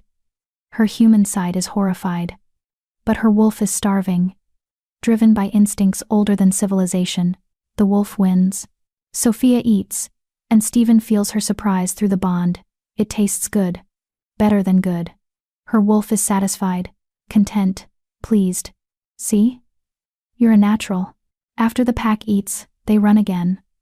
But this time, Sophia isn't struggling. She's flowing. Her body finally understanding the rhythm of being wolf. She keeps pace with Stephen easily, her movements becoming more confident with each stride. They run for hours, until the moon starts to set, and the pack begins to tire. Tyler shifts back first, his small body exhausted. Patricia retrieves him, carrying the sleeping boy in her arms. One by one, the pack shifts back to human, retrieving stashed clothes, heading home. Stephen leads Sophia to a quiet clearing, away from the others. Under the moonlight, with the forest around them, and the taste of hunt still in their mouths, he shifts back to human. Sophia follows. Her transformation smooth now. Practiced. They stand naked in the moonlight, looking at each other. And Stephen has never seen anything more beautiful. That was incredible, Sophia breathes. Her eyes are still more amber than hazel, the wolf still close to the surface. I've never felt so alive. That's the wolf. That's the gift. I understand now. Why Geneva might have struggled. Sophia moves closer. It's overwhelming. All those instincts, those urges, the hunger, the aggression, the need to hunt and kill. For someone who wasn't prepared, who didn't want it, it would be torture. But for me? Sophia's smile is fierce, wild. It's freedom. I've spent my whole life feeling like something was missing, like I was broken somehow, not quite fitting anywhere. But this, she gestures at herself, at him, at the forest. This is what I was missing. This is who I was meant to be. Stephen's throat tightens with emotion. You're sure? No regrets? None. Not a single one. She steps into his arms. Thank you for this. For trusting me enough to turn me, for believing I could handle it. I was terrified you couldn't. I know. But I did. And I'm going to keep doing it, every full moon. For the rest of our very long lives. She kisses him, tasting of wildness and moon and belonging. I love you, Stephen Owen. My mate. My alpha. I love you, Sophia Owen. He holds her close, breathing in her scent now mixed with wolf, with pack, with his own claim. My mate. My love. My life. They make love there in the clearing, under the setting moon. Wolves made human but still wild, still fierce, still connected by bonds deeper than words. And when they finally return to the house as dawn breaks, finding Tyler asleep in their bed having crawled in during the night, they curl around him together. A family. A pack. Complete. The next 2 weeks pass in a blur of teaching and learning, and settling into new rhythms. Sophia adapts to being a shifter faster than anyone expected. She masters control quickly, learning to shift at will rather than only during the full moon. She trains with Israel daily, building wolf form strength and fighting skills. And she continues tutoring Tyler, now with a deeper understanding of what he's experiencing. Your senses are going to keep getting stronger, she tells him one afternoon during a lesson. You'll need coping mechanisms. Want to learn meditation? Is that the sitting still thing? I'm not good at sitting still. You will be, because it's how you'll manage when everything gets too loud or too bright or too much, Sophia demonstrates, and Tyler miraculously follows along. Stephen watches from the doorway, his heart so full it aches. This is what he dreamed of after Geneva died. A partner who understands. A mother figure for Tyler who gets what being a young shifter means. A mate who doesn't just tolerate his wolf but embraces her own. You're staring again, Israel says, appearing beside him. I'm allowed to stare at my mate. True. But you're doing that sappy thing where you look like you're about to cry. I'm not. Stephen breaks off because he is, actually, on the verge of tears. Happy tears. But still, it's okay to be happy, boss. You deserve it. Do I? After everything with Geneva. Stop. Israel turns to face him fully. Geneva's death was a tragedy. But it wasn't your fault. And it doesn't mean you don't deserve happiness now. You saved her life. You tried to help her adjust. You loved her. That she couldn't handle it isn't a reflection on you. Isn't it? I'm the one who bit her. To save her life. And you know what? Looking at Sophia, at how well she's adapting, it's clear the problem wasn't the transformation process. It was Geneva's mental state, her unwillingness, her trauma. None of which you could have fixed. Stephen knows Israel is right. He's known it logically for years. But finally, watching Sophia thrive, he feels it emotionally too. Geneva's tragedy wasn't his fault. And he deserves this happiness. Thank you, he says quietly. For what? For being my friend, my brother, for talking sense into me when I'm spiraling. Israel claps his shoulder. That's what second-in-commands are for. That and doing all the boring pack administration you hate. They watch Sophia and Tyler for another moment, heads bent together over a book, both so focused they don't notice being observed. She's good for you, Israel says. For both of you. For the whole pack, honestly. People are happier, lighter. I've noticed. Even Rebecca has stopped glaring at her. That's saying something. Stephen laughs. Rebecca just respects strength. Once Sophia survived the transformation and proved she could handle being alpha mate, Rebecca accepted her. Whatever the reason, it's working. You've got a good thing here, Stephen. A family. Don't let guilt or fear mess it up. I won't. And he means it. That evening, after Tyler is asleep, Stephen finds Sophia in the library. She's curled in his favorite chair, their favorite chair now, reading one of the pack history books. She looks up when he enters, her smile bright and welcoming. Hey. Tyler's down. Finally. He wanted 3 stories, 2 glasses of water, and detailed explanations of why he couldn't shift and sleep in the woods. Sophia laughs. He really loves being a wolf. He does. Thanks to you. I didn't do anything special. You made him feel normal, like being a shifter wasn't something wrong or shameful. Stephen sits on the arm of the chair, running his fingers through her hair. You gave him confidence. He already had it. I just helped him see it. They sit in comfortable silence for a moment before Stephen speaks again. I need to tell you something. Sophia marks her page and sets the book aside, giving him her full attention. Okay. I've been thinking about Geneva a lot lately. About how different everything is with you. And I realized something. He takes her hand. I loved Geneva. I'll always love who she was before the transformation. But what we had, it wasn't sustainable. We were too different, wanted different things. Even if she'd survived, even if she'd adjusted, I don't think we would have made it long term. Stephen, let me finish. I'm not saying this to diminish what we had or to make her death easier. I'm saying it because I need you to know. What we have is different. Better. We're partners in every sense. You understand, my wolf. You're an equal leader to the pack. You're everything I didn't know I needed. Tears shimmer in Sophia's eyes. I don't know what to say. Say you'll stay, forever. Even when things get hard, even when we fight, even when the wolf feels like too much. Promise me you'll stay and we'll figure it out together. I promise. She pulls him down into the chair with her, settling against his chest. I'm not going anywhere, Stephen. This is my home. You're my home. Good. Because I'm not letting you go. Possessive alpha. You knew what you were signing up for. She laughs, the sound filling him with warmth. I did. And I wouldn't change a thing. They stay like that, wrapped around each other, until the moon rises, and the wolves inside them stir with contentment.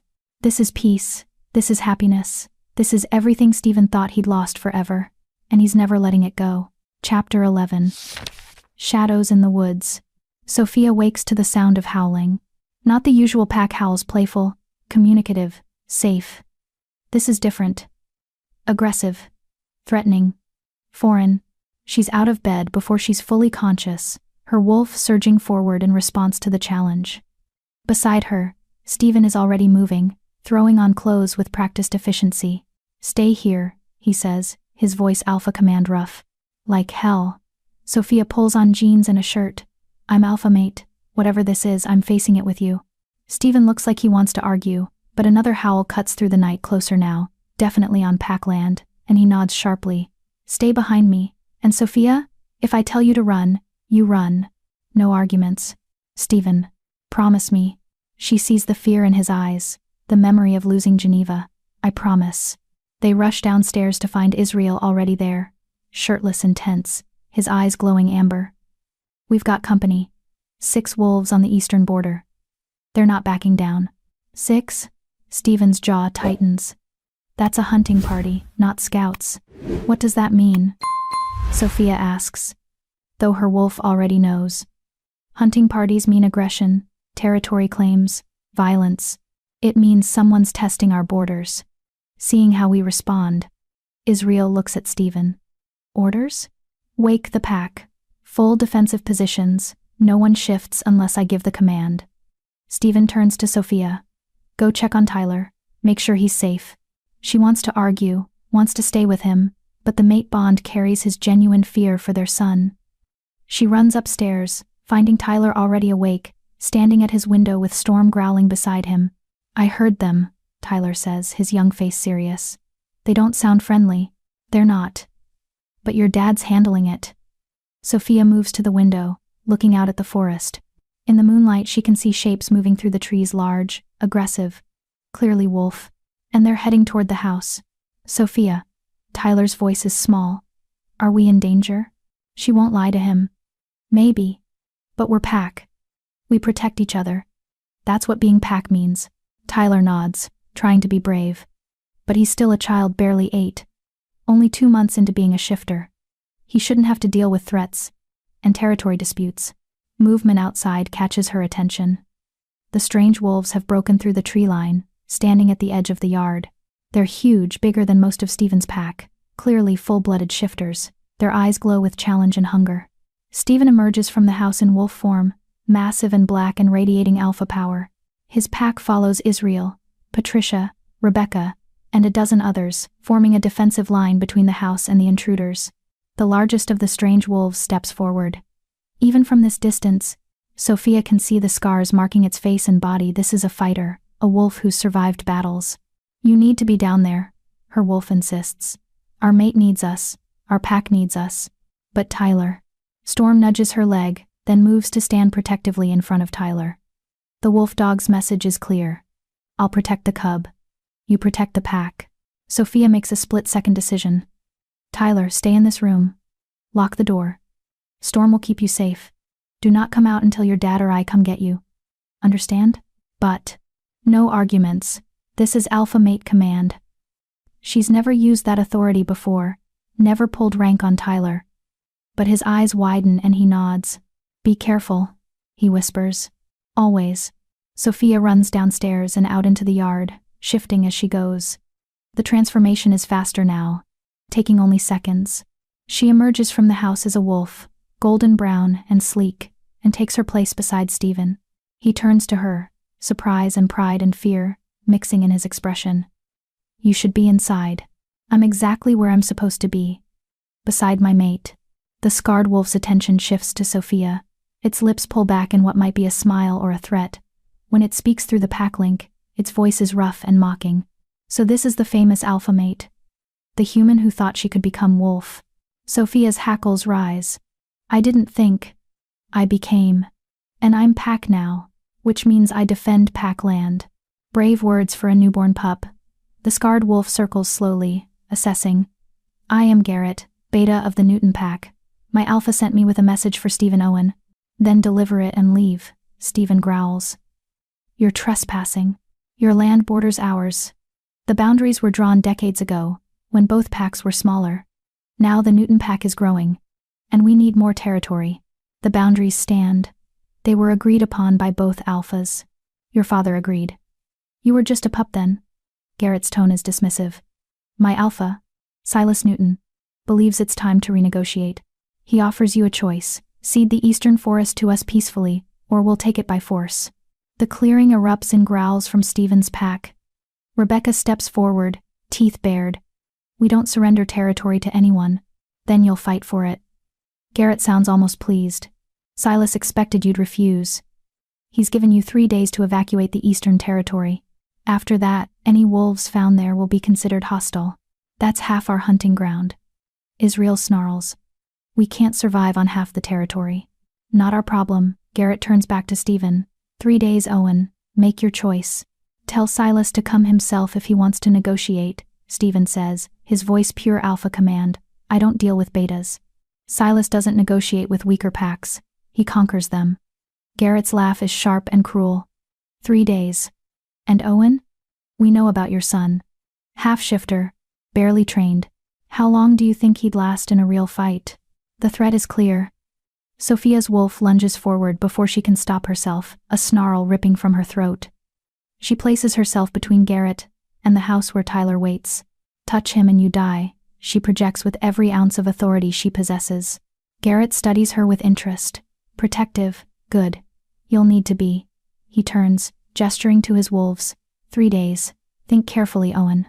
The Newton wolves retreat into the forest, their howls echoing through the night, not a goodbye, but a promise of violence to come. The pack gathers in the main house, tension thick enough to cut. Sophia has shifted back to human, Tyler tucked safely against her side. The boy is trying to be brave, but she can feel him trembling. We can't give them the eastern territory, Rebecca argues.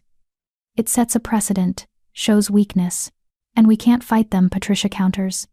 The Newton pack has 40 wolves to our 23. We'd be slaughtered. There has to be another option, Israel says, looking at Stephen. Stephen stands at the window, staring out at the forest, his shoulders tight with tension. He hasn't spoken since the Newton wolves left. Stephen? Sophia approaches carefully, placing a hand on his back. Talk to us. They threaten Tyler. His voice is flat, controlled, which is somehow more frightening than rage. Garrett specifically mentioned our son. That's not about territory. That's personal. Why would they make it personal? Because Silas Newton hates me. Stephen turns to face the pack. 20 years ago, when I was young and stupid, I dated his sister, Lydia. She wanted to become my mate, join our pack. Silas forbade it, said she wouldn't lower herself to a smaller pack. We tried to run away together. What happened? Sophia asks, though she's not sure she wants to know. Silas caught us, challenged me to a fight. I was 20, barely trained. He nearly killed me. Stephen's hand goes unconsciously to his side, where a long scar marks his ribs. Lydia stopped him, begged him to spare me. He did, but only after making me swear to never contact her again. She was mated off to another alpha within the month. He's held a grudge for 20 years? Rebecca sounds incredulous. He's held a grudge because he thinks I shamed his family. Pursuing Lydia, making her want to leave her pack for mine in his eyes. That's unforgivable. Stephen's expression is grim. He's been waiting for an excuse to come after me. The territory dispute is just that, an excuse. So what do we do? Israel asks. We can't fight them directly. We'd lose. Stephen starts pacing. But we can't surrender territory either. The pack needs that hunting ground to survive. Challenge, Sophia says suddenly. Everyone turns to her. If this is personal between you and Silas, make it an alpha challenge. Winner takes the disputed territory. That's suicide, Patricia says gently. Silas is older, more experienced, and he's been alpha for 30 years. Stephen, you're strong, but I'll lose, Stephen finishes. Yeah. I know. Then we find another way, Sophia insists. We contact the Council of Alphas. There are laws about territory disputes, right? Mediation processes. The council won't intervene in regional disputes unless both alphas request it, Israel explains. And Silas won't request it. He wants this fight. The room falls silent, everyone trying to think of solutions that don't end in bloodshed. Tyler speaks up, his voice small but clear. What if we evacuate? Move the whole pack somewhere else? And abandon our land, our home? Rebecca shakes her head. That's not how wolves work, pup. We don't run. But if staying means dying, then we die defending what's ours. Rebecca's voice softens slightly. I know that sounds harsh, but it's pack law. Our ancestors died for this land. We don't surrender it. There has to be another way, Sophia says desperately. She looks at Stephen. Talk to Silas, face to face. Appeal to whatever humanity he has left. He doesn't have any, not for me. But Stephen considers it. Although, maybe there's something he wants more than revenge. Like what? Like his sister, Lydia. Stephen turns to Israel. Find out where she is now, who she's mated to, if she's happy. Why? Because if she's not happy, if her mating was forced, maybe she'd be willing to help us. Stephen's expression is calculating now. Strategic. Silas cares about his sister. If she asked him to back off, he might listen.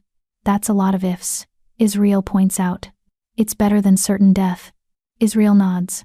I'll make some calls, see what I can find out. The pack disperses slowly, heading back to their homes with instructions to stay alert, stay armed, and keep children close. Only Sophia, Stephen, and Tyler remain. Dad? Tyler's voice wavers. Are we going to die? Stephen drops to his knees, pulling his son into a fierce hug. No, I won't let that happen, I promise. But if they attack, then we fight. And we win. Because we're Owen Pack, and we protect our own. Tyler nods against his father's shoulder, trying to be brave. Sophia joins the hug, wrapping her arms around both of them. Through the mate bond, she can feel Stephen's fear, his determination, his love for their son. We'll figure this out, she sends to him. Together. I won't lose you, he sends back. Either of you. I'll die first. You won't die. None of us will. We're going to find a way through this. She hopes she's right. Because in 3 days, if they haven't found a solution, the Newton pack will come. And this time, they won't be delivering messages. They'll be coming for blood. Chapter 12. Old Wounds. Israel returns the next morning with information. His expression grim. Found her, he says, dropping a folder on Stephen's desk. Lydia Newton. Well, Lydia Morrison now. She was mated to Gregory Morrison, Alpha of the Northern Ridge Pack. Was? Sophia catches the past tense. She's sitting in on the meeting, having earned her place as alpha mate and strategic partner. Gregory died 3 years ago. Hunting accident. Israel's tone suggests it wasn't an accident. Lydia's still there with the pack, but from what I can gather, she's basically a prisoner. Morrison's son, Derek, is alpha now, and he keeps her around as a trophy, I guess. Proof of their alliance with the Newton pack. Stephen's jaw tightens. Where is she? Northern Ridge Territory. About 6 hours from here. Israel pulls out a map, marking the location. But Stephen, getting to her won't be easy. Derek keeps her under close watch, and if Silas finds out you're trying to contact her, he'll escalate. I know. Stephen studies the map. But if Lydia can convince Silas to back off, it's worth the risk. Is it? Sophia asks quietly. Stephen, this woman was your first love. You tried to run away with her. Are you sure going to see her is about saving the pack and not about unfinished business? Stephen looks at her, sees the worry in her eyes, not jealousy exactly, but concern. Geneva asked me the same thing once. I told her what I'll tell you. Lydia was a long time ago. What I feel for you is different, deeper, real in ways what I had with her never was. But I knew her well enough to know she has influence over Silas. If anyone can stop this, it's her. Then we go together, Sophia says firmly. No. Too dangerous. I'm alpha mate. Where you go, I go. Sophia. Don't. Her voice is sharp. Don't try to protect me by leaving me behind. I'm not fragile. I'm not Geneva, and I won't sit here while you walk into potential danger. Stephen stares at her, seeing the steel in her spine, the determination in her eyes. His wolf rumbles approval. Strong mate. Fierce mate. Perfect mate. Fine, he concedes. We go together. Israel. You're in charge while we're gone. If anything happens, I'll protect Tyler with my life, Israel says. You know that. I do. But if the Newton pack attacks before we return, I'll evacuate the pack to the safe house. We practice the drills. Everyone knows what to do. Stephen nods, trying to ignore the fear clawing at his chest. He's leaving his son, his pack, during a threat. Everything in him screams it's wrong. But staying means certain war. Going might give them a chance at peace. We leave in an hour, he says. The drive north is tense and quiet. Sophia sits in the passenger seat, her hand in Stephen's, occasionally squeezing when the silence gets too heavy. They've left Tyler with explicit instructions to stay close to Israel and Storm, to practice his shifting, to be ready to run if needed. The boy had been scared but brave. Come back safe, he'd whispered, as he hugged them goodbye. Stephen had promised, though he wasn't sure he could keep it. Tell me about her, Sophia says as they cross into Northern Ridge Territory. Lydia. What was she like? Curious question. I need to know what we're walking into. And, Sophia hesitates. I need to understand what she meant to you, so I know what to expect. Stephen considers how to explain. She was fire and rebellion. Silas kept her on a tight leash, traditional alpha brother. Very controlling. She hated it. Wanted freedom. I was young and idealistic and thought I could give her that. Did you love her? I thought I did. But looking back, I think we loved the idea of each other more than the reality. She saw me as escape. I saw her as adventure. He glances at Sophia. Nothing like what I feel for you. Which is home. You feel like home. Like I can finally stop running and just be. He lifts her hand, kissing her knuckles. Lydia was a wildfire. You're the hearth that keeps the cold away. Sophia's eyes shine suspiciously bright. That's really romantic for someone who claims he's not good with words. I have my moments. They drive in more comfortable silence after that, until they reach the Northern Ridge Pack compound. It's larger than Owen Territory, sprawling estate with multiple buildings, training grounds, and a massive lodge that serves as pack headquarters. 2 wolves in human form intercept them at the gate. Both are large, muscular, clearly guards. State your business, the larger one demands. Stephen Owen, Alpha of Owen Pack. I'm here to see Lydia Morrison.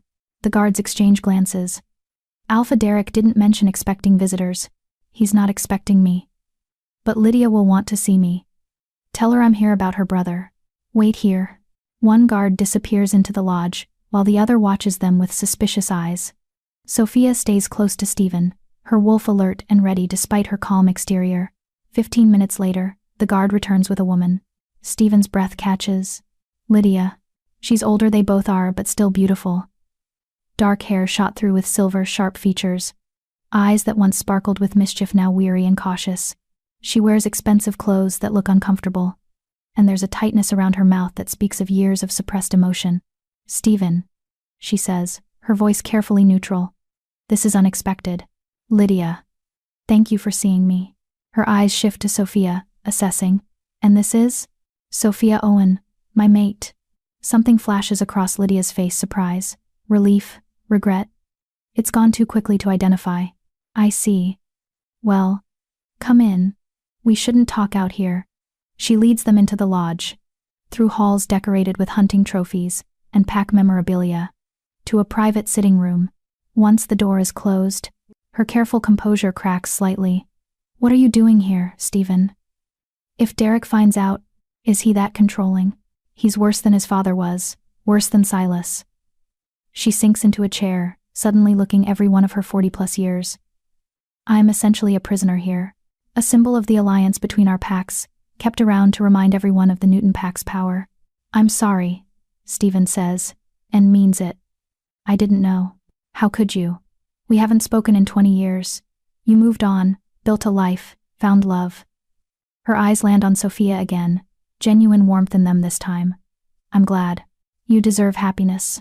So do you, Sophia says gently. And I'm sorry you haven't found it. Lydia laughs bitterly. Wolves like me don't get happiness. We get duty and alliance and the illusion of choice. She shakes her head. But you didn't come here to discuss my failed life. What's this about Silas? Stephen explains the situation, the territory dispute, the threat to Tyler, the impossible choice between surrendering land or facing a war they can't win. Lydia's expression grows darker with each word. That bastard. He's still holding a grudge after all these years? Apparently, he won't negotiate, won't listen to reason. The only thing I could think of was to come to you, see if you could convince him to back off. Lydia stands, pacing. Stephen, I haven't spoken to my brother in 5 years. He's made it clear he doesn't care what I think or want. Why would he listen to me about this? Because despite everything, he loves you. You're the only family he has left. Love? Lydia's laugh is sharp. He doesn't love me, he owns me. There's a difference. Then help us another way, Sophia says. You know him, you know how he thinks. What would make him back down? Lydia stops pacing, considering. Silas cares about 3 things: power, reputation, and legacy. The territory grab is about power expanding his pack's reach. But if you could threaten his reputation somehow, show that attacking your pack would make him look bad to other alphas. How? Stephen asks. He's one of the most respected alphas in the region. Respected and feared aren't the same thing. Most alphas tolerate Silas because he's strong, but they don't like him. He's aggressive, territorial, refuses to cooperate with the council. Lydia's eyes sharpen with thought. If you could get other alphas to publicly support your pack, to make it clear that an attack on Owen would be seen as aggression against the larger shifter community, he might back down to avoid making enemies, Stephen finishes. That could work. It's your only real option besides surrendering or fighting. Lydia moves to a desk, pulling out paper and pen. I'll write you a list of alphas who might be sympathetic. Some of them owe me favors. Use my name, it might help. Thank you, Sophia says. This means everything. Lydia hands the list to Stephen, then hesitates. There's something else. Something you should know about Silas. What? He's sick. Some kind of wasting disease that's eating away at him slowly. He's been hiding it, but I heard from one of his pack members. He's desperate to secure his legacy before he dies. She meets Stephen's eyes. That's why he's pushing now. He wants to expand the pack's territory, secure their power, before he's gone. How long does he have? A year. Maybe 2. Lydia's voice softens. I don't condone what he's doing. But understand, He's a dying man, trying to ensure his pack survives after he's gone. That makes him more dangerous and more desperate. Stephen processes this, strategic implications, clicking into place. If other alphas knew he was dying, they'd be circling, waiting to take advantage. He can't afford to look weak right now. Exactly. Which means, if you can gather enough support, threaten to expose his illness, or make him look like a bully going after a smaller pack, he'll back down. The reputation hit would be too costly. You're giving me ammunition to use against your own brother. My brother stopped caring about me years ago. And what he's doing, threatening a child, that crosses a line even for him. Lydia's expression hardens. Do what you need to do, Stephen. Protect your family. They're halfway home when Sophia finally speaks. She still loves you. Stephen glances at her, surprised. What?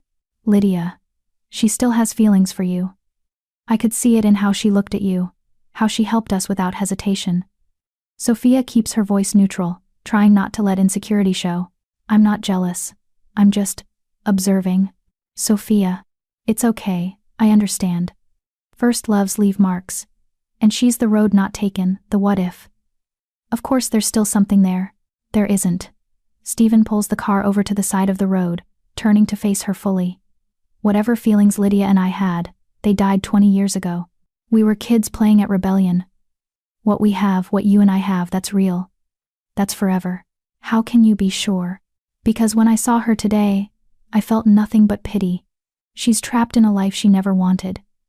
And I'm grateful, so fucking grateful that we didn't run away together. Because if we had, I wouldn't have Tyler. I wouldn't have you. I wouldn't have this life that feels right in a way nothing with Lydia ever did. He takes Sophia's face in his hands. You're my mate. My partner. The mother of my son.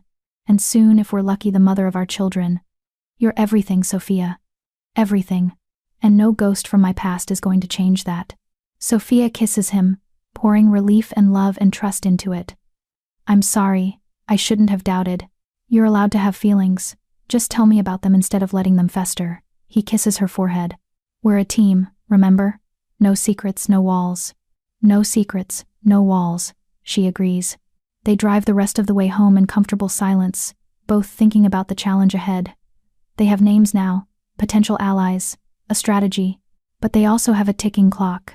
2 more days until Silas's deadline, and no guarantee their plan will work. They arrive home to find the pack gathered in the main house, tension radiating from every wolf. What's wrong? Stephen asks immediately. Israel steps forward, his expression grim. They came back. 3 Newton wolves, including Garrett. They weren't delivering messages this time. What were they doing? Hunting. On our land. They killed 2 deer in the eastern forest, left the carcasses as a warning. It's a direct challenge. Hunting on another pack's territory is one of the gravest insults in wolf culture. It's saying, your land is our land, your prey is our prey, you're too weak to stop us. Anyone hurt? Sophia asks. No. They ran when we confronted them. But Israel hesitates. They got close to the house, Stephen. Tyler was outside with the other pups. They could have, but they didn't, Stephen says, though his heart is pounding. Where's Tyler now? Inside. Shaken but safe. Stephen finds his son in the library, curled up in the window seat with Storm. Tyler's eyes are red from crying, though he's clearly trying to be brave. Hey, Stephen says softly, sitting beside him. Israel told me what happened. They were huge, Dad. And they looked at me like... Tyler's voice trembles. Like they wanted to hurt me. They were trying to scare us. That's all. It worked. Tyler wipes his eyes angrily. I'm supposed to be a wolf. I'm supposed to be brave. But I was terrified. Being brave doesn't mean not being afraid. It means being afraid and facing it anyway. Stephen pulls Tyler close. You did exactly right. You stayed with the pack. You didn't engage. You got to safety. That's smart, not cowardly. Sophia appears in the doorway, and Tyler immediately reaches for her. She joins them in the window seat. The 3 of them huddled together. We have a plan, Sophia tells Tyler. A way to stop the Newton pack without fighting. Will it work? We're going to make sure it does, Stephen says, with more confidence than he feels. Because the alternative war with a pack twice their size, with his son as a potential target, is unthinkable. They will make this work. They have to. Chapter 12. Old Wounds. Israel returns the next morning with information, his expression grim. Found her, he says, dropping a folder on Stephen's desk. Lydia Newton. Well, Lydia Morrison now. She was mated to Gregory Morrison, Alpha of the Northern Ridge Pack. Was? Sophia catches the past tense. She's sitting in on the meeting, having earned her place as alpha mate and strategic partner. Gregory died 3 years ago. Hunting accident. Israel's tone suggests it wasn't an accident. Lydia's still there with the pack. But from what I can gather, she's basically a prisoner. Morrison's son, Derek, is alpha now, and he keeps her around as a trophy, I guess. Proof of their alliance with the Newton pack. Stephen's jaw tightens. Where is she? Northern Ridge Territory. About 6 hours from here. Israel pulls out a map, marking the location. But Stephen, getting to her won't be easy. Derek keeps her under close watch, and if Silas finds out you're trying to contact her, he'll escalate. I know. Stephen studies the map, but if Lydia can convince Silas to back off, it's worth the risk. Is it? Sophia asks quietly. Stephen, this woman was your first love. You tried to run away with her. Are you sure going to see her is about saving the pack and not about unfinished business? Stephen looks at her, sees the worry in her eyes, not jealousy exactly, but concern. Geneva asked me the same thing once. I told her what I'll tell you. Lydia was a long time ago. What I feel for you is different, deeper, real in ways what I had with her never was. But I knew her well enough to know she has influence over Silas. If anyone can stop this, it's her. Then we go together, Sophia says firmly. No, too dangerous. I'm alpha mate. Where you go, I go. Sophia, don't. Her voice is sharp. Don't try to protect me by leaving me behind. I'm not fragile. I'm not Geneva. And I won't sit here while you walk into potential danger. Stephen stares at her, seeing the steel in her spine, the determination in her eyes. His wolf rumbles approval. Strong mate, fierce mate, perfect mate. Fine, he concedes. We go together. Israel. You're in charge while we're gone. If anything happens, I'll protect Tyler with my life. Israel says. You know that. I do. But if the Newton pack attacks before we return, I'll evacuate the pack to the safe house. We practice the drills. Everyone knows what to do. Stephen nods, trying to ignore the fear clawing at his chest.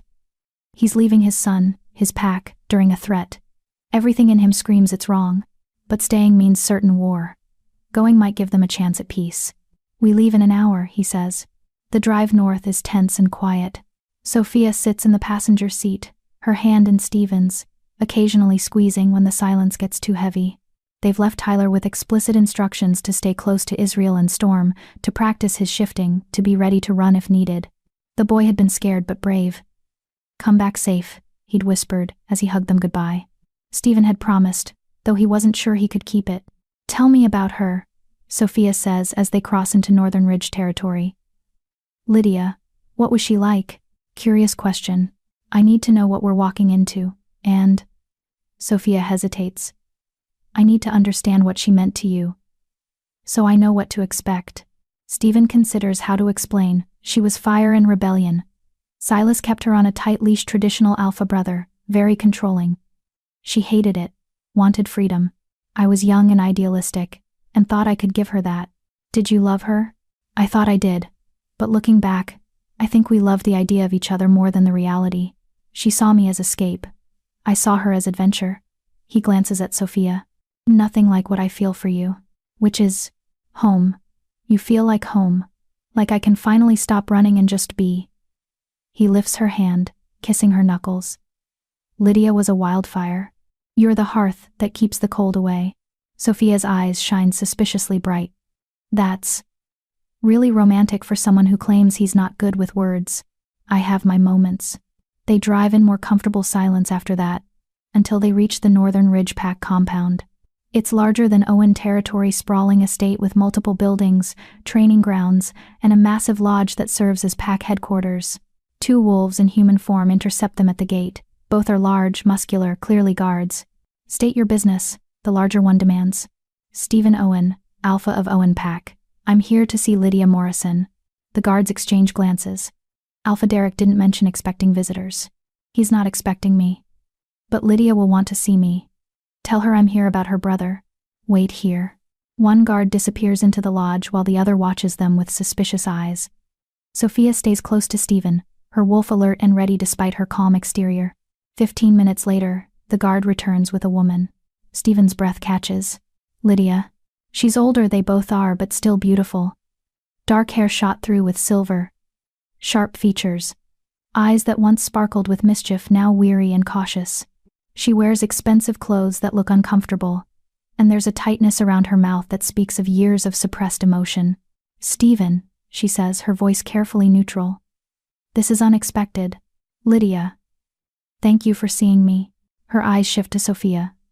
Assessing. Sophia Owen. My mate. Something flashes across Lydia's face. Surprise, relief, regret. It's gone too quickly to identify. I see. Well, come in. We shouldn't talk out here.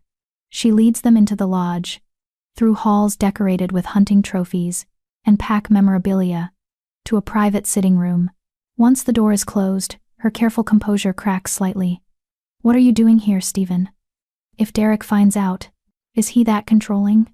He's worse than his father was. Worse than Silas. She sinks into a chair, suddenly looking every one of her 40-plus years. I'm essentially a prisoner here, a symbol of the alliance between our packs, kept around to remind everyone of the Newton Pack's power. I'm sorry, Stephen says, and means it. I didn't know. How could you? We haven't spoken in 20 years. You moved on, built a life, found love. Her eyes land on Sophia again, genuine warmth in them this time. I'm glad. You deserve happiness. So do you, Sophia says gently, and I'm sorry you haven't found it. Lydia laughs bitterly. Wolves like me don't get happiness. We get duty and alliance, and the illusion of choice. She shakes her head. But you didn't come here to discuss my failed life. What's this about, Silas? Stephen explains the situation, the territory dispute, the threat to Tyler, the impossible choice between surrendering land or facing a war they can't win. Lydia's expression grows darker with each word. That bastard. He's still holding a grudge after all these years?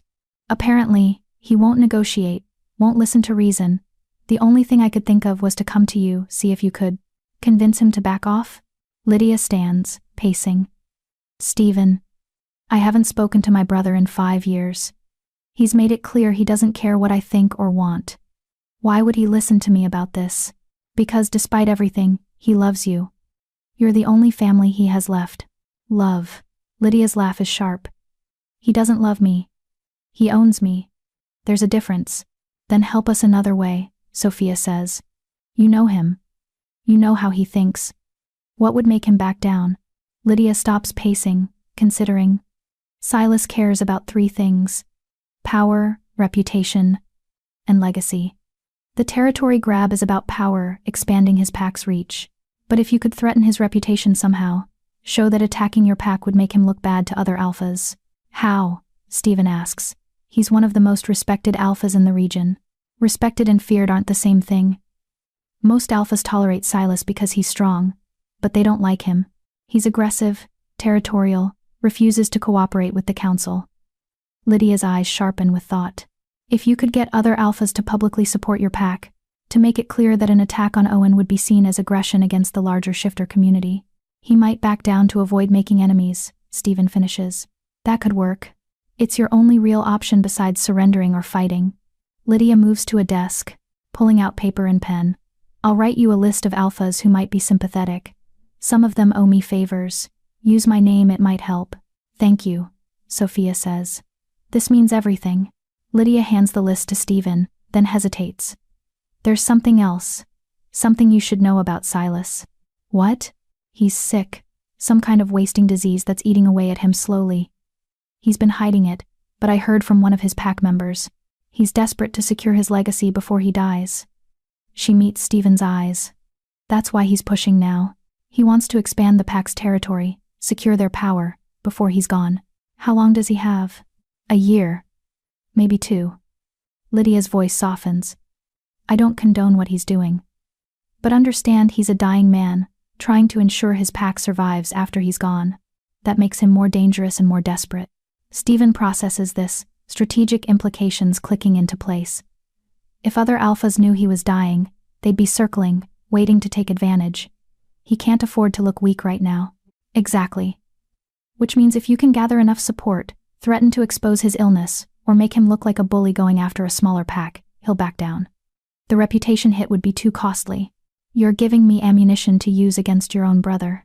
My brother stopped caring about me years ago. And what he's doing threatening a child that crosses a line even for him. Lydia's expression hardens. Do what you need to do, Stephen.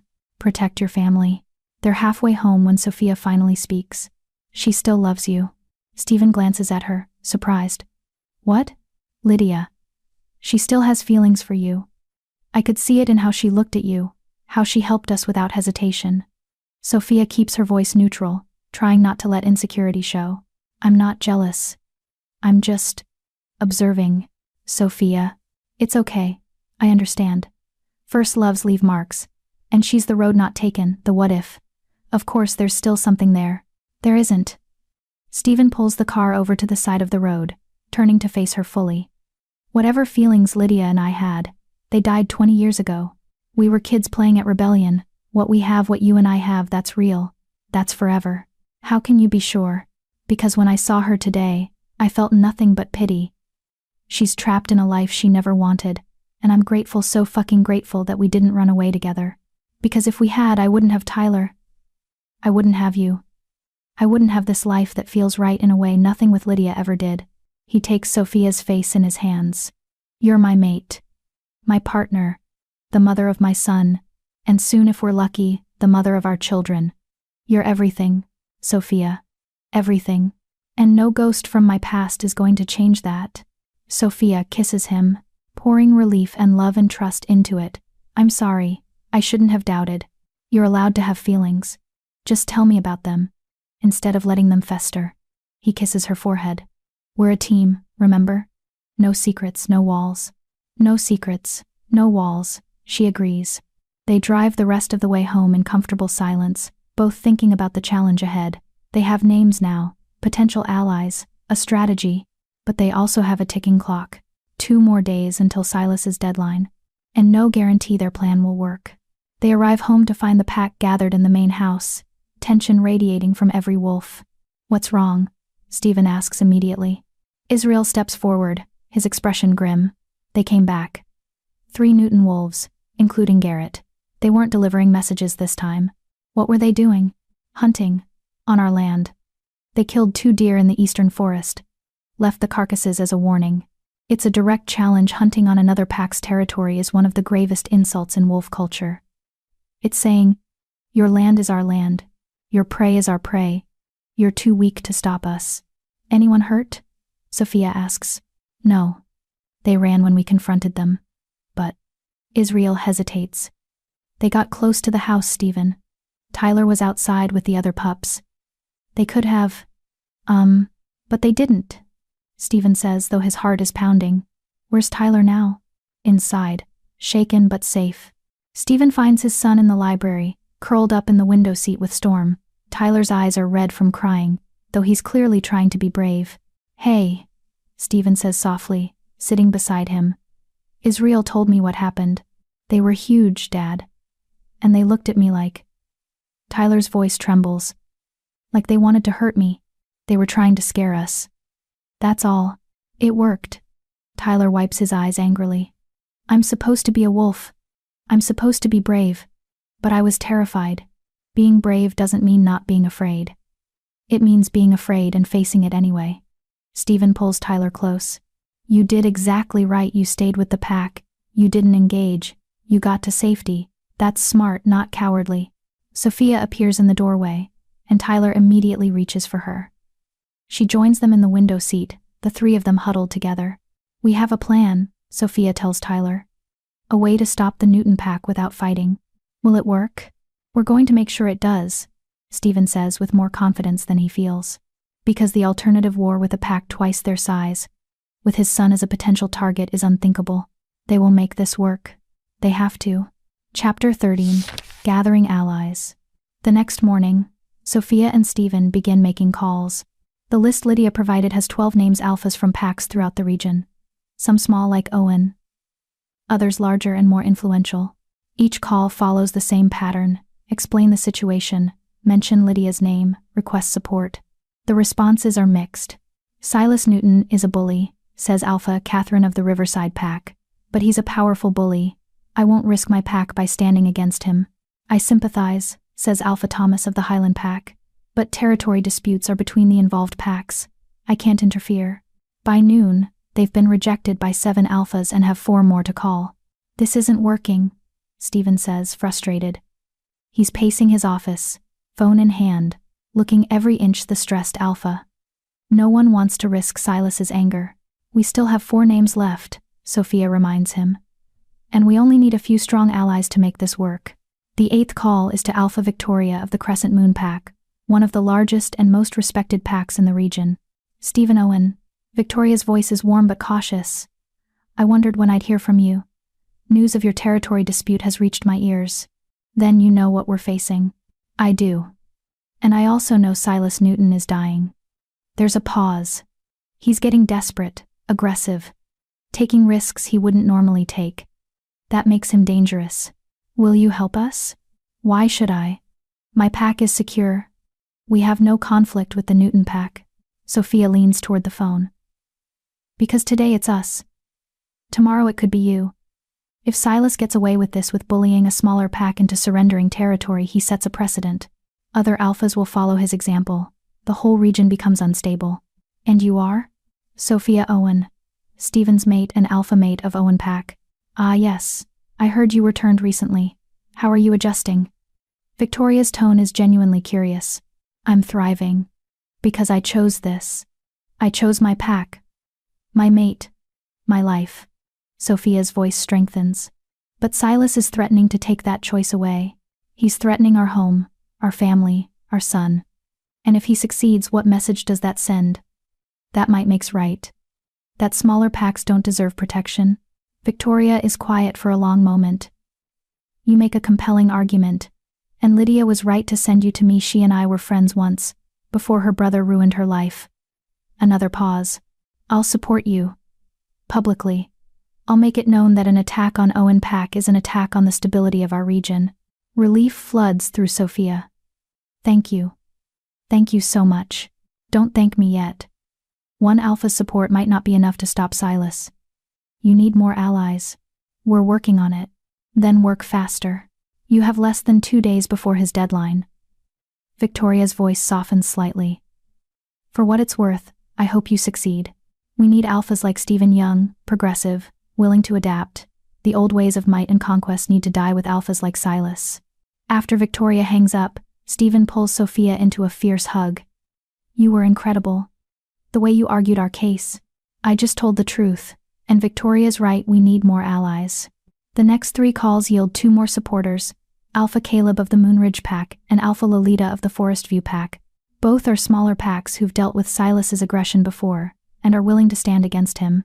3 out of 12, Israel says, reviewing the results. Is that enough? It has to be, Stephen says. We're out of time and out of options. Then we make it enough, Sophia says. We call Silas. We tell him 3 respected alphas are backing us. We make him understand that attacking us means making enemies across the region. And if he doesn't care, then we fight. Sophia's voice is steady, though her heart is pounding. And we accept whatever happens. But we don't surrender. We don't abandon our home. Stephen looks at her with such pride and love that Sophia's breath catches. When did you become so fierce? When I had something worth fighting for. That evening they call Silas Redwood.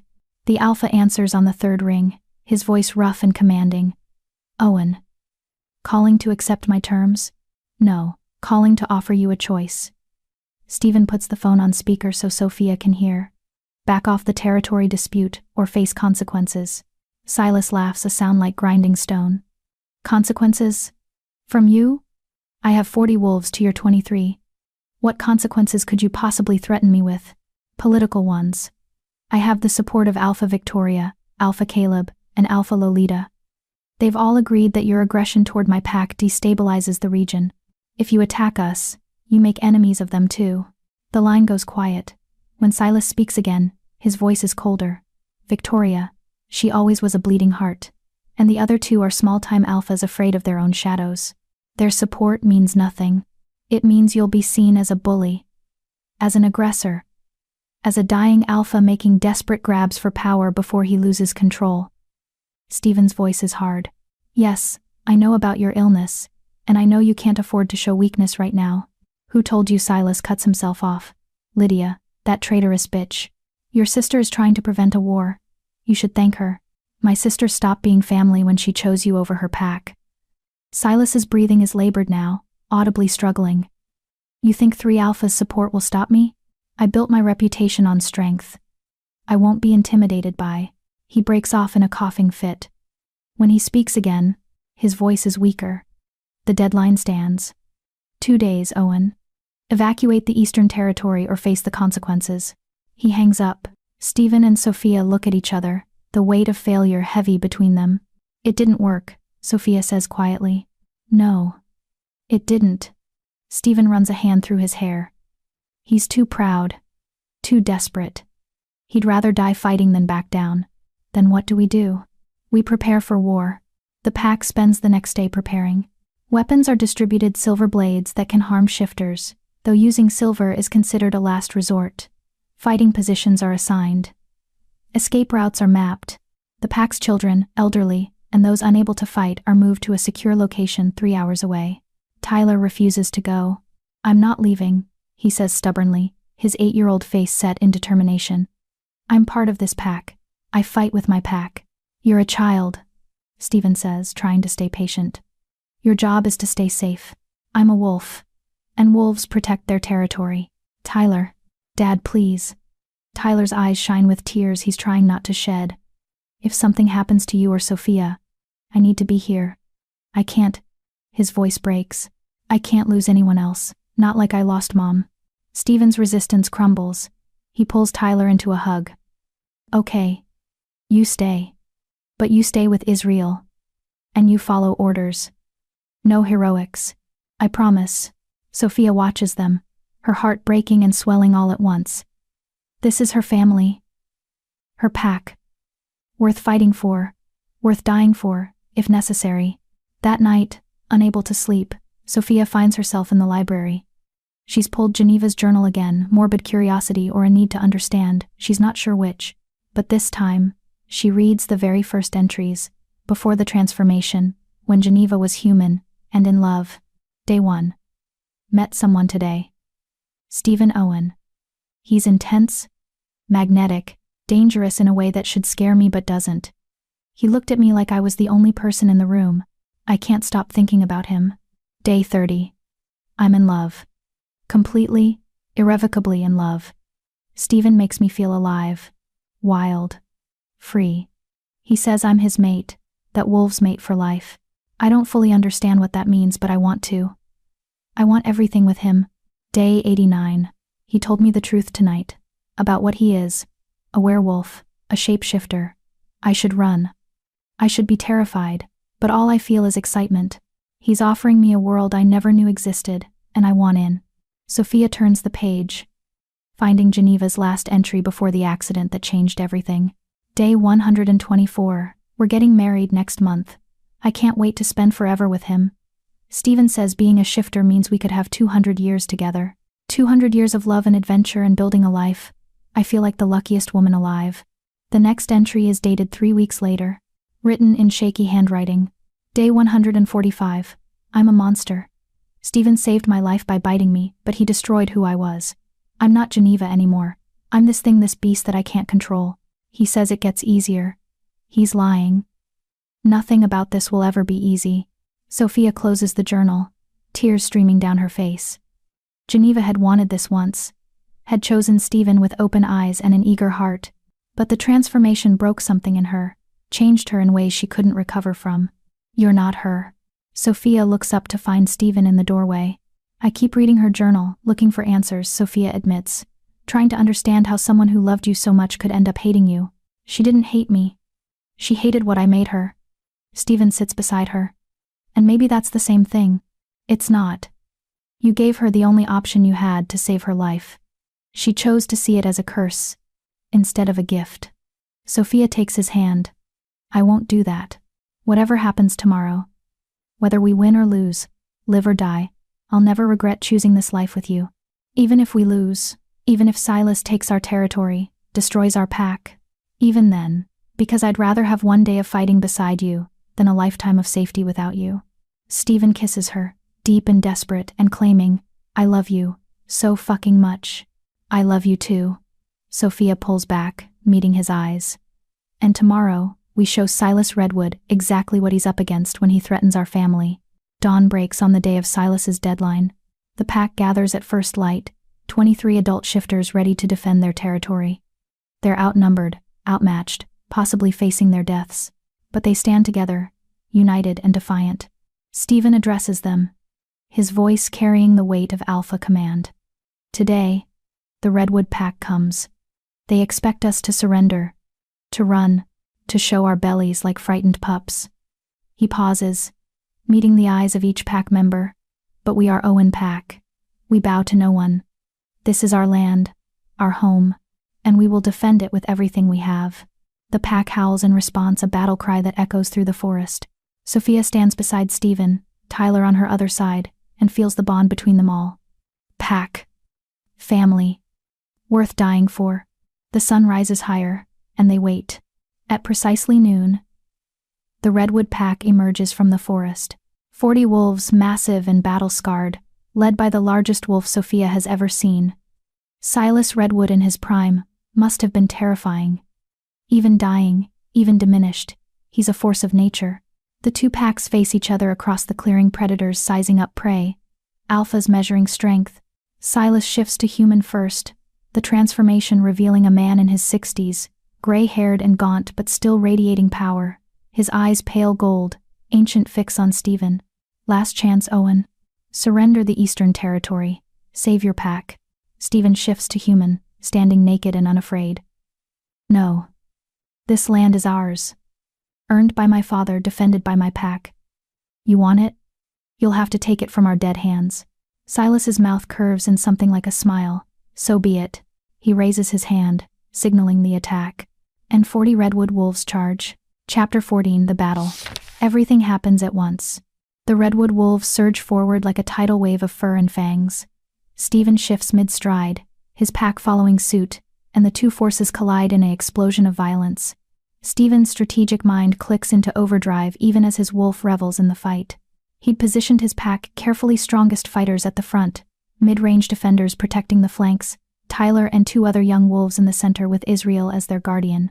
Sophia fights beside him, her golden brown wolf moving with grace she shouldn't have after only 6 weeks of being a shifter.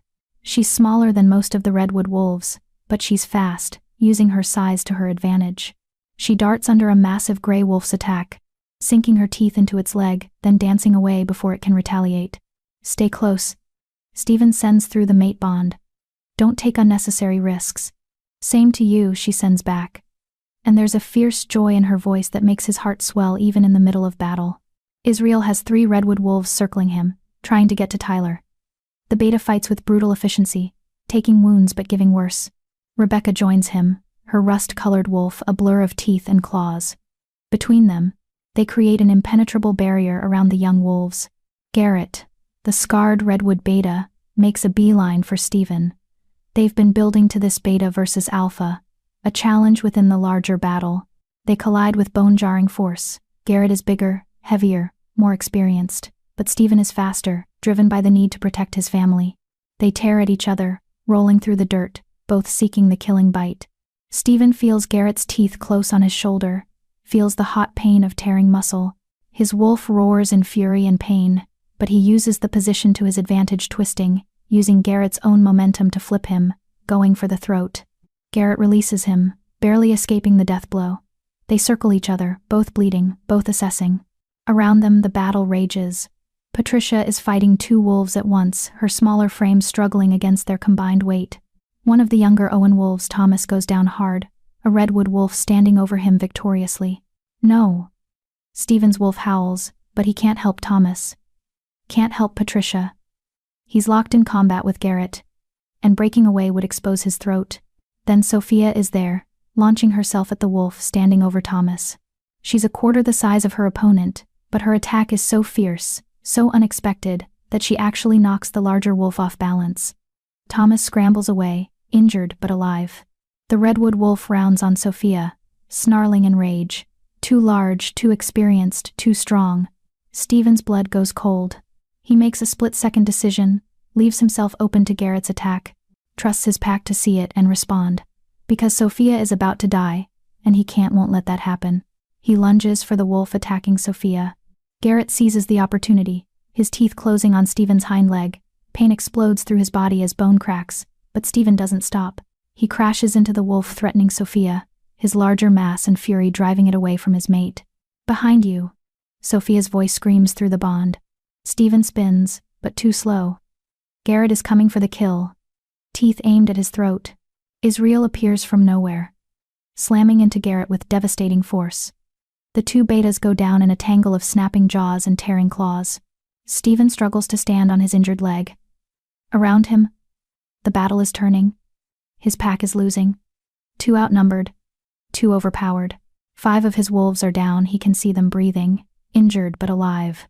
But how long before injuries become deaths? Silas hasn't even joined the fight yet. The ancient alpha stands at the edge of the clearing in human form, watching with satisfaction as his pack destroys Stephen's. This is it. They're going to lose.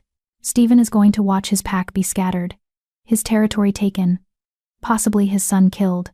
No, his wolf snarls. Never. Stephen gathers his strength, preparing for one last desperate attack on Silas. If he can kill the alpha, the redwood pack will have to retreat, regroup. It might give his pack time to escape. He limps forward, ignoring the pain in his leg, Sophia moving to support his injured side. What are you doing? She sends. Panicked. Ending this. One way or another. Stephen, no. A howl cuts through the battle. Not a redwood howl. Not a Owen howl. A stranger's howl. Everyone freezes, both packs, all wolves, even Silas. Because that howl carries power, authority, the unmistakable resonance of an alpha. From the forest a new pack emerges. 20 wolves, sleek and powerful, led by a silver-gray wolf that radiates dominance. The newcomers spread out, forming a line between the two fighting packs. The silver wolf shifts to human. A woman, maybe 50, with steel-gray hair and eyes like ice. Victoria, alpha of the Crescent Moon pack. Enough, she says, her voice cutting through the clearing like a blade. This battle ends now. Silas shifts to human, fury written across his gaunt face. You have no right to interfere, Victoria. I have every right. This territory dispute threatens the stability of our entire region. Victoria stands tall, unintimidated. I'm invoking council law. Section 7. Paragraph 3. Any territory dispute that threatens civilian populations or regional peace can be mediated by a neutral alpha of standing. This is between my pack and Owen. No. It's between your ego and Stephen's survival. Victoria's voice is hard. I've watched you bully smaller packs for 20 years, Silas. I've tolerated it because you kept it within reason. But this? She gestures at the battlefield, at the injured wolves. This is excessive. This is you trying to secure a legacy by destroying another alpha's home. Careful, Victoria. I have more wolves than you. Do you? Right now, in this moment, you have 40 wolves who are exhausted from fighting. I have 20 fresh wolves ready to defend Owen pack if necessary. Victoria's smile is cold, and before you threaten me, know that Alpha Caleb and Alpha Lolita are waiting just beyond the ridge with their packs. Combined, we have 60 wolves to your 40, so please, continue with your aggression. See how that works out for you. Silas's face twists with rage. You're bluffing. On cue, 2 more howls echo through the forest.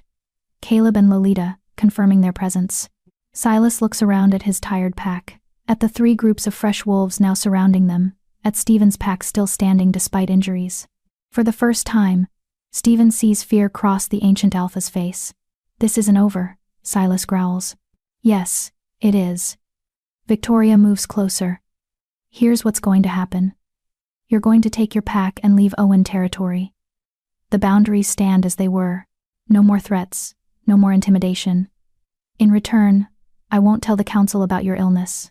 Silas's eyes flash. How? I have my sources. And I know that if the council learns you're dying, they'll start circling. Other alphas will see opportunity.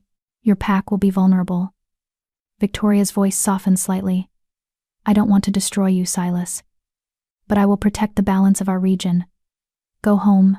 Spend your remaining time securing your pack's future through alliances and strategy, not violence. The silence stretches. Every wolf waits for Silas's response.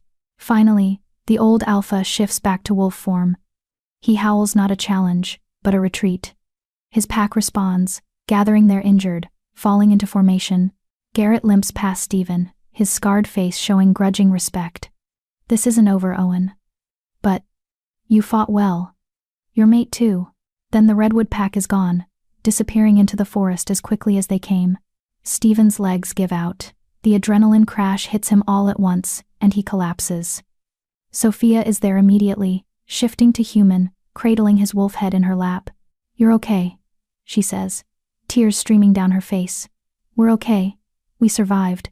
Victoria shifts back to human, accepting a robe from one of her wolves. Quite the mate you have there, Owen. She's the one who called me this morning, convinced me to bring backup instead of just moral support. Stephen shifts to human, looking up at Sophia in amazement. You did what? I called Victoria at dawn. Told her we needed more than political support, we needed physical presence. That Silas wouldn't back down to words, only force. Sophia's hands shake as she touches his face. I know I should have told you. But you would have said it was too risky. And I couldn't just wait for us to die. Stephen pulls her down and kisses her. You saved us. You brilliant, incredible, perfect woman. You saved all of us. We saved each other, Sophia corrects. That's what pack does. The aftermath of battle is always chaos. Injuries need tending. Wolves need shifting back to human. Adrenaline needs processing. Victoria's pack helps their medic assessing the wounded while their fighters secure the perimeter. Tyler finds them, his small human body launching into Stephen's arms. Dad, I thought I was so scared. I'm okay. We're all okay. Stephen holds his son close, breathing in his scent, reassuring himself Tyler is safe. You followed orders? Israel wouldn't let me fight even when I wanted to. He said my job was to survive, and to watch and learn. Tyler pulls back, his eyes suspiciously bright. I learned that fighting is scary, and I never want to do it again. Good. That's the right lesson. Israel limps over, his human form sporting numerous cuts and a spectacular black eye. That was insane. I thought we were done for. We would have been without Victoria. Stephen clasps his second shoulder. Thank you. For protecting Tyler. For fighting Garrett when I couldn't. That's what pack does. Israel grins despite his injuries. Plus someone has to keep you from doing stupid heroic things. The pack gathers slowly, accounting for everyone. 5 wolves are seriously injured but will heal with time and rest. No deaths. Considering what they faced, it's miraculous. Patricia approaches, limping but smiling. We did it. We actually did it. We did. Sophia agrees. Though I think I'm going to be sore for a week. Try a month, Patricia laughs. But you earned those bruises, alpha mate. You fought like you were born to it. Rebecca is the last to approach. The rust-colored shifter has been standoffish with Sophia since the mating ceremony. But now she offers a genuine nod of respect. You proved yourself today. Not just as Stephen's mate, but as a warrior, a strategist, a leader. You have my loyalty. Thank you, Sophia says, understanding the significance of that statement. Victoria watches it all with approval. When Stephen approaches to thank her, she waves it off. Your mate did the heavy lifting. She's the one who convinced me this was worth risking my pack for. How did she convince you? She said that if I let Owen pack fall because I was too afraid to act, I'd be no better than Silas. That real leadership means protecting those who can't protect themselves. Victoria smiles. She shamed me into doing the right thing. I respect that. I owe you a debt. Yes, you do. But we'll discuss terms later. Right now, your pack needs you. Victoria shifts back to wolf form, her pack following suit. We'll patrol the borders tonight. Make sure Silas doesn't change his mind and come back. Rest. Heal. You've earned it. As Victoria's pack melts into the forest, Stephen surveys his pack injured, exhausted, but alive and triumphant. Speech. Someone calls. Alpha, give us a speech. Stephen shifts to human, standing despite his broken leg. The pack quiets, all eyes on him. Today, we faced impossible odds. We were outnumbered, outmatched, staring down death. But we stood together. We fought together. And we survived together. His voice strengthens. That's what pack means. Not just fighting side by side, but trusting each other, supporting each other, sacrificing for each other. He looks at Sophia, at Tyler, at every member of his pack. Some of you were born into this pack, some of you chose it, but all of you, every single one of you proved today that Owen Pack is worth fighting for, worth dying for. And I am honored, so deeply honored to be your alpha. The pack howls, a sound of victory, and relief, and joy. Tyler tugs on Steven's hand. Can we go home now? I'm tired. Yeah, buddy, we can go home. They walk back to the house together, Steven limping, Sophia supporting him, Tyler between them, the pack following. They're battered and bloody and victorious. And for the first time in 3 years, Steven feels peace. His pack is safe, his territory is secure, his family is whole. This is what he fought for, what Geneva never got to have. And he's going to spend every remaining day of his very long life being grateful for it. Chapter 15. Healing. The next 3 days pass in a blur of recovery. Sophia's body aches in ways she didn't know were possible. Every muscle is bruised, every bone sore. Her wolf healing is working cuts close faster than they should. Bruises fade in hours instead of days, but she's still learning to trust the process. Steven's broken leg heals within 48 hours, the bone knitting back together with shifter efficiency. By day 3, he's walking without a limp, though Sophia catches him favoring it when he thinks no one's watching. The pack settles back into routine slowly. Training sessions resume, but gentler. Patrols continue, but with Victoria's wolves providing backup, life returns to normal, or as normal as it gets after nearly dying. Tyler has nightmares the first 2 nights. Sophia hears him crying and goes to comfort him, finding the boy tangled in his sheets, Storm pressed anxiously against his side. I keep seeing the big wolves coming for us, Tyler whispers as Sophia holds him. What if they come back? They won't. Victoria made sure of that. And if they do, we'll be ready. I was so scared, Sophia. I wanted to fight, but I was too scared. Being scared doesn't make you weak, it makes you smart. She strokes his hair. Your dad and I were scared too, but we fought anyway, because that's what you do when you love someone. You push through the fear. Do you think Mom was scared? Before the fire? The question catches Sophia off guard. I think she was, but not of the fire. I think she was scared of not being strong enough to keep going. Tyler is quiet for a long moment. I'm glad you're not like her. I'm glad you're strong. Your mom was strong too, Tyler, just in different ways, and she loved you so much. I know. But I love you too. Is that okay? To love you both? Sophia's throat tightens. It's more than okay. It's perfect. You're allowed to love as many people as your heart can hold.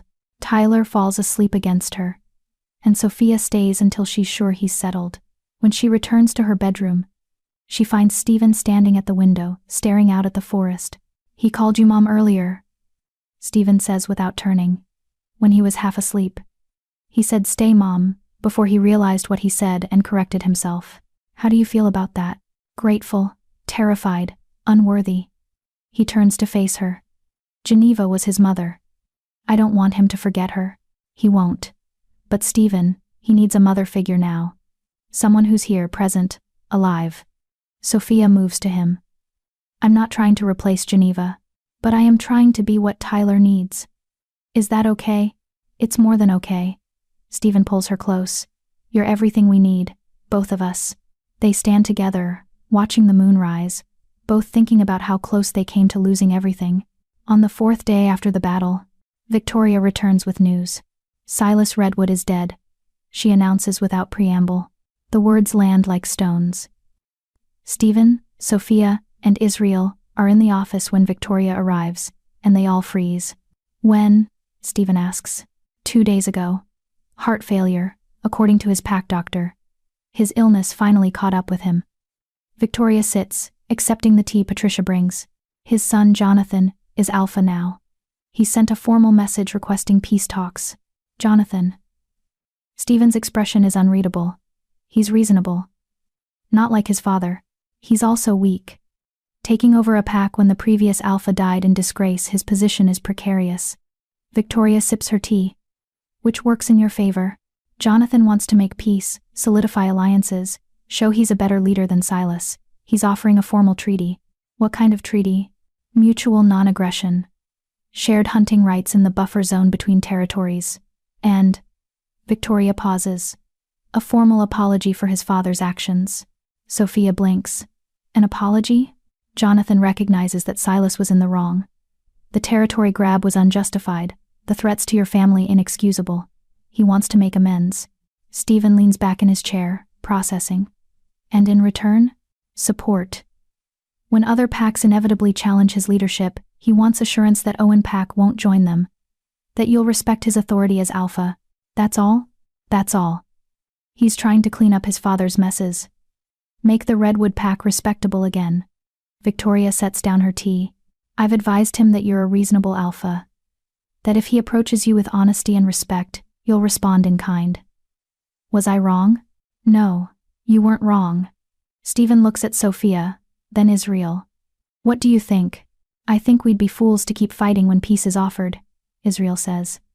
The pack needs time to recover. Another battle would destroy us. I agree, Sophia adds. And showing mercy to Jonathan, acknowledging that he's not his father, that sends a message to other packs too. That we're strong enough to choose peace. Stephen nods slowly. Set up the meeting. Neutral ground. I'll hear what Jonathan has to say. The peace talks happen 5 days later in Victoria's territory, neutral ground where both packs can meet safely. Jonathan Redwood is younger than Sophia expected, maybe 35, with his father's golden eyes but none of his cruelty. He looks tired, worn down by the burden of sudden leadership. Alpha Owen, Jonathan says, offering his hand. Thank you for meeting with me. Alpha Redwood, Stephen replies, shaking it. My condolences on your father's passing. Thank you. Though we both know his death solved problems for both our packs. Jonathan's honesty is refreshing. I won't pretend my father was a good man in his final years. The illness made him paranoid, aggressive, desperate. He hurt a lot of people, including your family. I'm here to make that right. They sit, Jonathan with Garrett at his side, Stephen with Sophia and Israel. Victoria presides as neutral mediator. I'm offering a formal treaty, Jonathan says, sliding papers across the table. Non-aggression pact, shared resources in the buffer zone, mutual defense if either pack is threatened by outside forces. In return, I ask for your political support when not if other alphas challenge my leadership. Stephen reads through the treaty carefully. Sophia watches Jonathan, trying to assess his sincerity. His scent is clean, honest, with no underlying deception. His body language is open, non-threatening. He means what he says.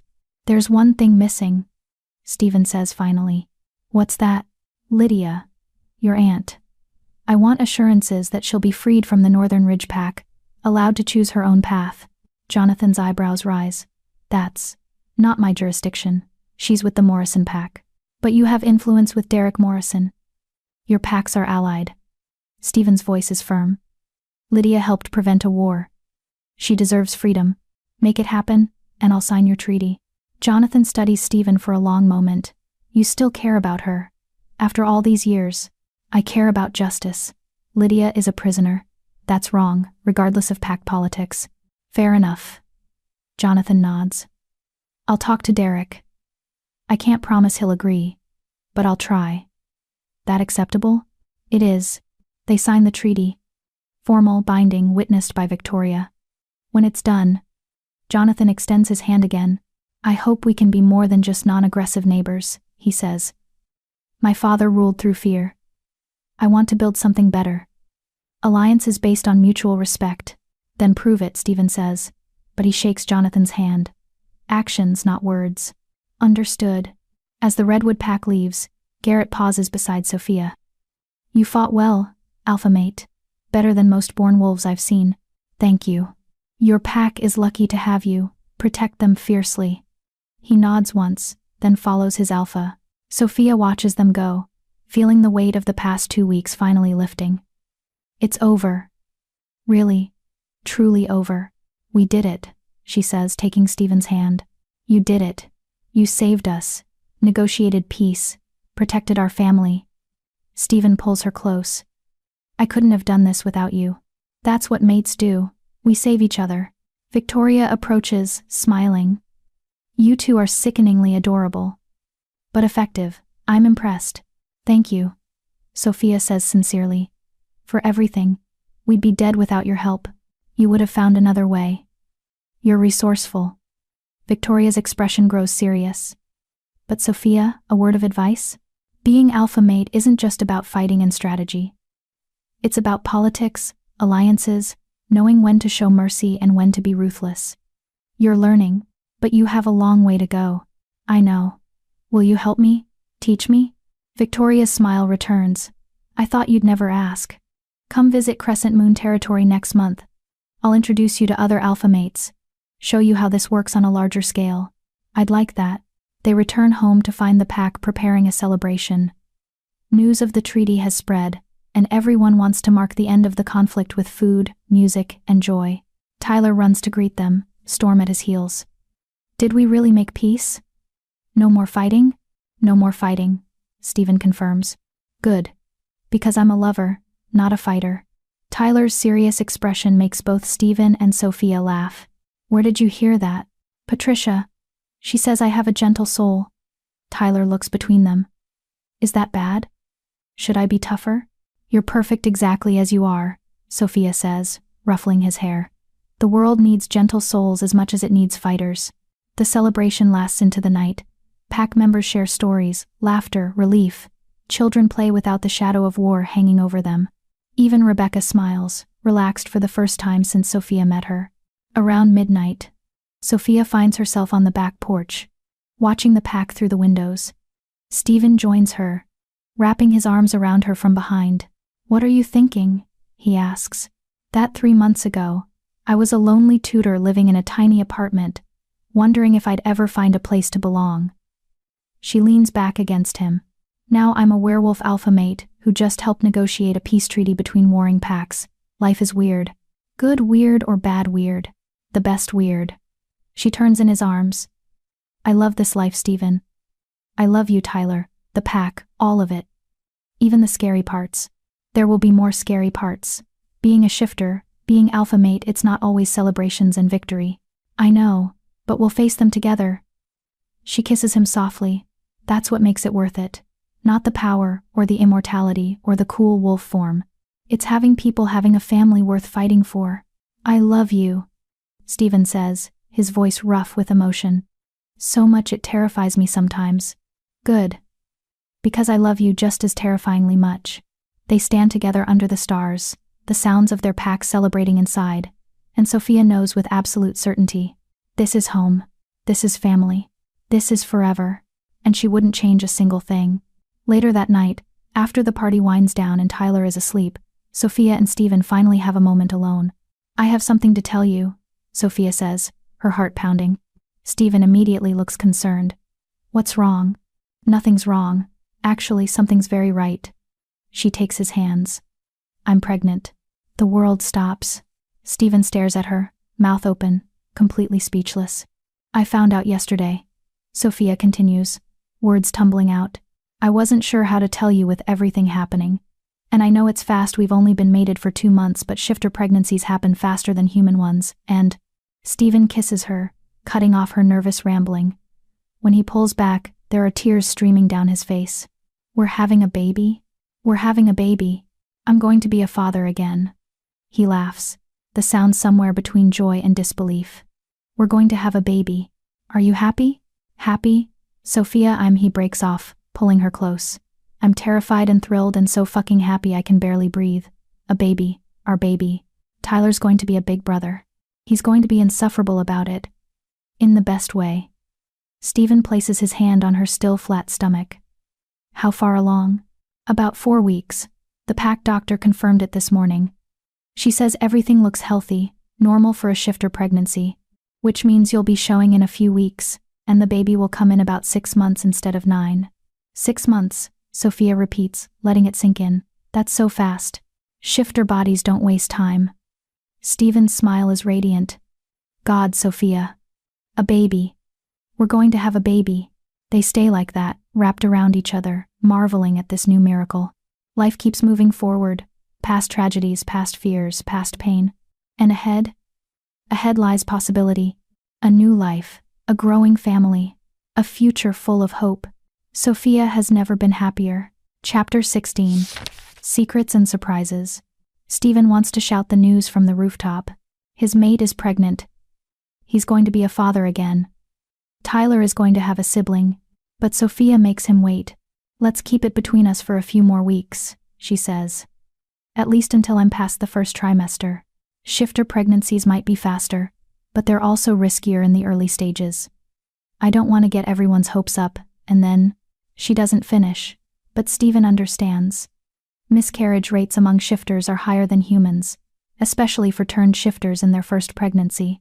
Her body is still adjusting to being wolf. Adding pregnancy to the mix is risky. Okay, he agrees. We wait. But the moment you're ready, I'm telling everyone. Deal. Keeping the secret proves harder than expected. Stephen catches himself staring at Sophia constantly, his hand drifting to her stomach, his wolf purring with satisfaction every time he catches her scent, now subtly different, carrying the undertone of new life. Israel notices within 3 days. Okay. What's going on? The beta asks, cornering Stephen in his office. You've been acting weird. Happy weird. But definitely weird. I don't know what you're talking about. You're smiling at random moments. You keep watching Sophia like she might disappear. And this morning you actually hummed while doing paperwork. Paperwork, Stephen. Nobody hums during paperwork. Israel leans forward. So spill, what's happening? Stephen tries to hold out. He really does. But Israel has known him for 15 years, and the beta is relentless. Sophia's pregnant, Stephen finally admits. But you can't tell anyone. She wants to wait until it's safer to announce. Israel's face splits into a massive grin. Holy shit, congrats man, that's incredible. I know. I still can't quite believe it. How far along? 4 weeks, which means she's got about 5.5 months to go. Shifter timing, fast but efficient. Israel claps Stephen's shoulder. This is good news, really good news. The pack needs this new life, hope, a future that's not just about surviving. I know, but Israel, don't. I won't tell anyone, promise. Israel mimes, zipping his lips. But fair warning, people are going to figure it out soon. Shifter noses, remember? Once her scent changes enough, everyone will know. He's right. By week 6, Patricia pulls Sophia aside during a pack dinner. Honey, I don't mean to pry, but Patricia's eyes are knowing and kind. Are you expecting? Sophia glances at Stephen, who nods permission. Yes, but we're trying to keep it quiet for now. Just until you're sure everything's okay, I understand. Patricia hugs her gently. Congratulations. This pack is going to spoil that baby rotten. Word spreads anyway, despite their attempts at secrecy. Shifters are terrible at keeping secrets when enhanced senses are involved. By week 7, the entire pack knows. And they rally around Sophia with protective fervor. Rebecca starts teaching Sophia defensive techniques specifically designed for pregnant shifters. You're more vulnerable now. Need to know how to protect yourself and the baby if threatened. The younger pack members start building a nursery, arguing cheerfully about color schemes and furniture placement. Thomas, the wolf Sophia saved during the battle, brings her hand-carved toys he's been making in secret. For the baby. Whenever they arrive, Tyler is the last to officially find out, and his reaction is everything Stephen hoped for. I'm going to be a big brother? Tyler's eyes are huge. Really? Like a real big brother? Really, Sophia confirms.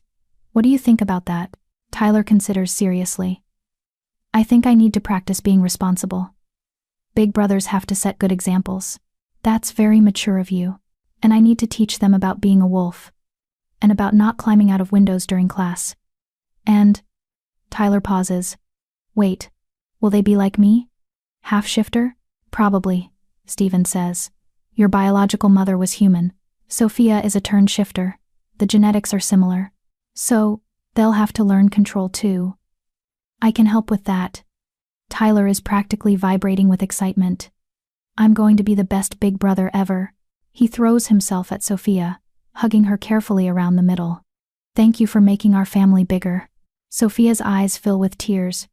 Pregnancy hormones, making her more emotional than usual. Thank you for being the best son I could ask for. Even though I'm not really yours, you are really mine. Biology doesn't determine family, love does. She kisses the top of his head.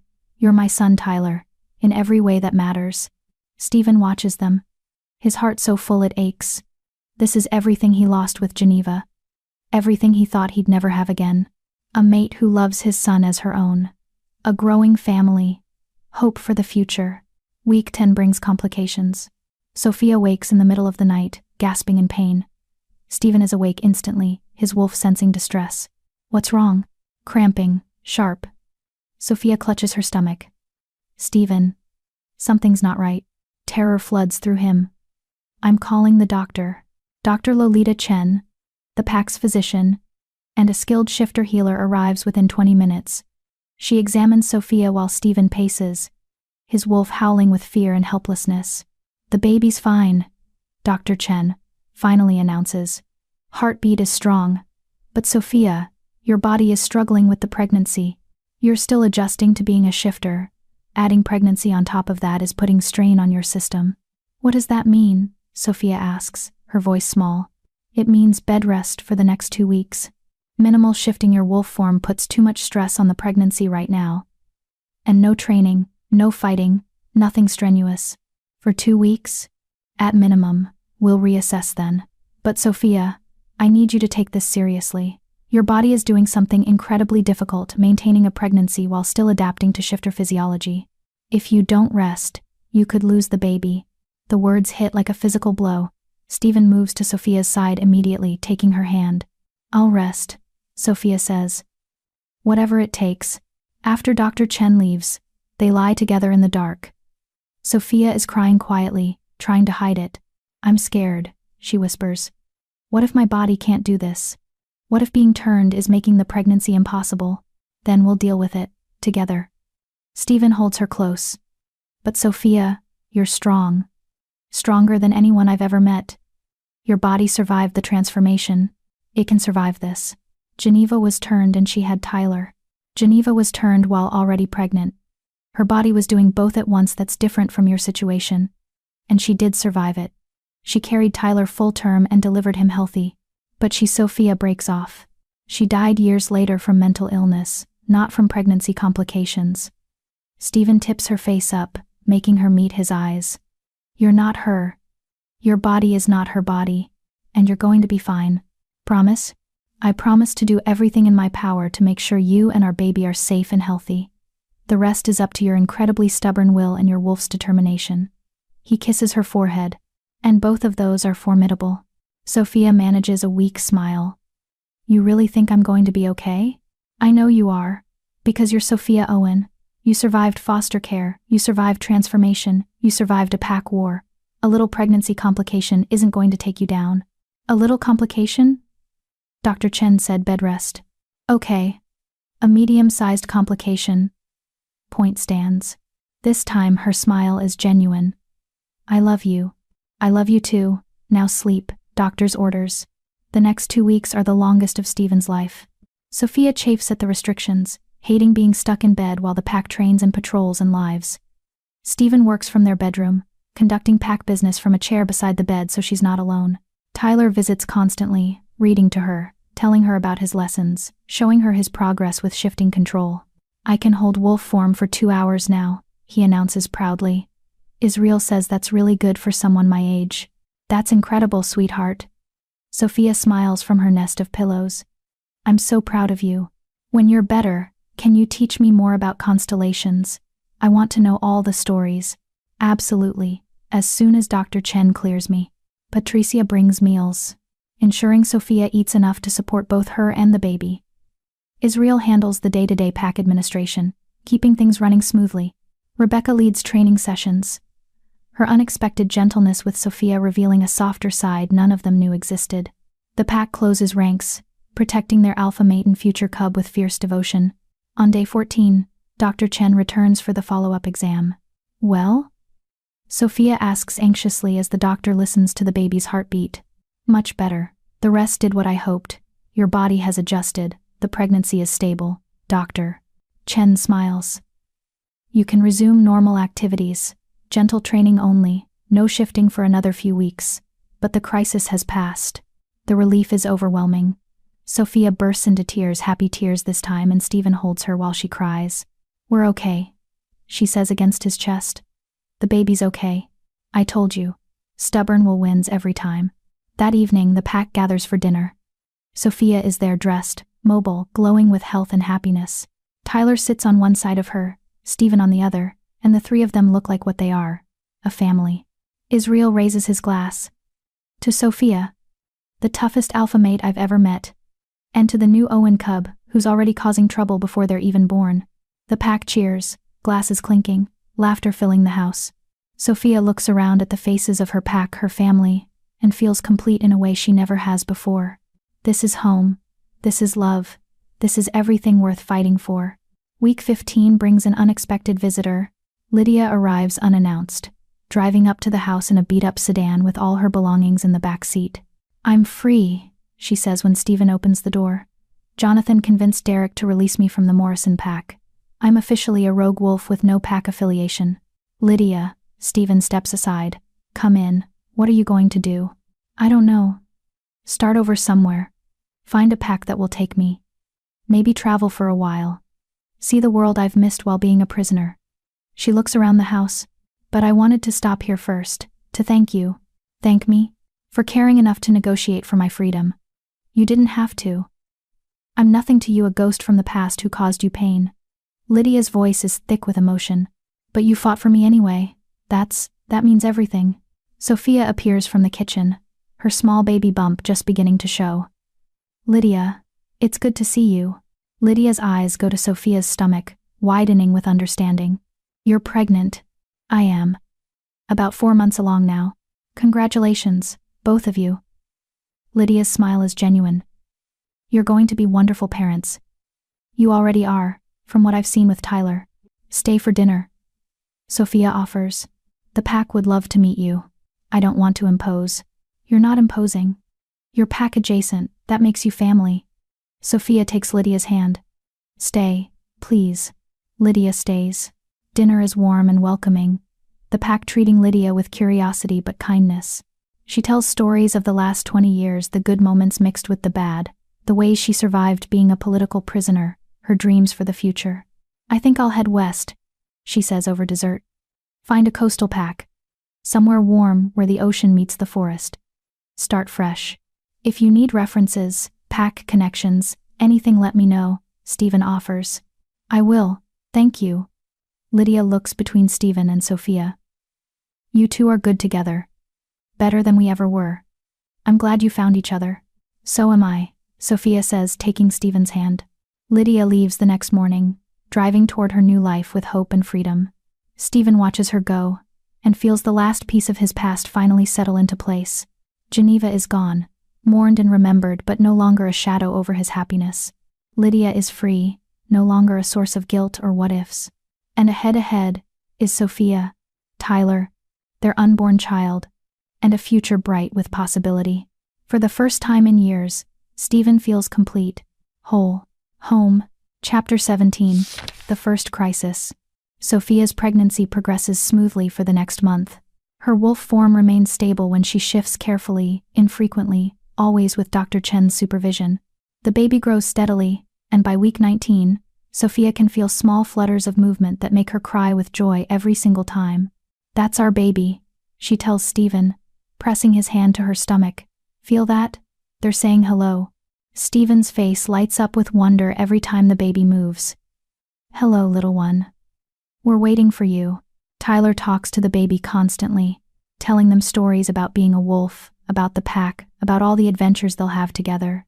"And when you're old enough, I'll teach you how to shift," Tyler says seriously, his small hand on Sophia's belly. "It's scary at first, but I'll be there." Big brothers protect their siblings. Life settles into a comfortable rhythm.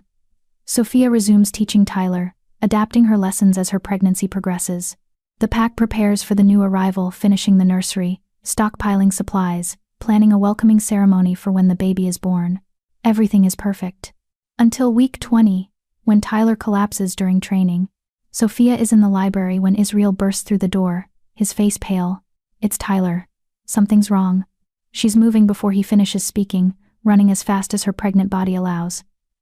Outside, she finds Tyler on the ground, convulsing, his eyes rolled back in his head. "What happened?" Sophia drops to her knees beside him, her healer training from her human days kicking in. She checks his airway. His pulse both clear, but his heartbeat is erratic. He was practicing shifting, Rebecca says, her voice shaken. He shifted to wolf, then back to human. Then he just collapsed. Stephen arrives seconds later, shifting from wolf to human in mid-stride. Tyler, son, can you hear me? Tyler's eyes flutter open, unfocused and confused. Dad? I don't. What happened? You collapsed. Stephen gathers him carefully. We're getting you to Dr. Chen. Now. They rush Tyler to the Pack doctor's office, a converted building on Pack land equipped for shifter medicine. Dr. Chen takes one look at Tyler and immediately starts running tests. His vitals are unstable, she says, frowning at the monitors. Heart rate is all over the place, temperature fluctuating, and his wolf signature. She breaks off, pulling Stephen aside. Sophia can't hear what they're saying, but she sees Stephen's face go white. No, he says. That's not possible, he's too young. What? Sophia demands, joining them. What's not possible? Dr. Chen looks grim. Tyler's wolf is becoming dominant. His human side and wolf side are fighting for control, and it's tearing his body apart. But he's only 8. Half-shifters don't go through dominant shifts until puberty. Usually no. But Tyler is special. His wolf is unusually strong for a half-breed, and the stress of the past few months, the territory war, the near-death experience, the changes in family structure, it's accelerated his development. Dr. Chen pulls up scans on her computer. See this? His wolf essence is trying to become permanent.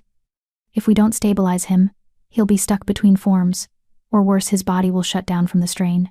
Sophia's hand goes to her stomach protectively. What do we do? There's a procedure. Risky. Painful. But it can force a balance between human and wolf. Doctor. Chen looks at Stephen. It involves silver.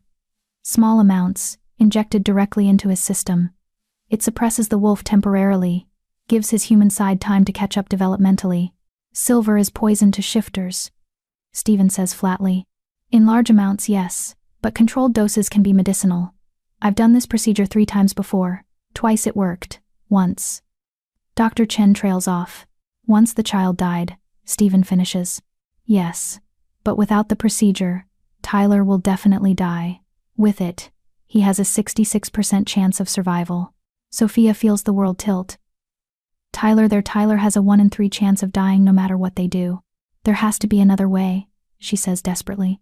If there is, I don't know it, and we don't have time to search for alternatives. Tyler's body is failing. We need to decide, now. Stephen looks at Tyler, unconscious on the exam table, his small body fighting itself. Then he looks at Sophia, his eyes full of anguish and terror. It's your call, Sophia says softly. He's your son. I'll support whatever you decide. He's our son, Stephen corrects. We decide together. They step away from Dr. Chen, holding each other, both shaking. I can't lose him, Stephen whispers. Not Tyler. Not after everything. Then we take the risk. We give him the best chance we can. Sophia cups his face. Dr. Chen has done this before. She knows what she's doing. But if something goes wrong, then we'll deal with it. But Stephen, doing nothing guarantees we lose him. At least this gives him a fighting chance. Stephen closes his eyes, warring with himself. Finally he nods. Do it. Do the procedure. They prepare Tyler in an operating room equipped with silver-resistant materials. Dr. Chen explains the process. I'll inject controlled amounts of silver solution into his bloodstream. It'll be agonizing. Silver burns us from the inside. But the pain will force his wolf to retreat, to protect itself. Once the wolf is suppressed, Tyler's human side can strengthen and establish better balance. How long? Sophia asks. The injections take about an hour. Then we wait. If his body accepts the treatment, he'll stabilize within 12 hours. If not, Dr. Chen doesn't finish. They bring Tyler to consciousness long enough to explain what's happening. The boy is groggy, confused, but coherent enough to understand. It's going to hurt, he asks. Yes, Stephen says, refusing to lie. A lot. But we'll be right here with you. Will I die? The question steals Sophia's breath. She looks at Stephen, sees him struggling with the same impulse to comfort versus the need for honesty. We don't know, Stephen says finally. The doctor thinks you'll be okay, but there's a chance things could go wrong. Tyler processes this with a seriousness beyond his years. If I die, Will you be okay? Both of you? No, Sophia says, her voice breaking. We won't be okay. We'd be devastated. So you have to fight, Tyler.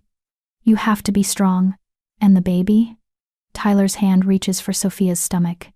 If I'm not here, will you tell them about me? About their big brother?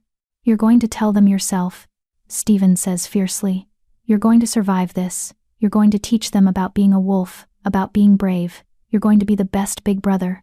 Tyler nods, trying to be brave even though Sophia can smell his fear. Okay, I'm ready. The procedure begins. Dr. Chen administers the first injection, and Tyler's scream tears through the room. It's visceral, agonizing, the sound of a child being burned from the inside out. Stephen holds Tyler's hand, his own face contorted with shared pain. Sophia holds the other hand, whispering encouragement, comfort, anything to help. The silver does its work. Tyler's wolf retreats, fighting against the poison in his system. His body convulses with each injection, his screams becoming hoarse, then silent as his voice gives out. By the time Dr. Chen administers the final dose, Tyler is barely conscious, his small body racked with tremors. Now we wait, Dr. Chen says, monitoring his vitals. The next 12 hours will tell us if it worked. They move Tyler to a recovery room. Sophia refuses to leave his side, despite her pregnancy, despite her exhaustion. Stephen stays too, the two of them keeping vigil over their son. The pack knows something is wrong. Israel comes by every hour for updates. Patricia brings food nobody eats. Rebecca stands guard outside the door, preventing anyone from disturbing them. Tyler drifts in and out of consciousness, mumbling incoherently when he's aware enough to speak. His fever spikes, then drops, then spikes again. His heartbeat stutters, stabilizes, stutters again. Hour 6 brings a crisis. Tyler starts seizing, his body rejecting the silver treatment. Dr. Chen rushes in with antidotes, stabilizers, everything she has. Come on, Tyler, Sophia begs, holding his convulsing body. Fight, please fight. You're strong, Stephen says, his voice breaking. You're a Owen. We don't give up. The seizure finally stops. Tyler goes limp.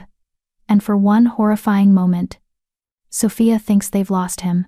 Then his chest rises, falls, raises again. He's breathing. Vitals are stabilizing, Dr. Chen says, relief evident in her voice. He's through the worst of it. Hour 12 arrives, and Tyler opens his eyes. Dad. His voice is barely a whisper. Sophia? We're here, baby. Sophia smooths his hair back, tears streaming down her face. We're right here. Did it work? Is my wolf okay? Dr. Chen runs quick tests, checking readings, assessing his wolf signature. When she looks up, she's smiling. It worked. Your wolf and human sides are balanced. You're going to be okay. The relief is so intense, Sophia nearly collapses. Stephen catches her, and they hold each other over Tyler's bed, all three of them crying. You did it, Stephen tells his son. You survived. I'm tough, Tyler says weakly.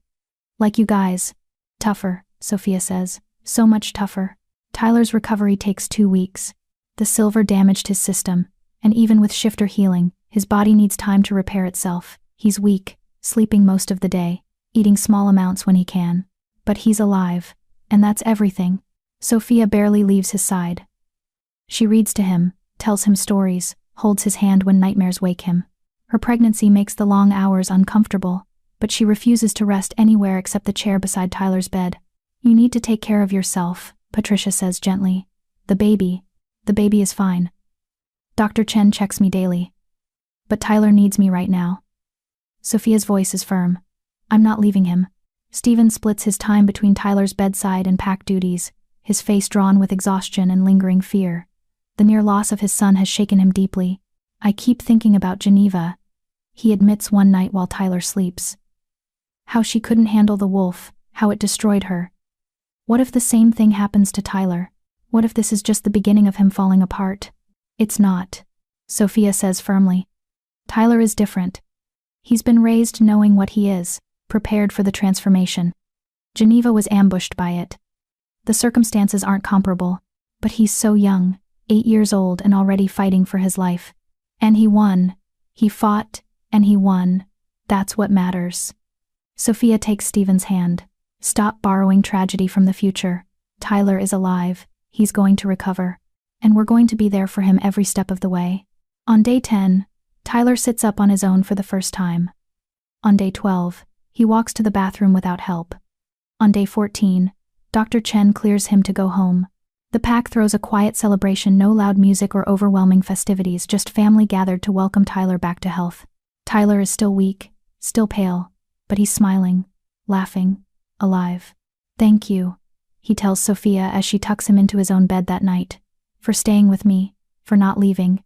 I will never leave you," Sophia promises. "You're my son." And mothers don't abandon their children. Tyler's eyes fill with tears. "Even though I'm not really yours, you are really mine. In every way that matters." Sophia kisses his forehead. "Blood doesn't make family. Love does. And I love you, Tyler Owen. So much. I love you too." He pauses. "Can I call you Mom? For real?" Sophia's heart swells. "I would be honored." "Okay. Good night, Mom." "Good night, sweetheart." Later, in their own bed, Stephen pulls Sophia close. "He called you Mom." "He did. How do you feel?" "Complete." Sophia rests her head on his chest. Like all the pieces finally fit together. They do. We're a family. Really, truly, completely.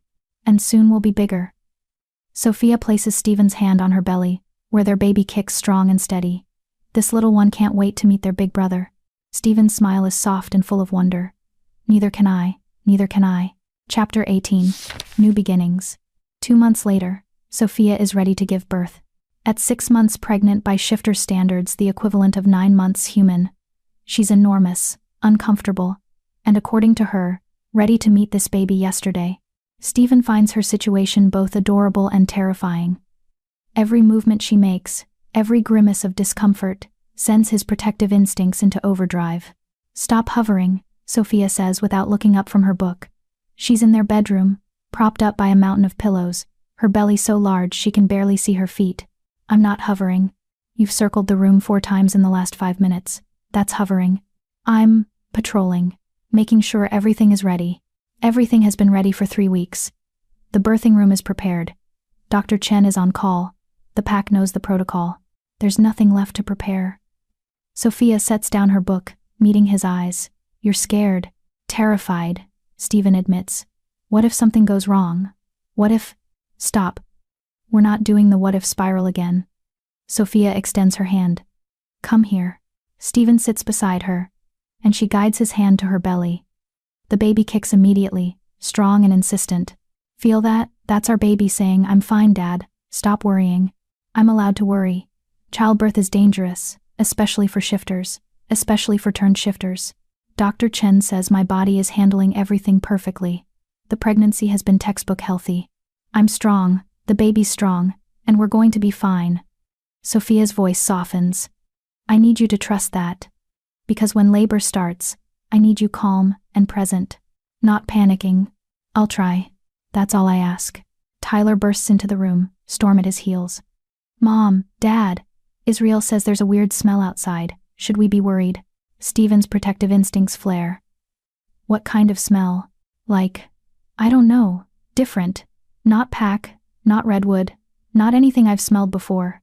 Stephen is on his feet immediately. "Stay with your mother, lock the door behind me." "Stephen," Sophia starts. "Probably nothing, but I need to check." He kisses her forehead. "I'll be back in 10 minutes. Outside, Israel is in human form, nostrils flared, sniffing the wind. "What do you smell?" Stephen asks. "Shifter. Definitely shifter. But not wolf." Israel frowns. "Cat? Maybe? Big cat. And something else. Magic?" Rebecca emerges from the trees, her expression wary. "There's someone on the border. They're not crossing. Just waiting." "Waiting for what?" "You, apparently. They asked for the Alpha by name." Stephen exchanges a glance with Israel. "Armed?" "I don't think so. But they're powerful. I can feel it from here." They approach the border carefully, finding a figure standing just outside pack land. As they get closer, Stephen makes out details.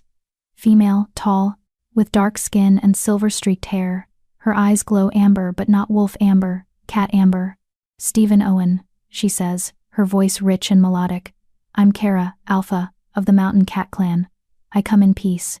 Mountain cats are rare shifters who turn into cougars instead of wolves. They're solitary by nature, rarely forming packs, even more rarely interacting with wolf shifters. What brings a cat to wolf territory? Stephen asks, keeping his voice neutral. A warning, and an offer. Kara's expression is serious. There's a hunter organization operating in this region. They call themselves the Silver Order. They hunt shifters, wolves, cats, bears, any of us. And they're very good at what they do. Stephen's blood runs cold. Hunters. Here? They've been tracking activity around Owen territory for 3 weeks. They know about your pack. They know about the recent territorial dispute with the Redwood pack.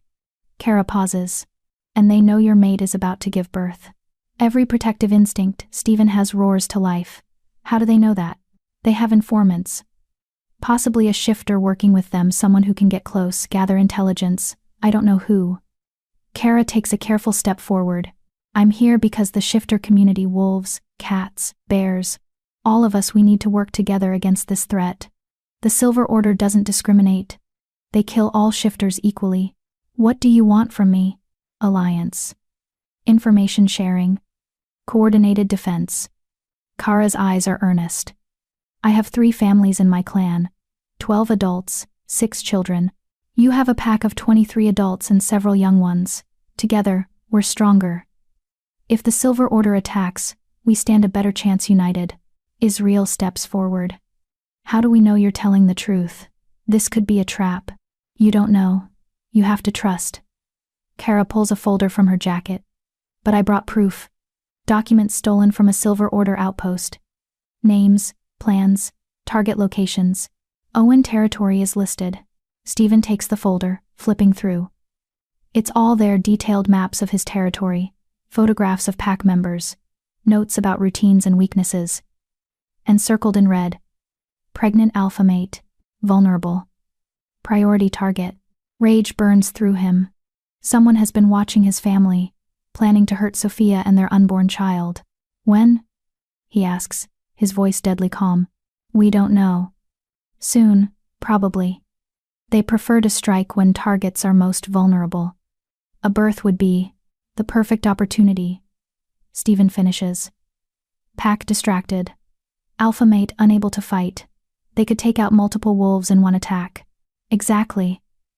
Kara's voice is grim. I'm offering to station my clan around your territory. Extra eyes, extra protection. We'll handle perimeter security while you focus on your family. Why would you do that? Cats and wolves don't typically cooperate. Because if they destroy your pack, mine is next. And then the bears, and then every other shifter group in the region. We stop them here, together, or we fall separately. Kara extends her hand. What do you say? Alpha Owen. Can cats and wolves work together? Stephen looks at Israel, who nods slowly. She's telling the truth. I can smell it. And if hunters are really coming, we need all the help we can get. Stephen shakes Kara's hand. Welcome to Owen territory. Let's coordinate defenses. Back at the house, Stephen finds Sophia pacing despite her size and discomfort. Hunters? She demands before he can speak. Tyler heard through the pack link. Hunters are targeting us. How much did he hear? Enough to know we're in danger. Sophia's hand rests protectively on her belly. How bad is it? Stephen shows her the documents, watches her face go pale as she reads, especially when she reaches the section about herself. They're planning to kill me and the baby. They're planning to try. They won't succeed. Stephen's voice is hard. I've called an emergency pack meeting. We're going full lockdown. No one leaves territory without armed escort. Kara's clan will provide additional perimeter security. And you're staying inside until after the baby is born. Stephen, no arguments. You're the most vulnerable target. I won't risk you or our child. Sophia's jaw sets stubbornly. I'm not helpless. I can still shift, still fight. You're 8 months pregnant by human standards. Fighting could trigger early labor, endanger the baby. Please, Sophia, just this once, let me protect you. She searches his face, seeing the fear he's trying to hide. Finally, she nods. Okay, I'll stay inside. But Stephen, you need to be careful too. You're just as much a target. I'm always careful. No, you're always brave. There's a difference. She pulls him close. Promise me you won't take unnecessary risks. This baby needs their father. I promise. Both of you need me. I'm not going anywhere. The pack meeting is tense. 23 wolves packed into the main house, all reading through the hunter documents, all understanding the threat. We increase patrols, Stephen announces. 4 wolves on rotation at all times. Kara's cats will handle outer perimeter. Anyone sees anything suspicious, you report immediately. What about the children? Patricia asks. Should we evacuate them? To where? If the hunters know this much about us, they probably know about our safe houses too. Stephen's expression is grim. We keep everyone close. Safety in numbers. What about a fence? Rebecca asks. We know they're coming. Why wait for them to attack? Why not strike first? Because we don't know where their base is. The documents show plans and targets, but no location. Israel points to the map. If we go hunting for them, we leave our territory vulnerable. So we just wait, sit here like prey? We prepare, Stephen says firmly. We fortify. We protect our own. And when they come, if they come, we're ready. Thomas, one of the younger wolves, raises his hand hesitantly. Alpha, if I may? I used to be military. Before I was turned. I have experience with tactical defense. I could help set up better fortifications. Do it. Whatever you need. You have my authorization. The planning continues into the night. By the time the meeting ends, they have a comprehensive defense strategy. Overlapping patrol routes. Safe rooms for the children. Weapons, caches hidden throughout the territory. Escape routes mapped and practiced. It's as ready as they can be. But Stephen knows from experience that no plan survives first contact with the enemy. 3 days later, Sophia goes into labor. It starts at dawn, a gasp, a hand pressed to her belly, her eyes wide with shock and pain. It's time, she says. The baby's coming. Stephen's carefully maintained calm evaporates. Now, the hunters don't care about our timeline. Yes, now. Another contraction hits, and Sophia doubles over. Get Dr. Chen. And Tyler. He wanted to be there for the birth. Sophia, with the hunter threat, having you vulnerable, is no different than it would be any other day. I'm giving birth whether it's convenient or not. She grips his hand hard enough to bruise.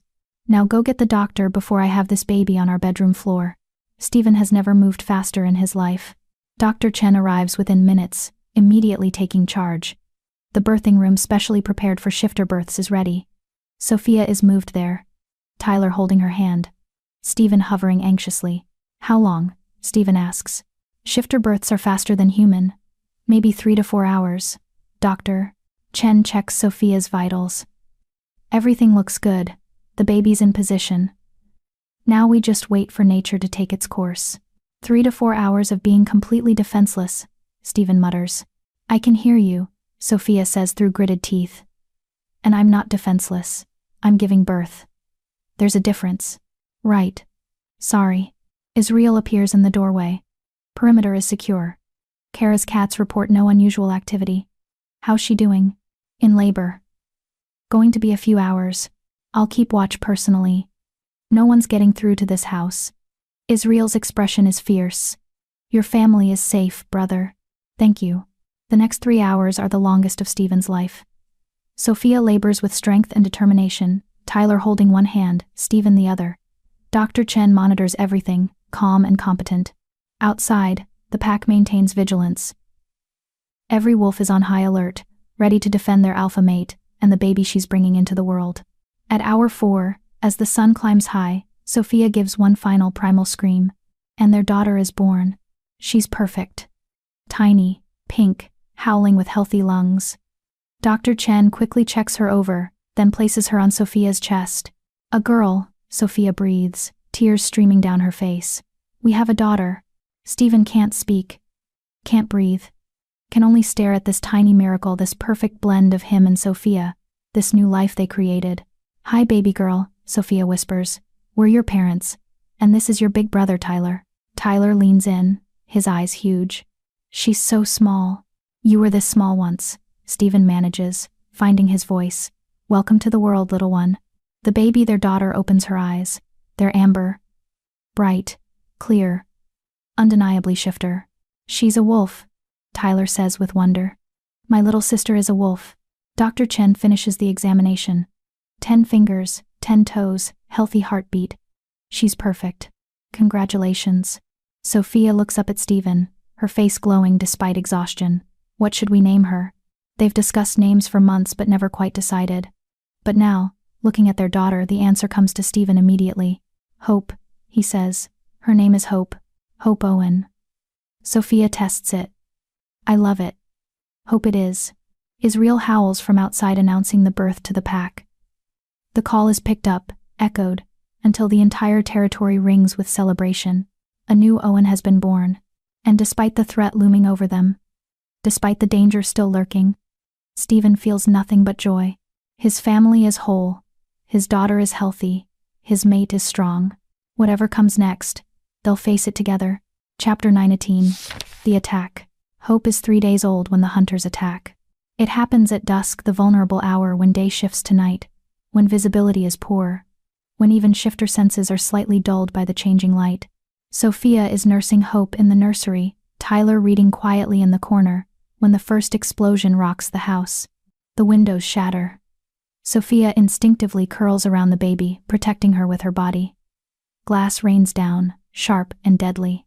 Tyler, Sophia shouts. Are you hurt? I'm okay. Tyler is already moving, shifting to wolf form, with the speed that comes from months of practice. His small wolf body positions itself between Sophia and the window, growling. Another explosion. This one closer. The house shakes, and Sophia hears screaming from outside, pack members under attack. The door crashes open. Stephen, in wolf form, bounds in. He shifts to human immediately. Hunters. At least 20 of them. Silver weapons. Explosives. Coordinated attack. His voice is controlled, but Sophia can smell his fear. We need to get you and Hope to the safe room. Now. What about the pack? Israel is coordinating defense. Rebecca is leading the evacuation of the children. Patricia is. Another explosion cuts him off. There's no time. Come on. Stephen scoops up Hope, still wrapped in her blanket. Sophia grabs Tyler's ruff, keeping the wolf close, and they run. The house is chaos. Smoke fills the hallways. Emergency lights flash. Somewhere, a fire alarm is screaming. They make it to the hidden safe room in the basement. Reinforced walls, independent air supply, stocked with supplies. 3 other pack members are already there with their children, Patricia marshalling everyone with calm efficiency. Alpha, Patricia says with relief. Thank God. Is everyone? Everyone we could reach is either here or fighting. Stephen hands Hope to Sophia. Lock the door behind me. Don't open it for anyone except me or Israel. If something goes wrong, if we don't come back, there's an escape tunnel. It leads 3 miles outside pack territory. Get everyone out. Stephen, no. Sophia grabs his arm. You can't go back out there, you're the alpha.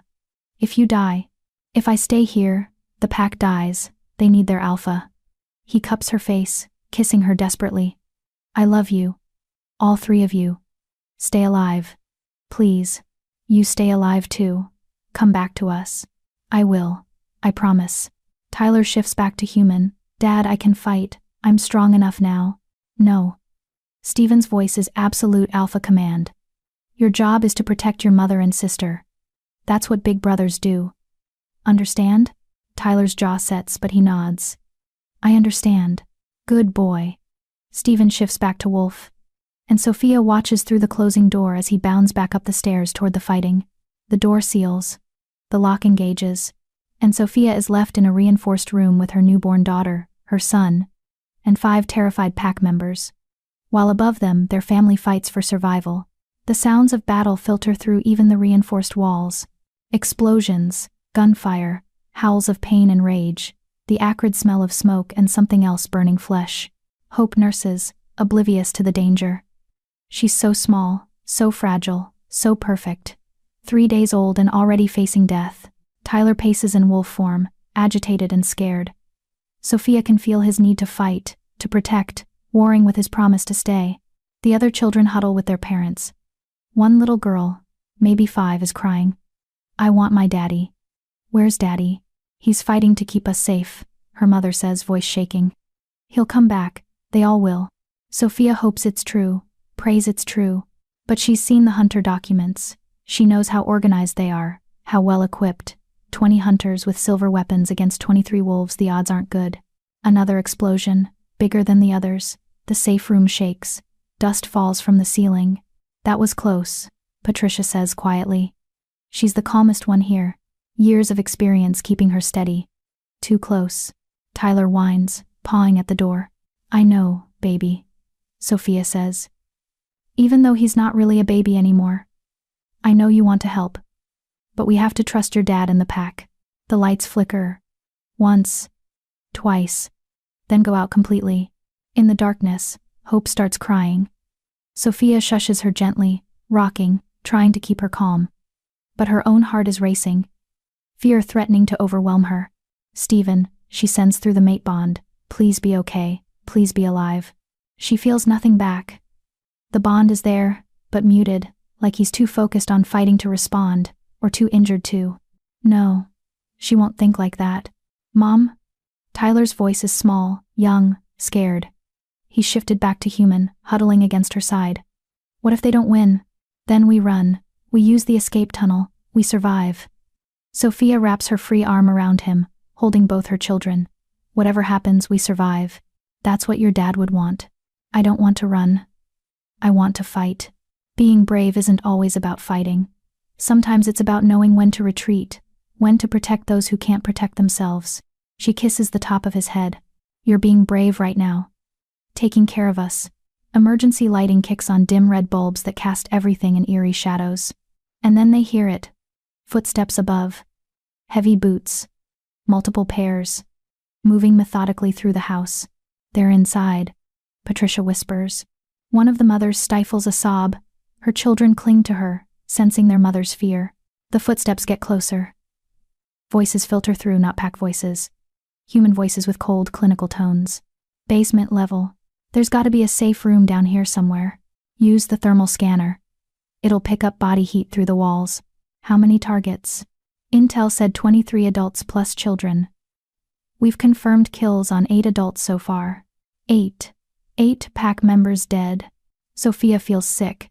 These are people she knows. Friends, family, gone. Here. A voice right outside the safe room door. Heat signatures. Multiple targets. At least 6 adults. Several children. Perfect. Plant the charges. We blow the door. Throw in the gas grenades.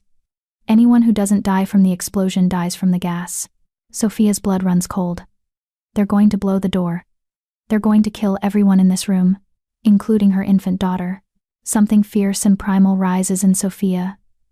Not fear anymore. Rage. These hunters threatened her family, killed her pack, and now plan to murder children. No. Sophia hands Hope to Patricia. Keep her safe.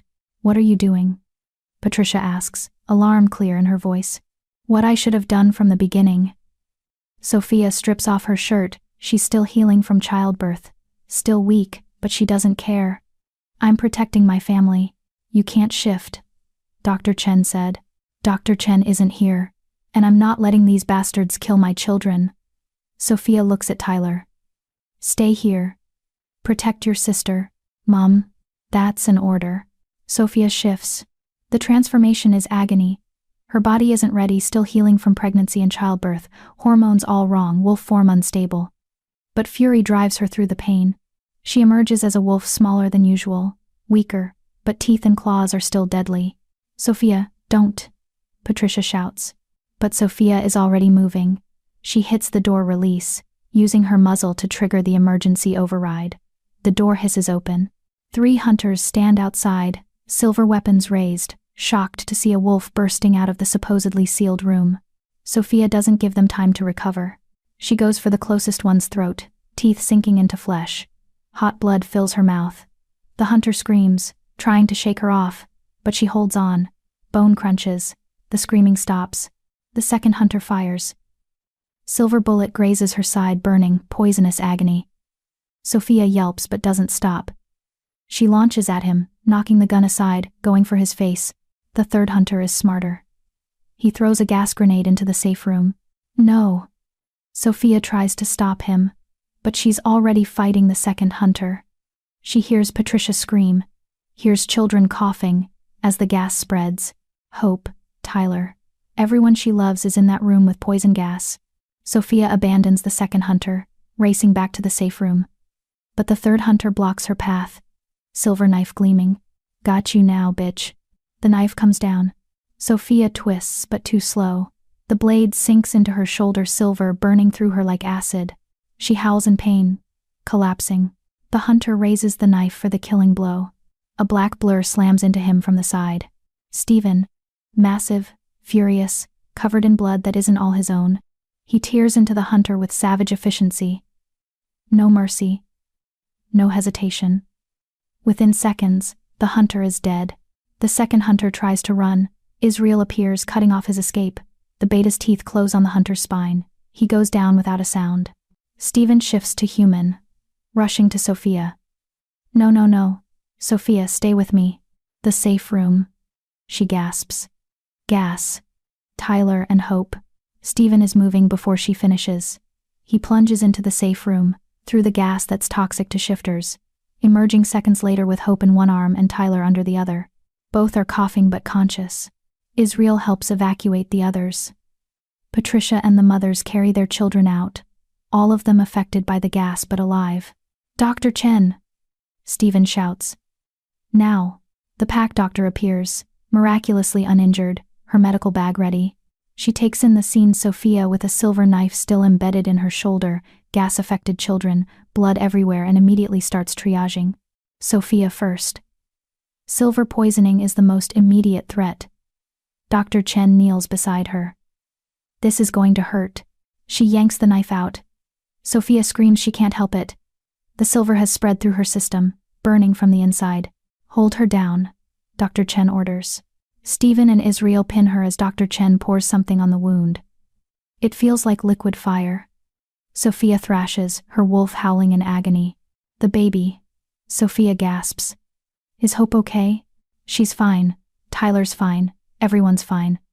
Stephen's voice breaks. You saved them. You stubborn, reckless, incredible woman.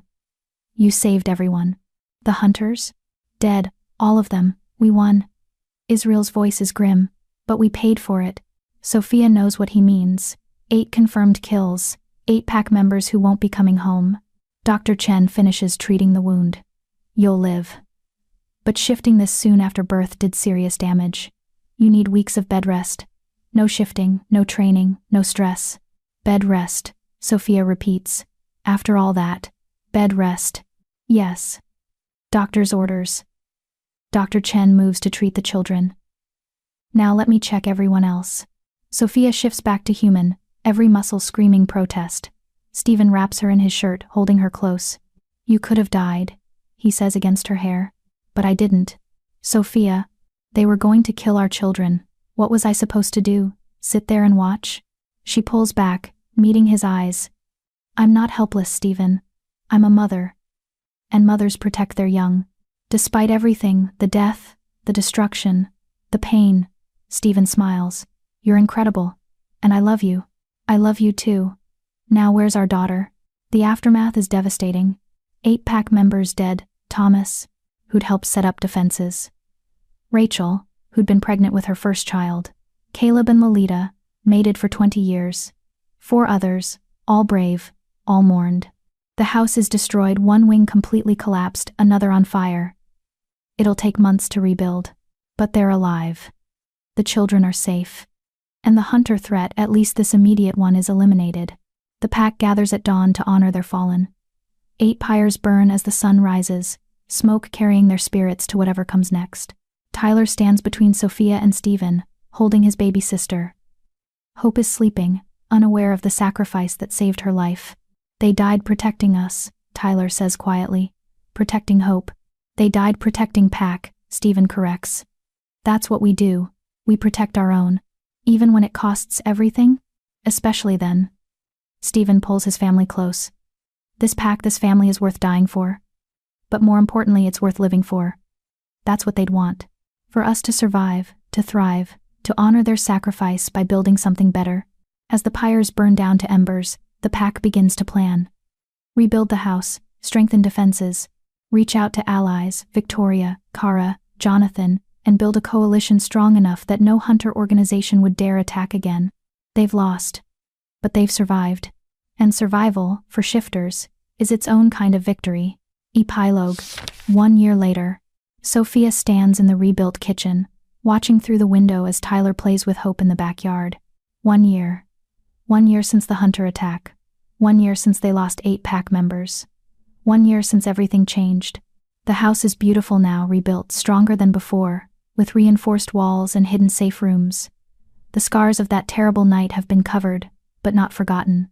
A memorial garden stands where the pyres burned, 8 trees planted in honor of the fallen. Hope toddles after her brother, her chubby legs unsteady but determined. She's just learned to walk early, even for a shifter child. At 13 months old, she's bright, energetic, and absolutely fearless. "Tai-Tai," she shouts, her baby voice making his name into 2 syllables. Wait. Tyler, now 9, and growing so fast Sophia can barely keep him in clothes, turns and scoops her up, spinning her around.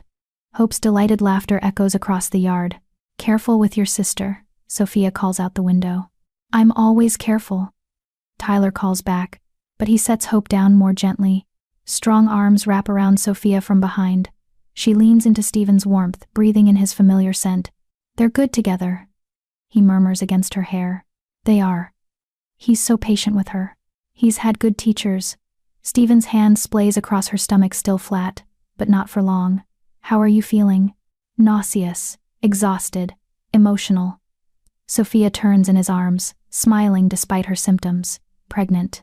They'd found out 2 weeks ago, another baby on the way. Sophia is barely 8 weeks along, but already her body is responding to the pregnancy. This time, though, she knows what to expect. This time, she's prepared. "When should we tell Tyler?" Stephen asks. "Soon. I want to make sure everything is stable first. Last time. This time is different. You're stronger now, experienced, and Dr. Chen says everything looks perfect." He kisses her forehead. "But we'll wait until you're ready." The back door bursts open and Tyler runs in, Hope toddling behind him. Storm follows, his massive wolf dog body barely fitting through the doorway. "Mom! Dad! Guess what?" Tyler is breathless with excitement. Hope shifted. Just for a second, but she did it. She was a puppy. Sophia's eyes widen. She shifted? Already? Just her hands turned to pause, but still. That's shifting. Tyler is practically bouncing. Dr. Chen said, "Most kids don't show signs until at least 2 years old. Our daughter is an overachiever," Stephen says dryly, but his eyes are warm with pride. Hope babbles something incomprehensible and holds up her hands. They're human now. But Sophia can see the faint glow of amber in her daughter's eyes, the wolf just beneath the surface. "That's amazing, baby girl," Sophia says, picking Hope up. "But let's not shift again until you're bigger, okay? You need to learn control first." "Control," Hope repeats seriously, then giggles and buries her face in Sophia's neck. A knock at the door interrupts the family moment. Israel pokes his head in, grinning. "Sorry to interrupt, but we have visitors. Victoria and her pack just arrived." "Already?" Stephen checks his watch. "The summit isn't until tomorrow. She said she wanted to get here early, see the new house, spend time with the pack." Israel's grin widens. "And she brought someone with her. Someone you'll want to see." They walk outside to find Victoria's pack unloading from several vehicles. The Crescent Moon Alpha looks exactly the same, steel gray hair, ice blue eyes, commanding presence. But it's the woman standing beside her that makes Sophia gasp. Lydia? Lydia Redwood, or whatever her last name is now, looks transformed. Gone is the tired, trapped woman they met a year ago. This Lydia is radiant, her hair loose and wild, her eyes bright with happiness. She wears casual clothes and a smile that reaches her eyes. "Surprise!" Lydia opens her arms. "I joined Victoria's pack 6 months ago. I'm officially Crescent Moon now." Sophia hugs her, genuinely delighted. "You look amazing." "Happy. I am happy. For the first time in 20 years, I'm actually happy." Lydia pulls back, her eyes taking in Sophia's family. "And you look at you. A daughter, a son, another baby on the way, if I'm reading the signs right." "How did you?" Sophia starts. Shifter knows. "You can't hide pregnancy from us." Lydia winks. "Congratulations." More vehicles arrive, Alpha Caleb and Alpha Lolita with their packs. Then Kara with her mountain cat clan. Then, unexpectedly, Jonathan Redwood with several of his wolves. "What is this?" Stephen asks, looking around at the gathering shifters.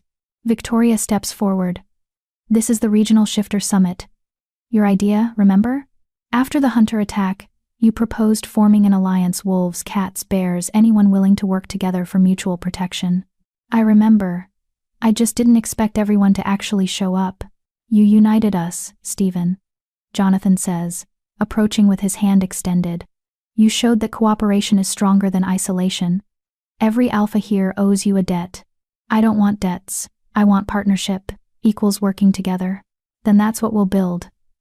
Victoria gestures to the gathered shifters, over 100 wolves, cats, and other shifters, all standing together on Owen land. Welcome to the first meeting of the Regional Shifter Alliance. Let's make sure what happened here never happens to any of us again. The summit lasts 3 days. Alphas gather to discuss strategy, share intelligence about hunter organizations, establish communication networks. They draw up treaties, set boundaries, create a framework for mutual defense. It's political, bureaucratic, and occasionally contentious, but it's also hopeful. Sophia watches from the sidelines, hope on her hip, as shifters who've been enemies for generations shake hands and make peace. As old grudges are set aside in favor of survival and cooperation. This is your legacy, Patricia says, joining her. You and Stephen did this. We just survived. Everyone else is doing the real work. You survived and then built something better from the ashes. That's leadership. Patricia smiles. The pack is thriving, Sophia. More than thriving. We're growing. 3 new members have asked to join in the last month. Really? Word spreads. About the alpha who married a human-turned-shifter. About the pack that defeated hunters and then forged alliances instead of seeking revenge. About the family that chooses love over tradition. Patricia's eyes are warm. You've changed what it means to be Owen Pack. Sophia looks around at pack members mingling with other shifters, at children playing without fear of attack, at Stephen standing with other alphas as equals rather than rivals. This is what she chose, what she fought for, what she nearly died for, and it's better than anything she could have imagined. That night, after the summit activities wind down, Sophia finds herself in the memorial garden. 8 trees stand in a circle: oak for strength, willow for flexibility, pine for endurance. Small plaques mark each one with a name and a brief inscription: Thomas, defender and friend; Rachel, mother and warrior; Caleb and Lolita, mated in life, united in death. Sophia runs her fingers over the plaques, remembering. These people died so her daughter could live, so the pack could survive. I wish you could see what we've built, she says softly. The alliance, the peace. You'd be proud. They are proud. Sophia turns to find Tyler standing behind her, his young face solemn. How do you know? She asks. Sometimes I dream about them. They tell me they're watching, that they're happy we survived. Tyler moves to stand beside her. Do you think that's real? Or just my brain trying to make me feel better? Does it matter? If believing they're watching gives you comfort, then believe it. Tyler nods slowly. Mom? Can I ask you something? Always. Do you ever regret it? Becoming a shifter, joining the pack, all the scary stuff that's happened. Sophia considers the question seriously. The transformation pain, the territory war, the silver poisoning, the hunter attack, nearly dying, watching pack members die. No, she says finally. Not even for a second. Really? Really. Because all of that, all the pain and fear and loss led me here. To you, to Hope, to your father, to this family and this life. She puts her arm around Tyler's shoulders. Some things are worth suffering for. And you 3? You're worth everything. Tyler leans against her, and they stand together in the memorial garden, honoring the past while looking toward the future. Later, in their bedroom, Stephen finds Sophia standing at the window, watching the moon rise. What are you thinking? He asks, wrapping his arms around her from behind. That 3 years ago, I was a lonely tutor in a tiny apartment, wondering if I'd ever find a place to belong. She leans back against him. And now I'm a werewolf alpha mate with 2 children, soon to be 3, and a pack of over 30 wolves who would die for me. They'd die for you because you'd die for them. That's what makes you a true alpha mate. I never wanted to be an alpha mate. I just wanted to tutor a kid and maybe fall in love with his dad. How's that working out for you? Stephen's voice is amused. Pretty well, actually. Sophia turns in his arms. Better than I ever dreamed. Good. Because I have plans for us. Long-term plans. He places his hand on her still flat stomach. Many more children. Many more years. Many more adventures. How many years are we talking? 300? 400? Shifters live a long time. And I plan to spend every year of it with you. That's a lot of years. Is that a problem? Not even a little bit. Sophia kisses him softly. I love you, Stephen Owen. For the next 400 years and beyond. I love you too, Sophia Owen. My mate, my love, my life. They stand together in the moonlight, holding each other, both thinking about how far they've come. From that first day, a desperate single father looking for help, a lonely tutor looking for purpose, to this moment, standing in their rebuilt home with their family safe and their future bright. It wasn't easy. It wasn't simple. But it was worth it. Every painful transformation. Every battle fought. Every sacrifice made. All of it worth it for this. Love, family, belonging. The things that make life human. Or shifter meaningful. 5 years later, Sophia stands in the same rebuilt kitchen. But everything is different. Hope is 6 now, confident and clever, already showing alpha tendencies that make Stephen both proud and terrified. She bosses around her younger siblings, 4-year-old twins, Elliot and Geneva, named for the uncle Tyler never met, and the mother he barely remembers, with the authority of someone born to lead. Tyler is 14, tall and strong, his wolf fully integrated and controlled. He's become Israel's apprentice, training to be Beta someday. He's patient with his younger siblings, protective of his mother, and steadily becoming the man he'll one day be. The pack has grown to 52 members. The regional shifter alliance is strong, with 12 packs and 3 clans working together. Hunter attacks have decreased dramatically. Turns out organized shifters are much harder to kill than isolated ones. And Sophia is content. She's not just the tutor anymore. She's alpha mate, mother of 4, mediator between packs, and according to Victoria, one of the most respected shifter leaders in the region. Mom, Hope runs in, her dark hair flying behind her. Elliot shifted his ears. Just his ears. It's so funny.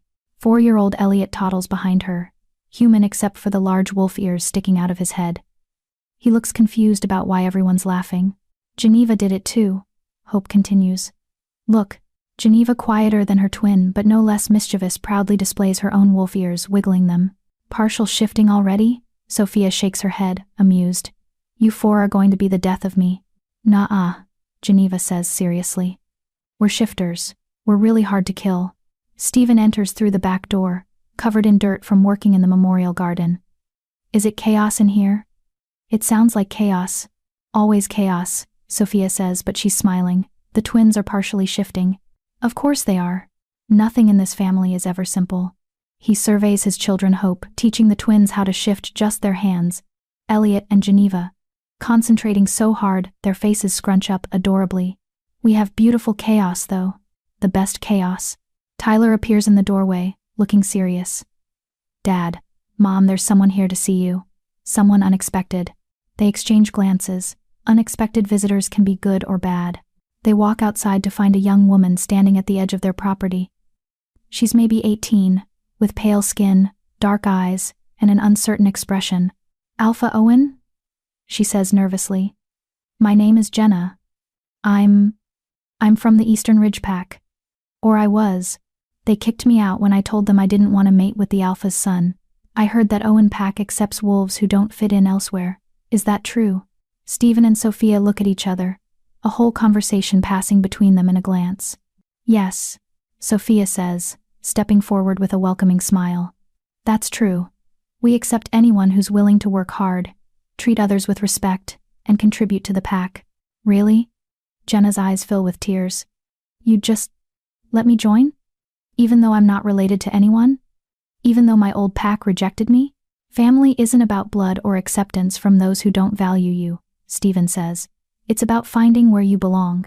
And if you're willing, Sophia adds, you belong here. Jenna starts crying in earnest now. Thank you so much. Hope tugs on Sophia's shirt. Mama? Is she going to be pack now? If she wants to be, yes. Good. Then she can meet Elliot and Geneva. They need more big sisters. Hope marches over to Jenna with all the confidence of a child who's never known rejection. Hi. I'm Hope. Welcome to Owen Pack. You're going to love it here. Sophia watches Hope take Jenna's hand and lead her toward the house, chattering about pack rules and training schedules and the best places to run in wolf form. Another lost soul finds home, Stephen murmurs. Just like I did, Sophia says, just like all of us did. She looks around at her family, her pack, her life so different from what she imagined that day she drove up to interview for a tutoring position. She'd been looking for a job. She'd found a destiny. By day, she'd been hired as a tutor. By night and every hour since, she'd become so much more. Alpha mate. Mother. Leader. Protector. Wolf.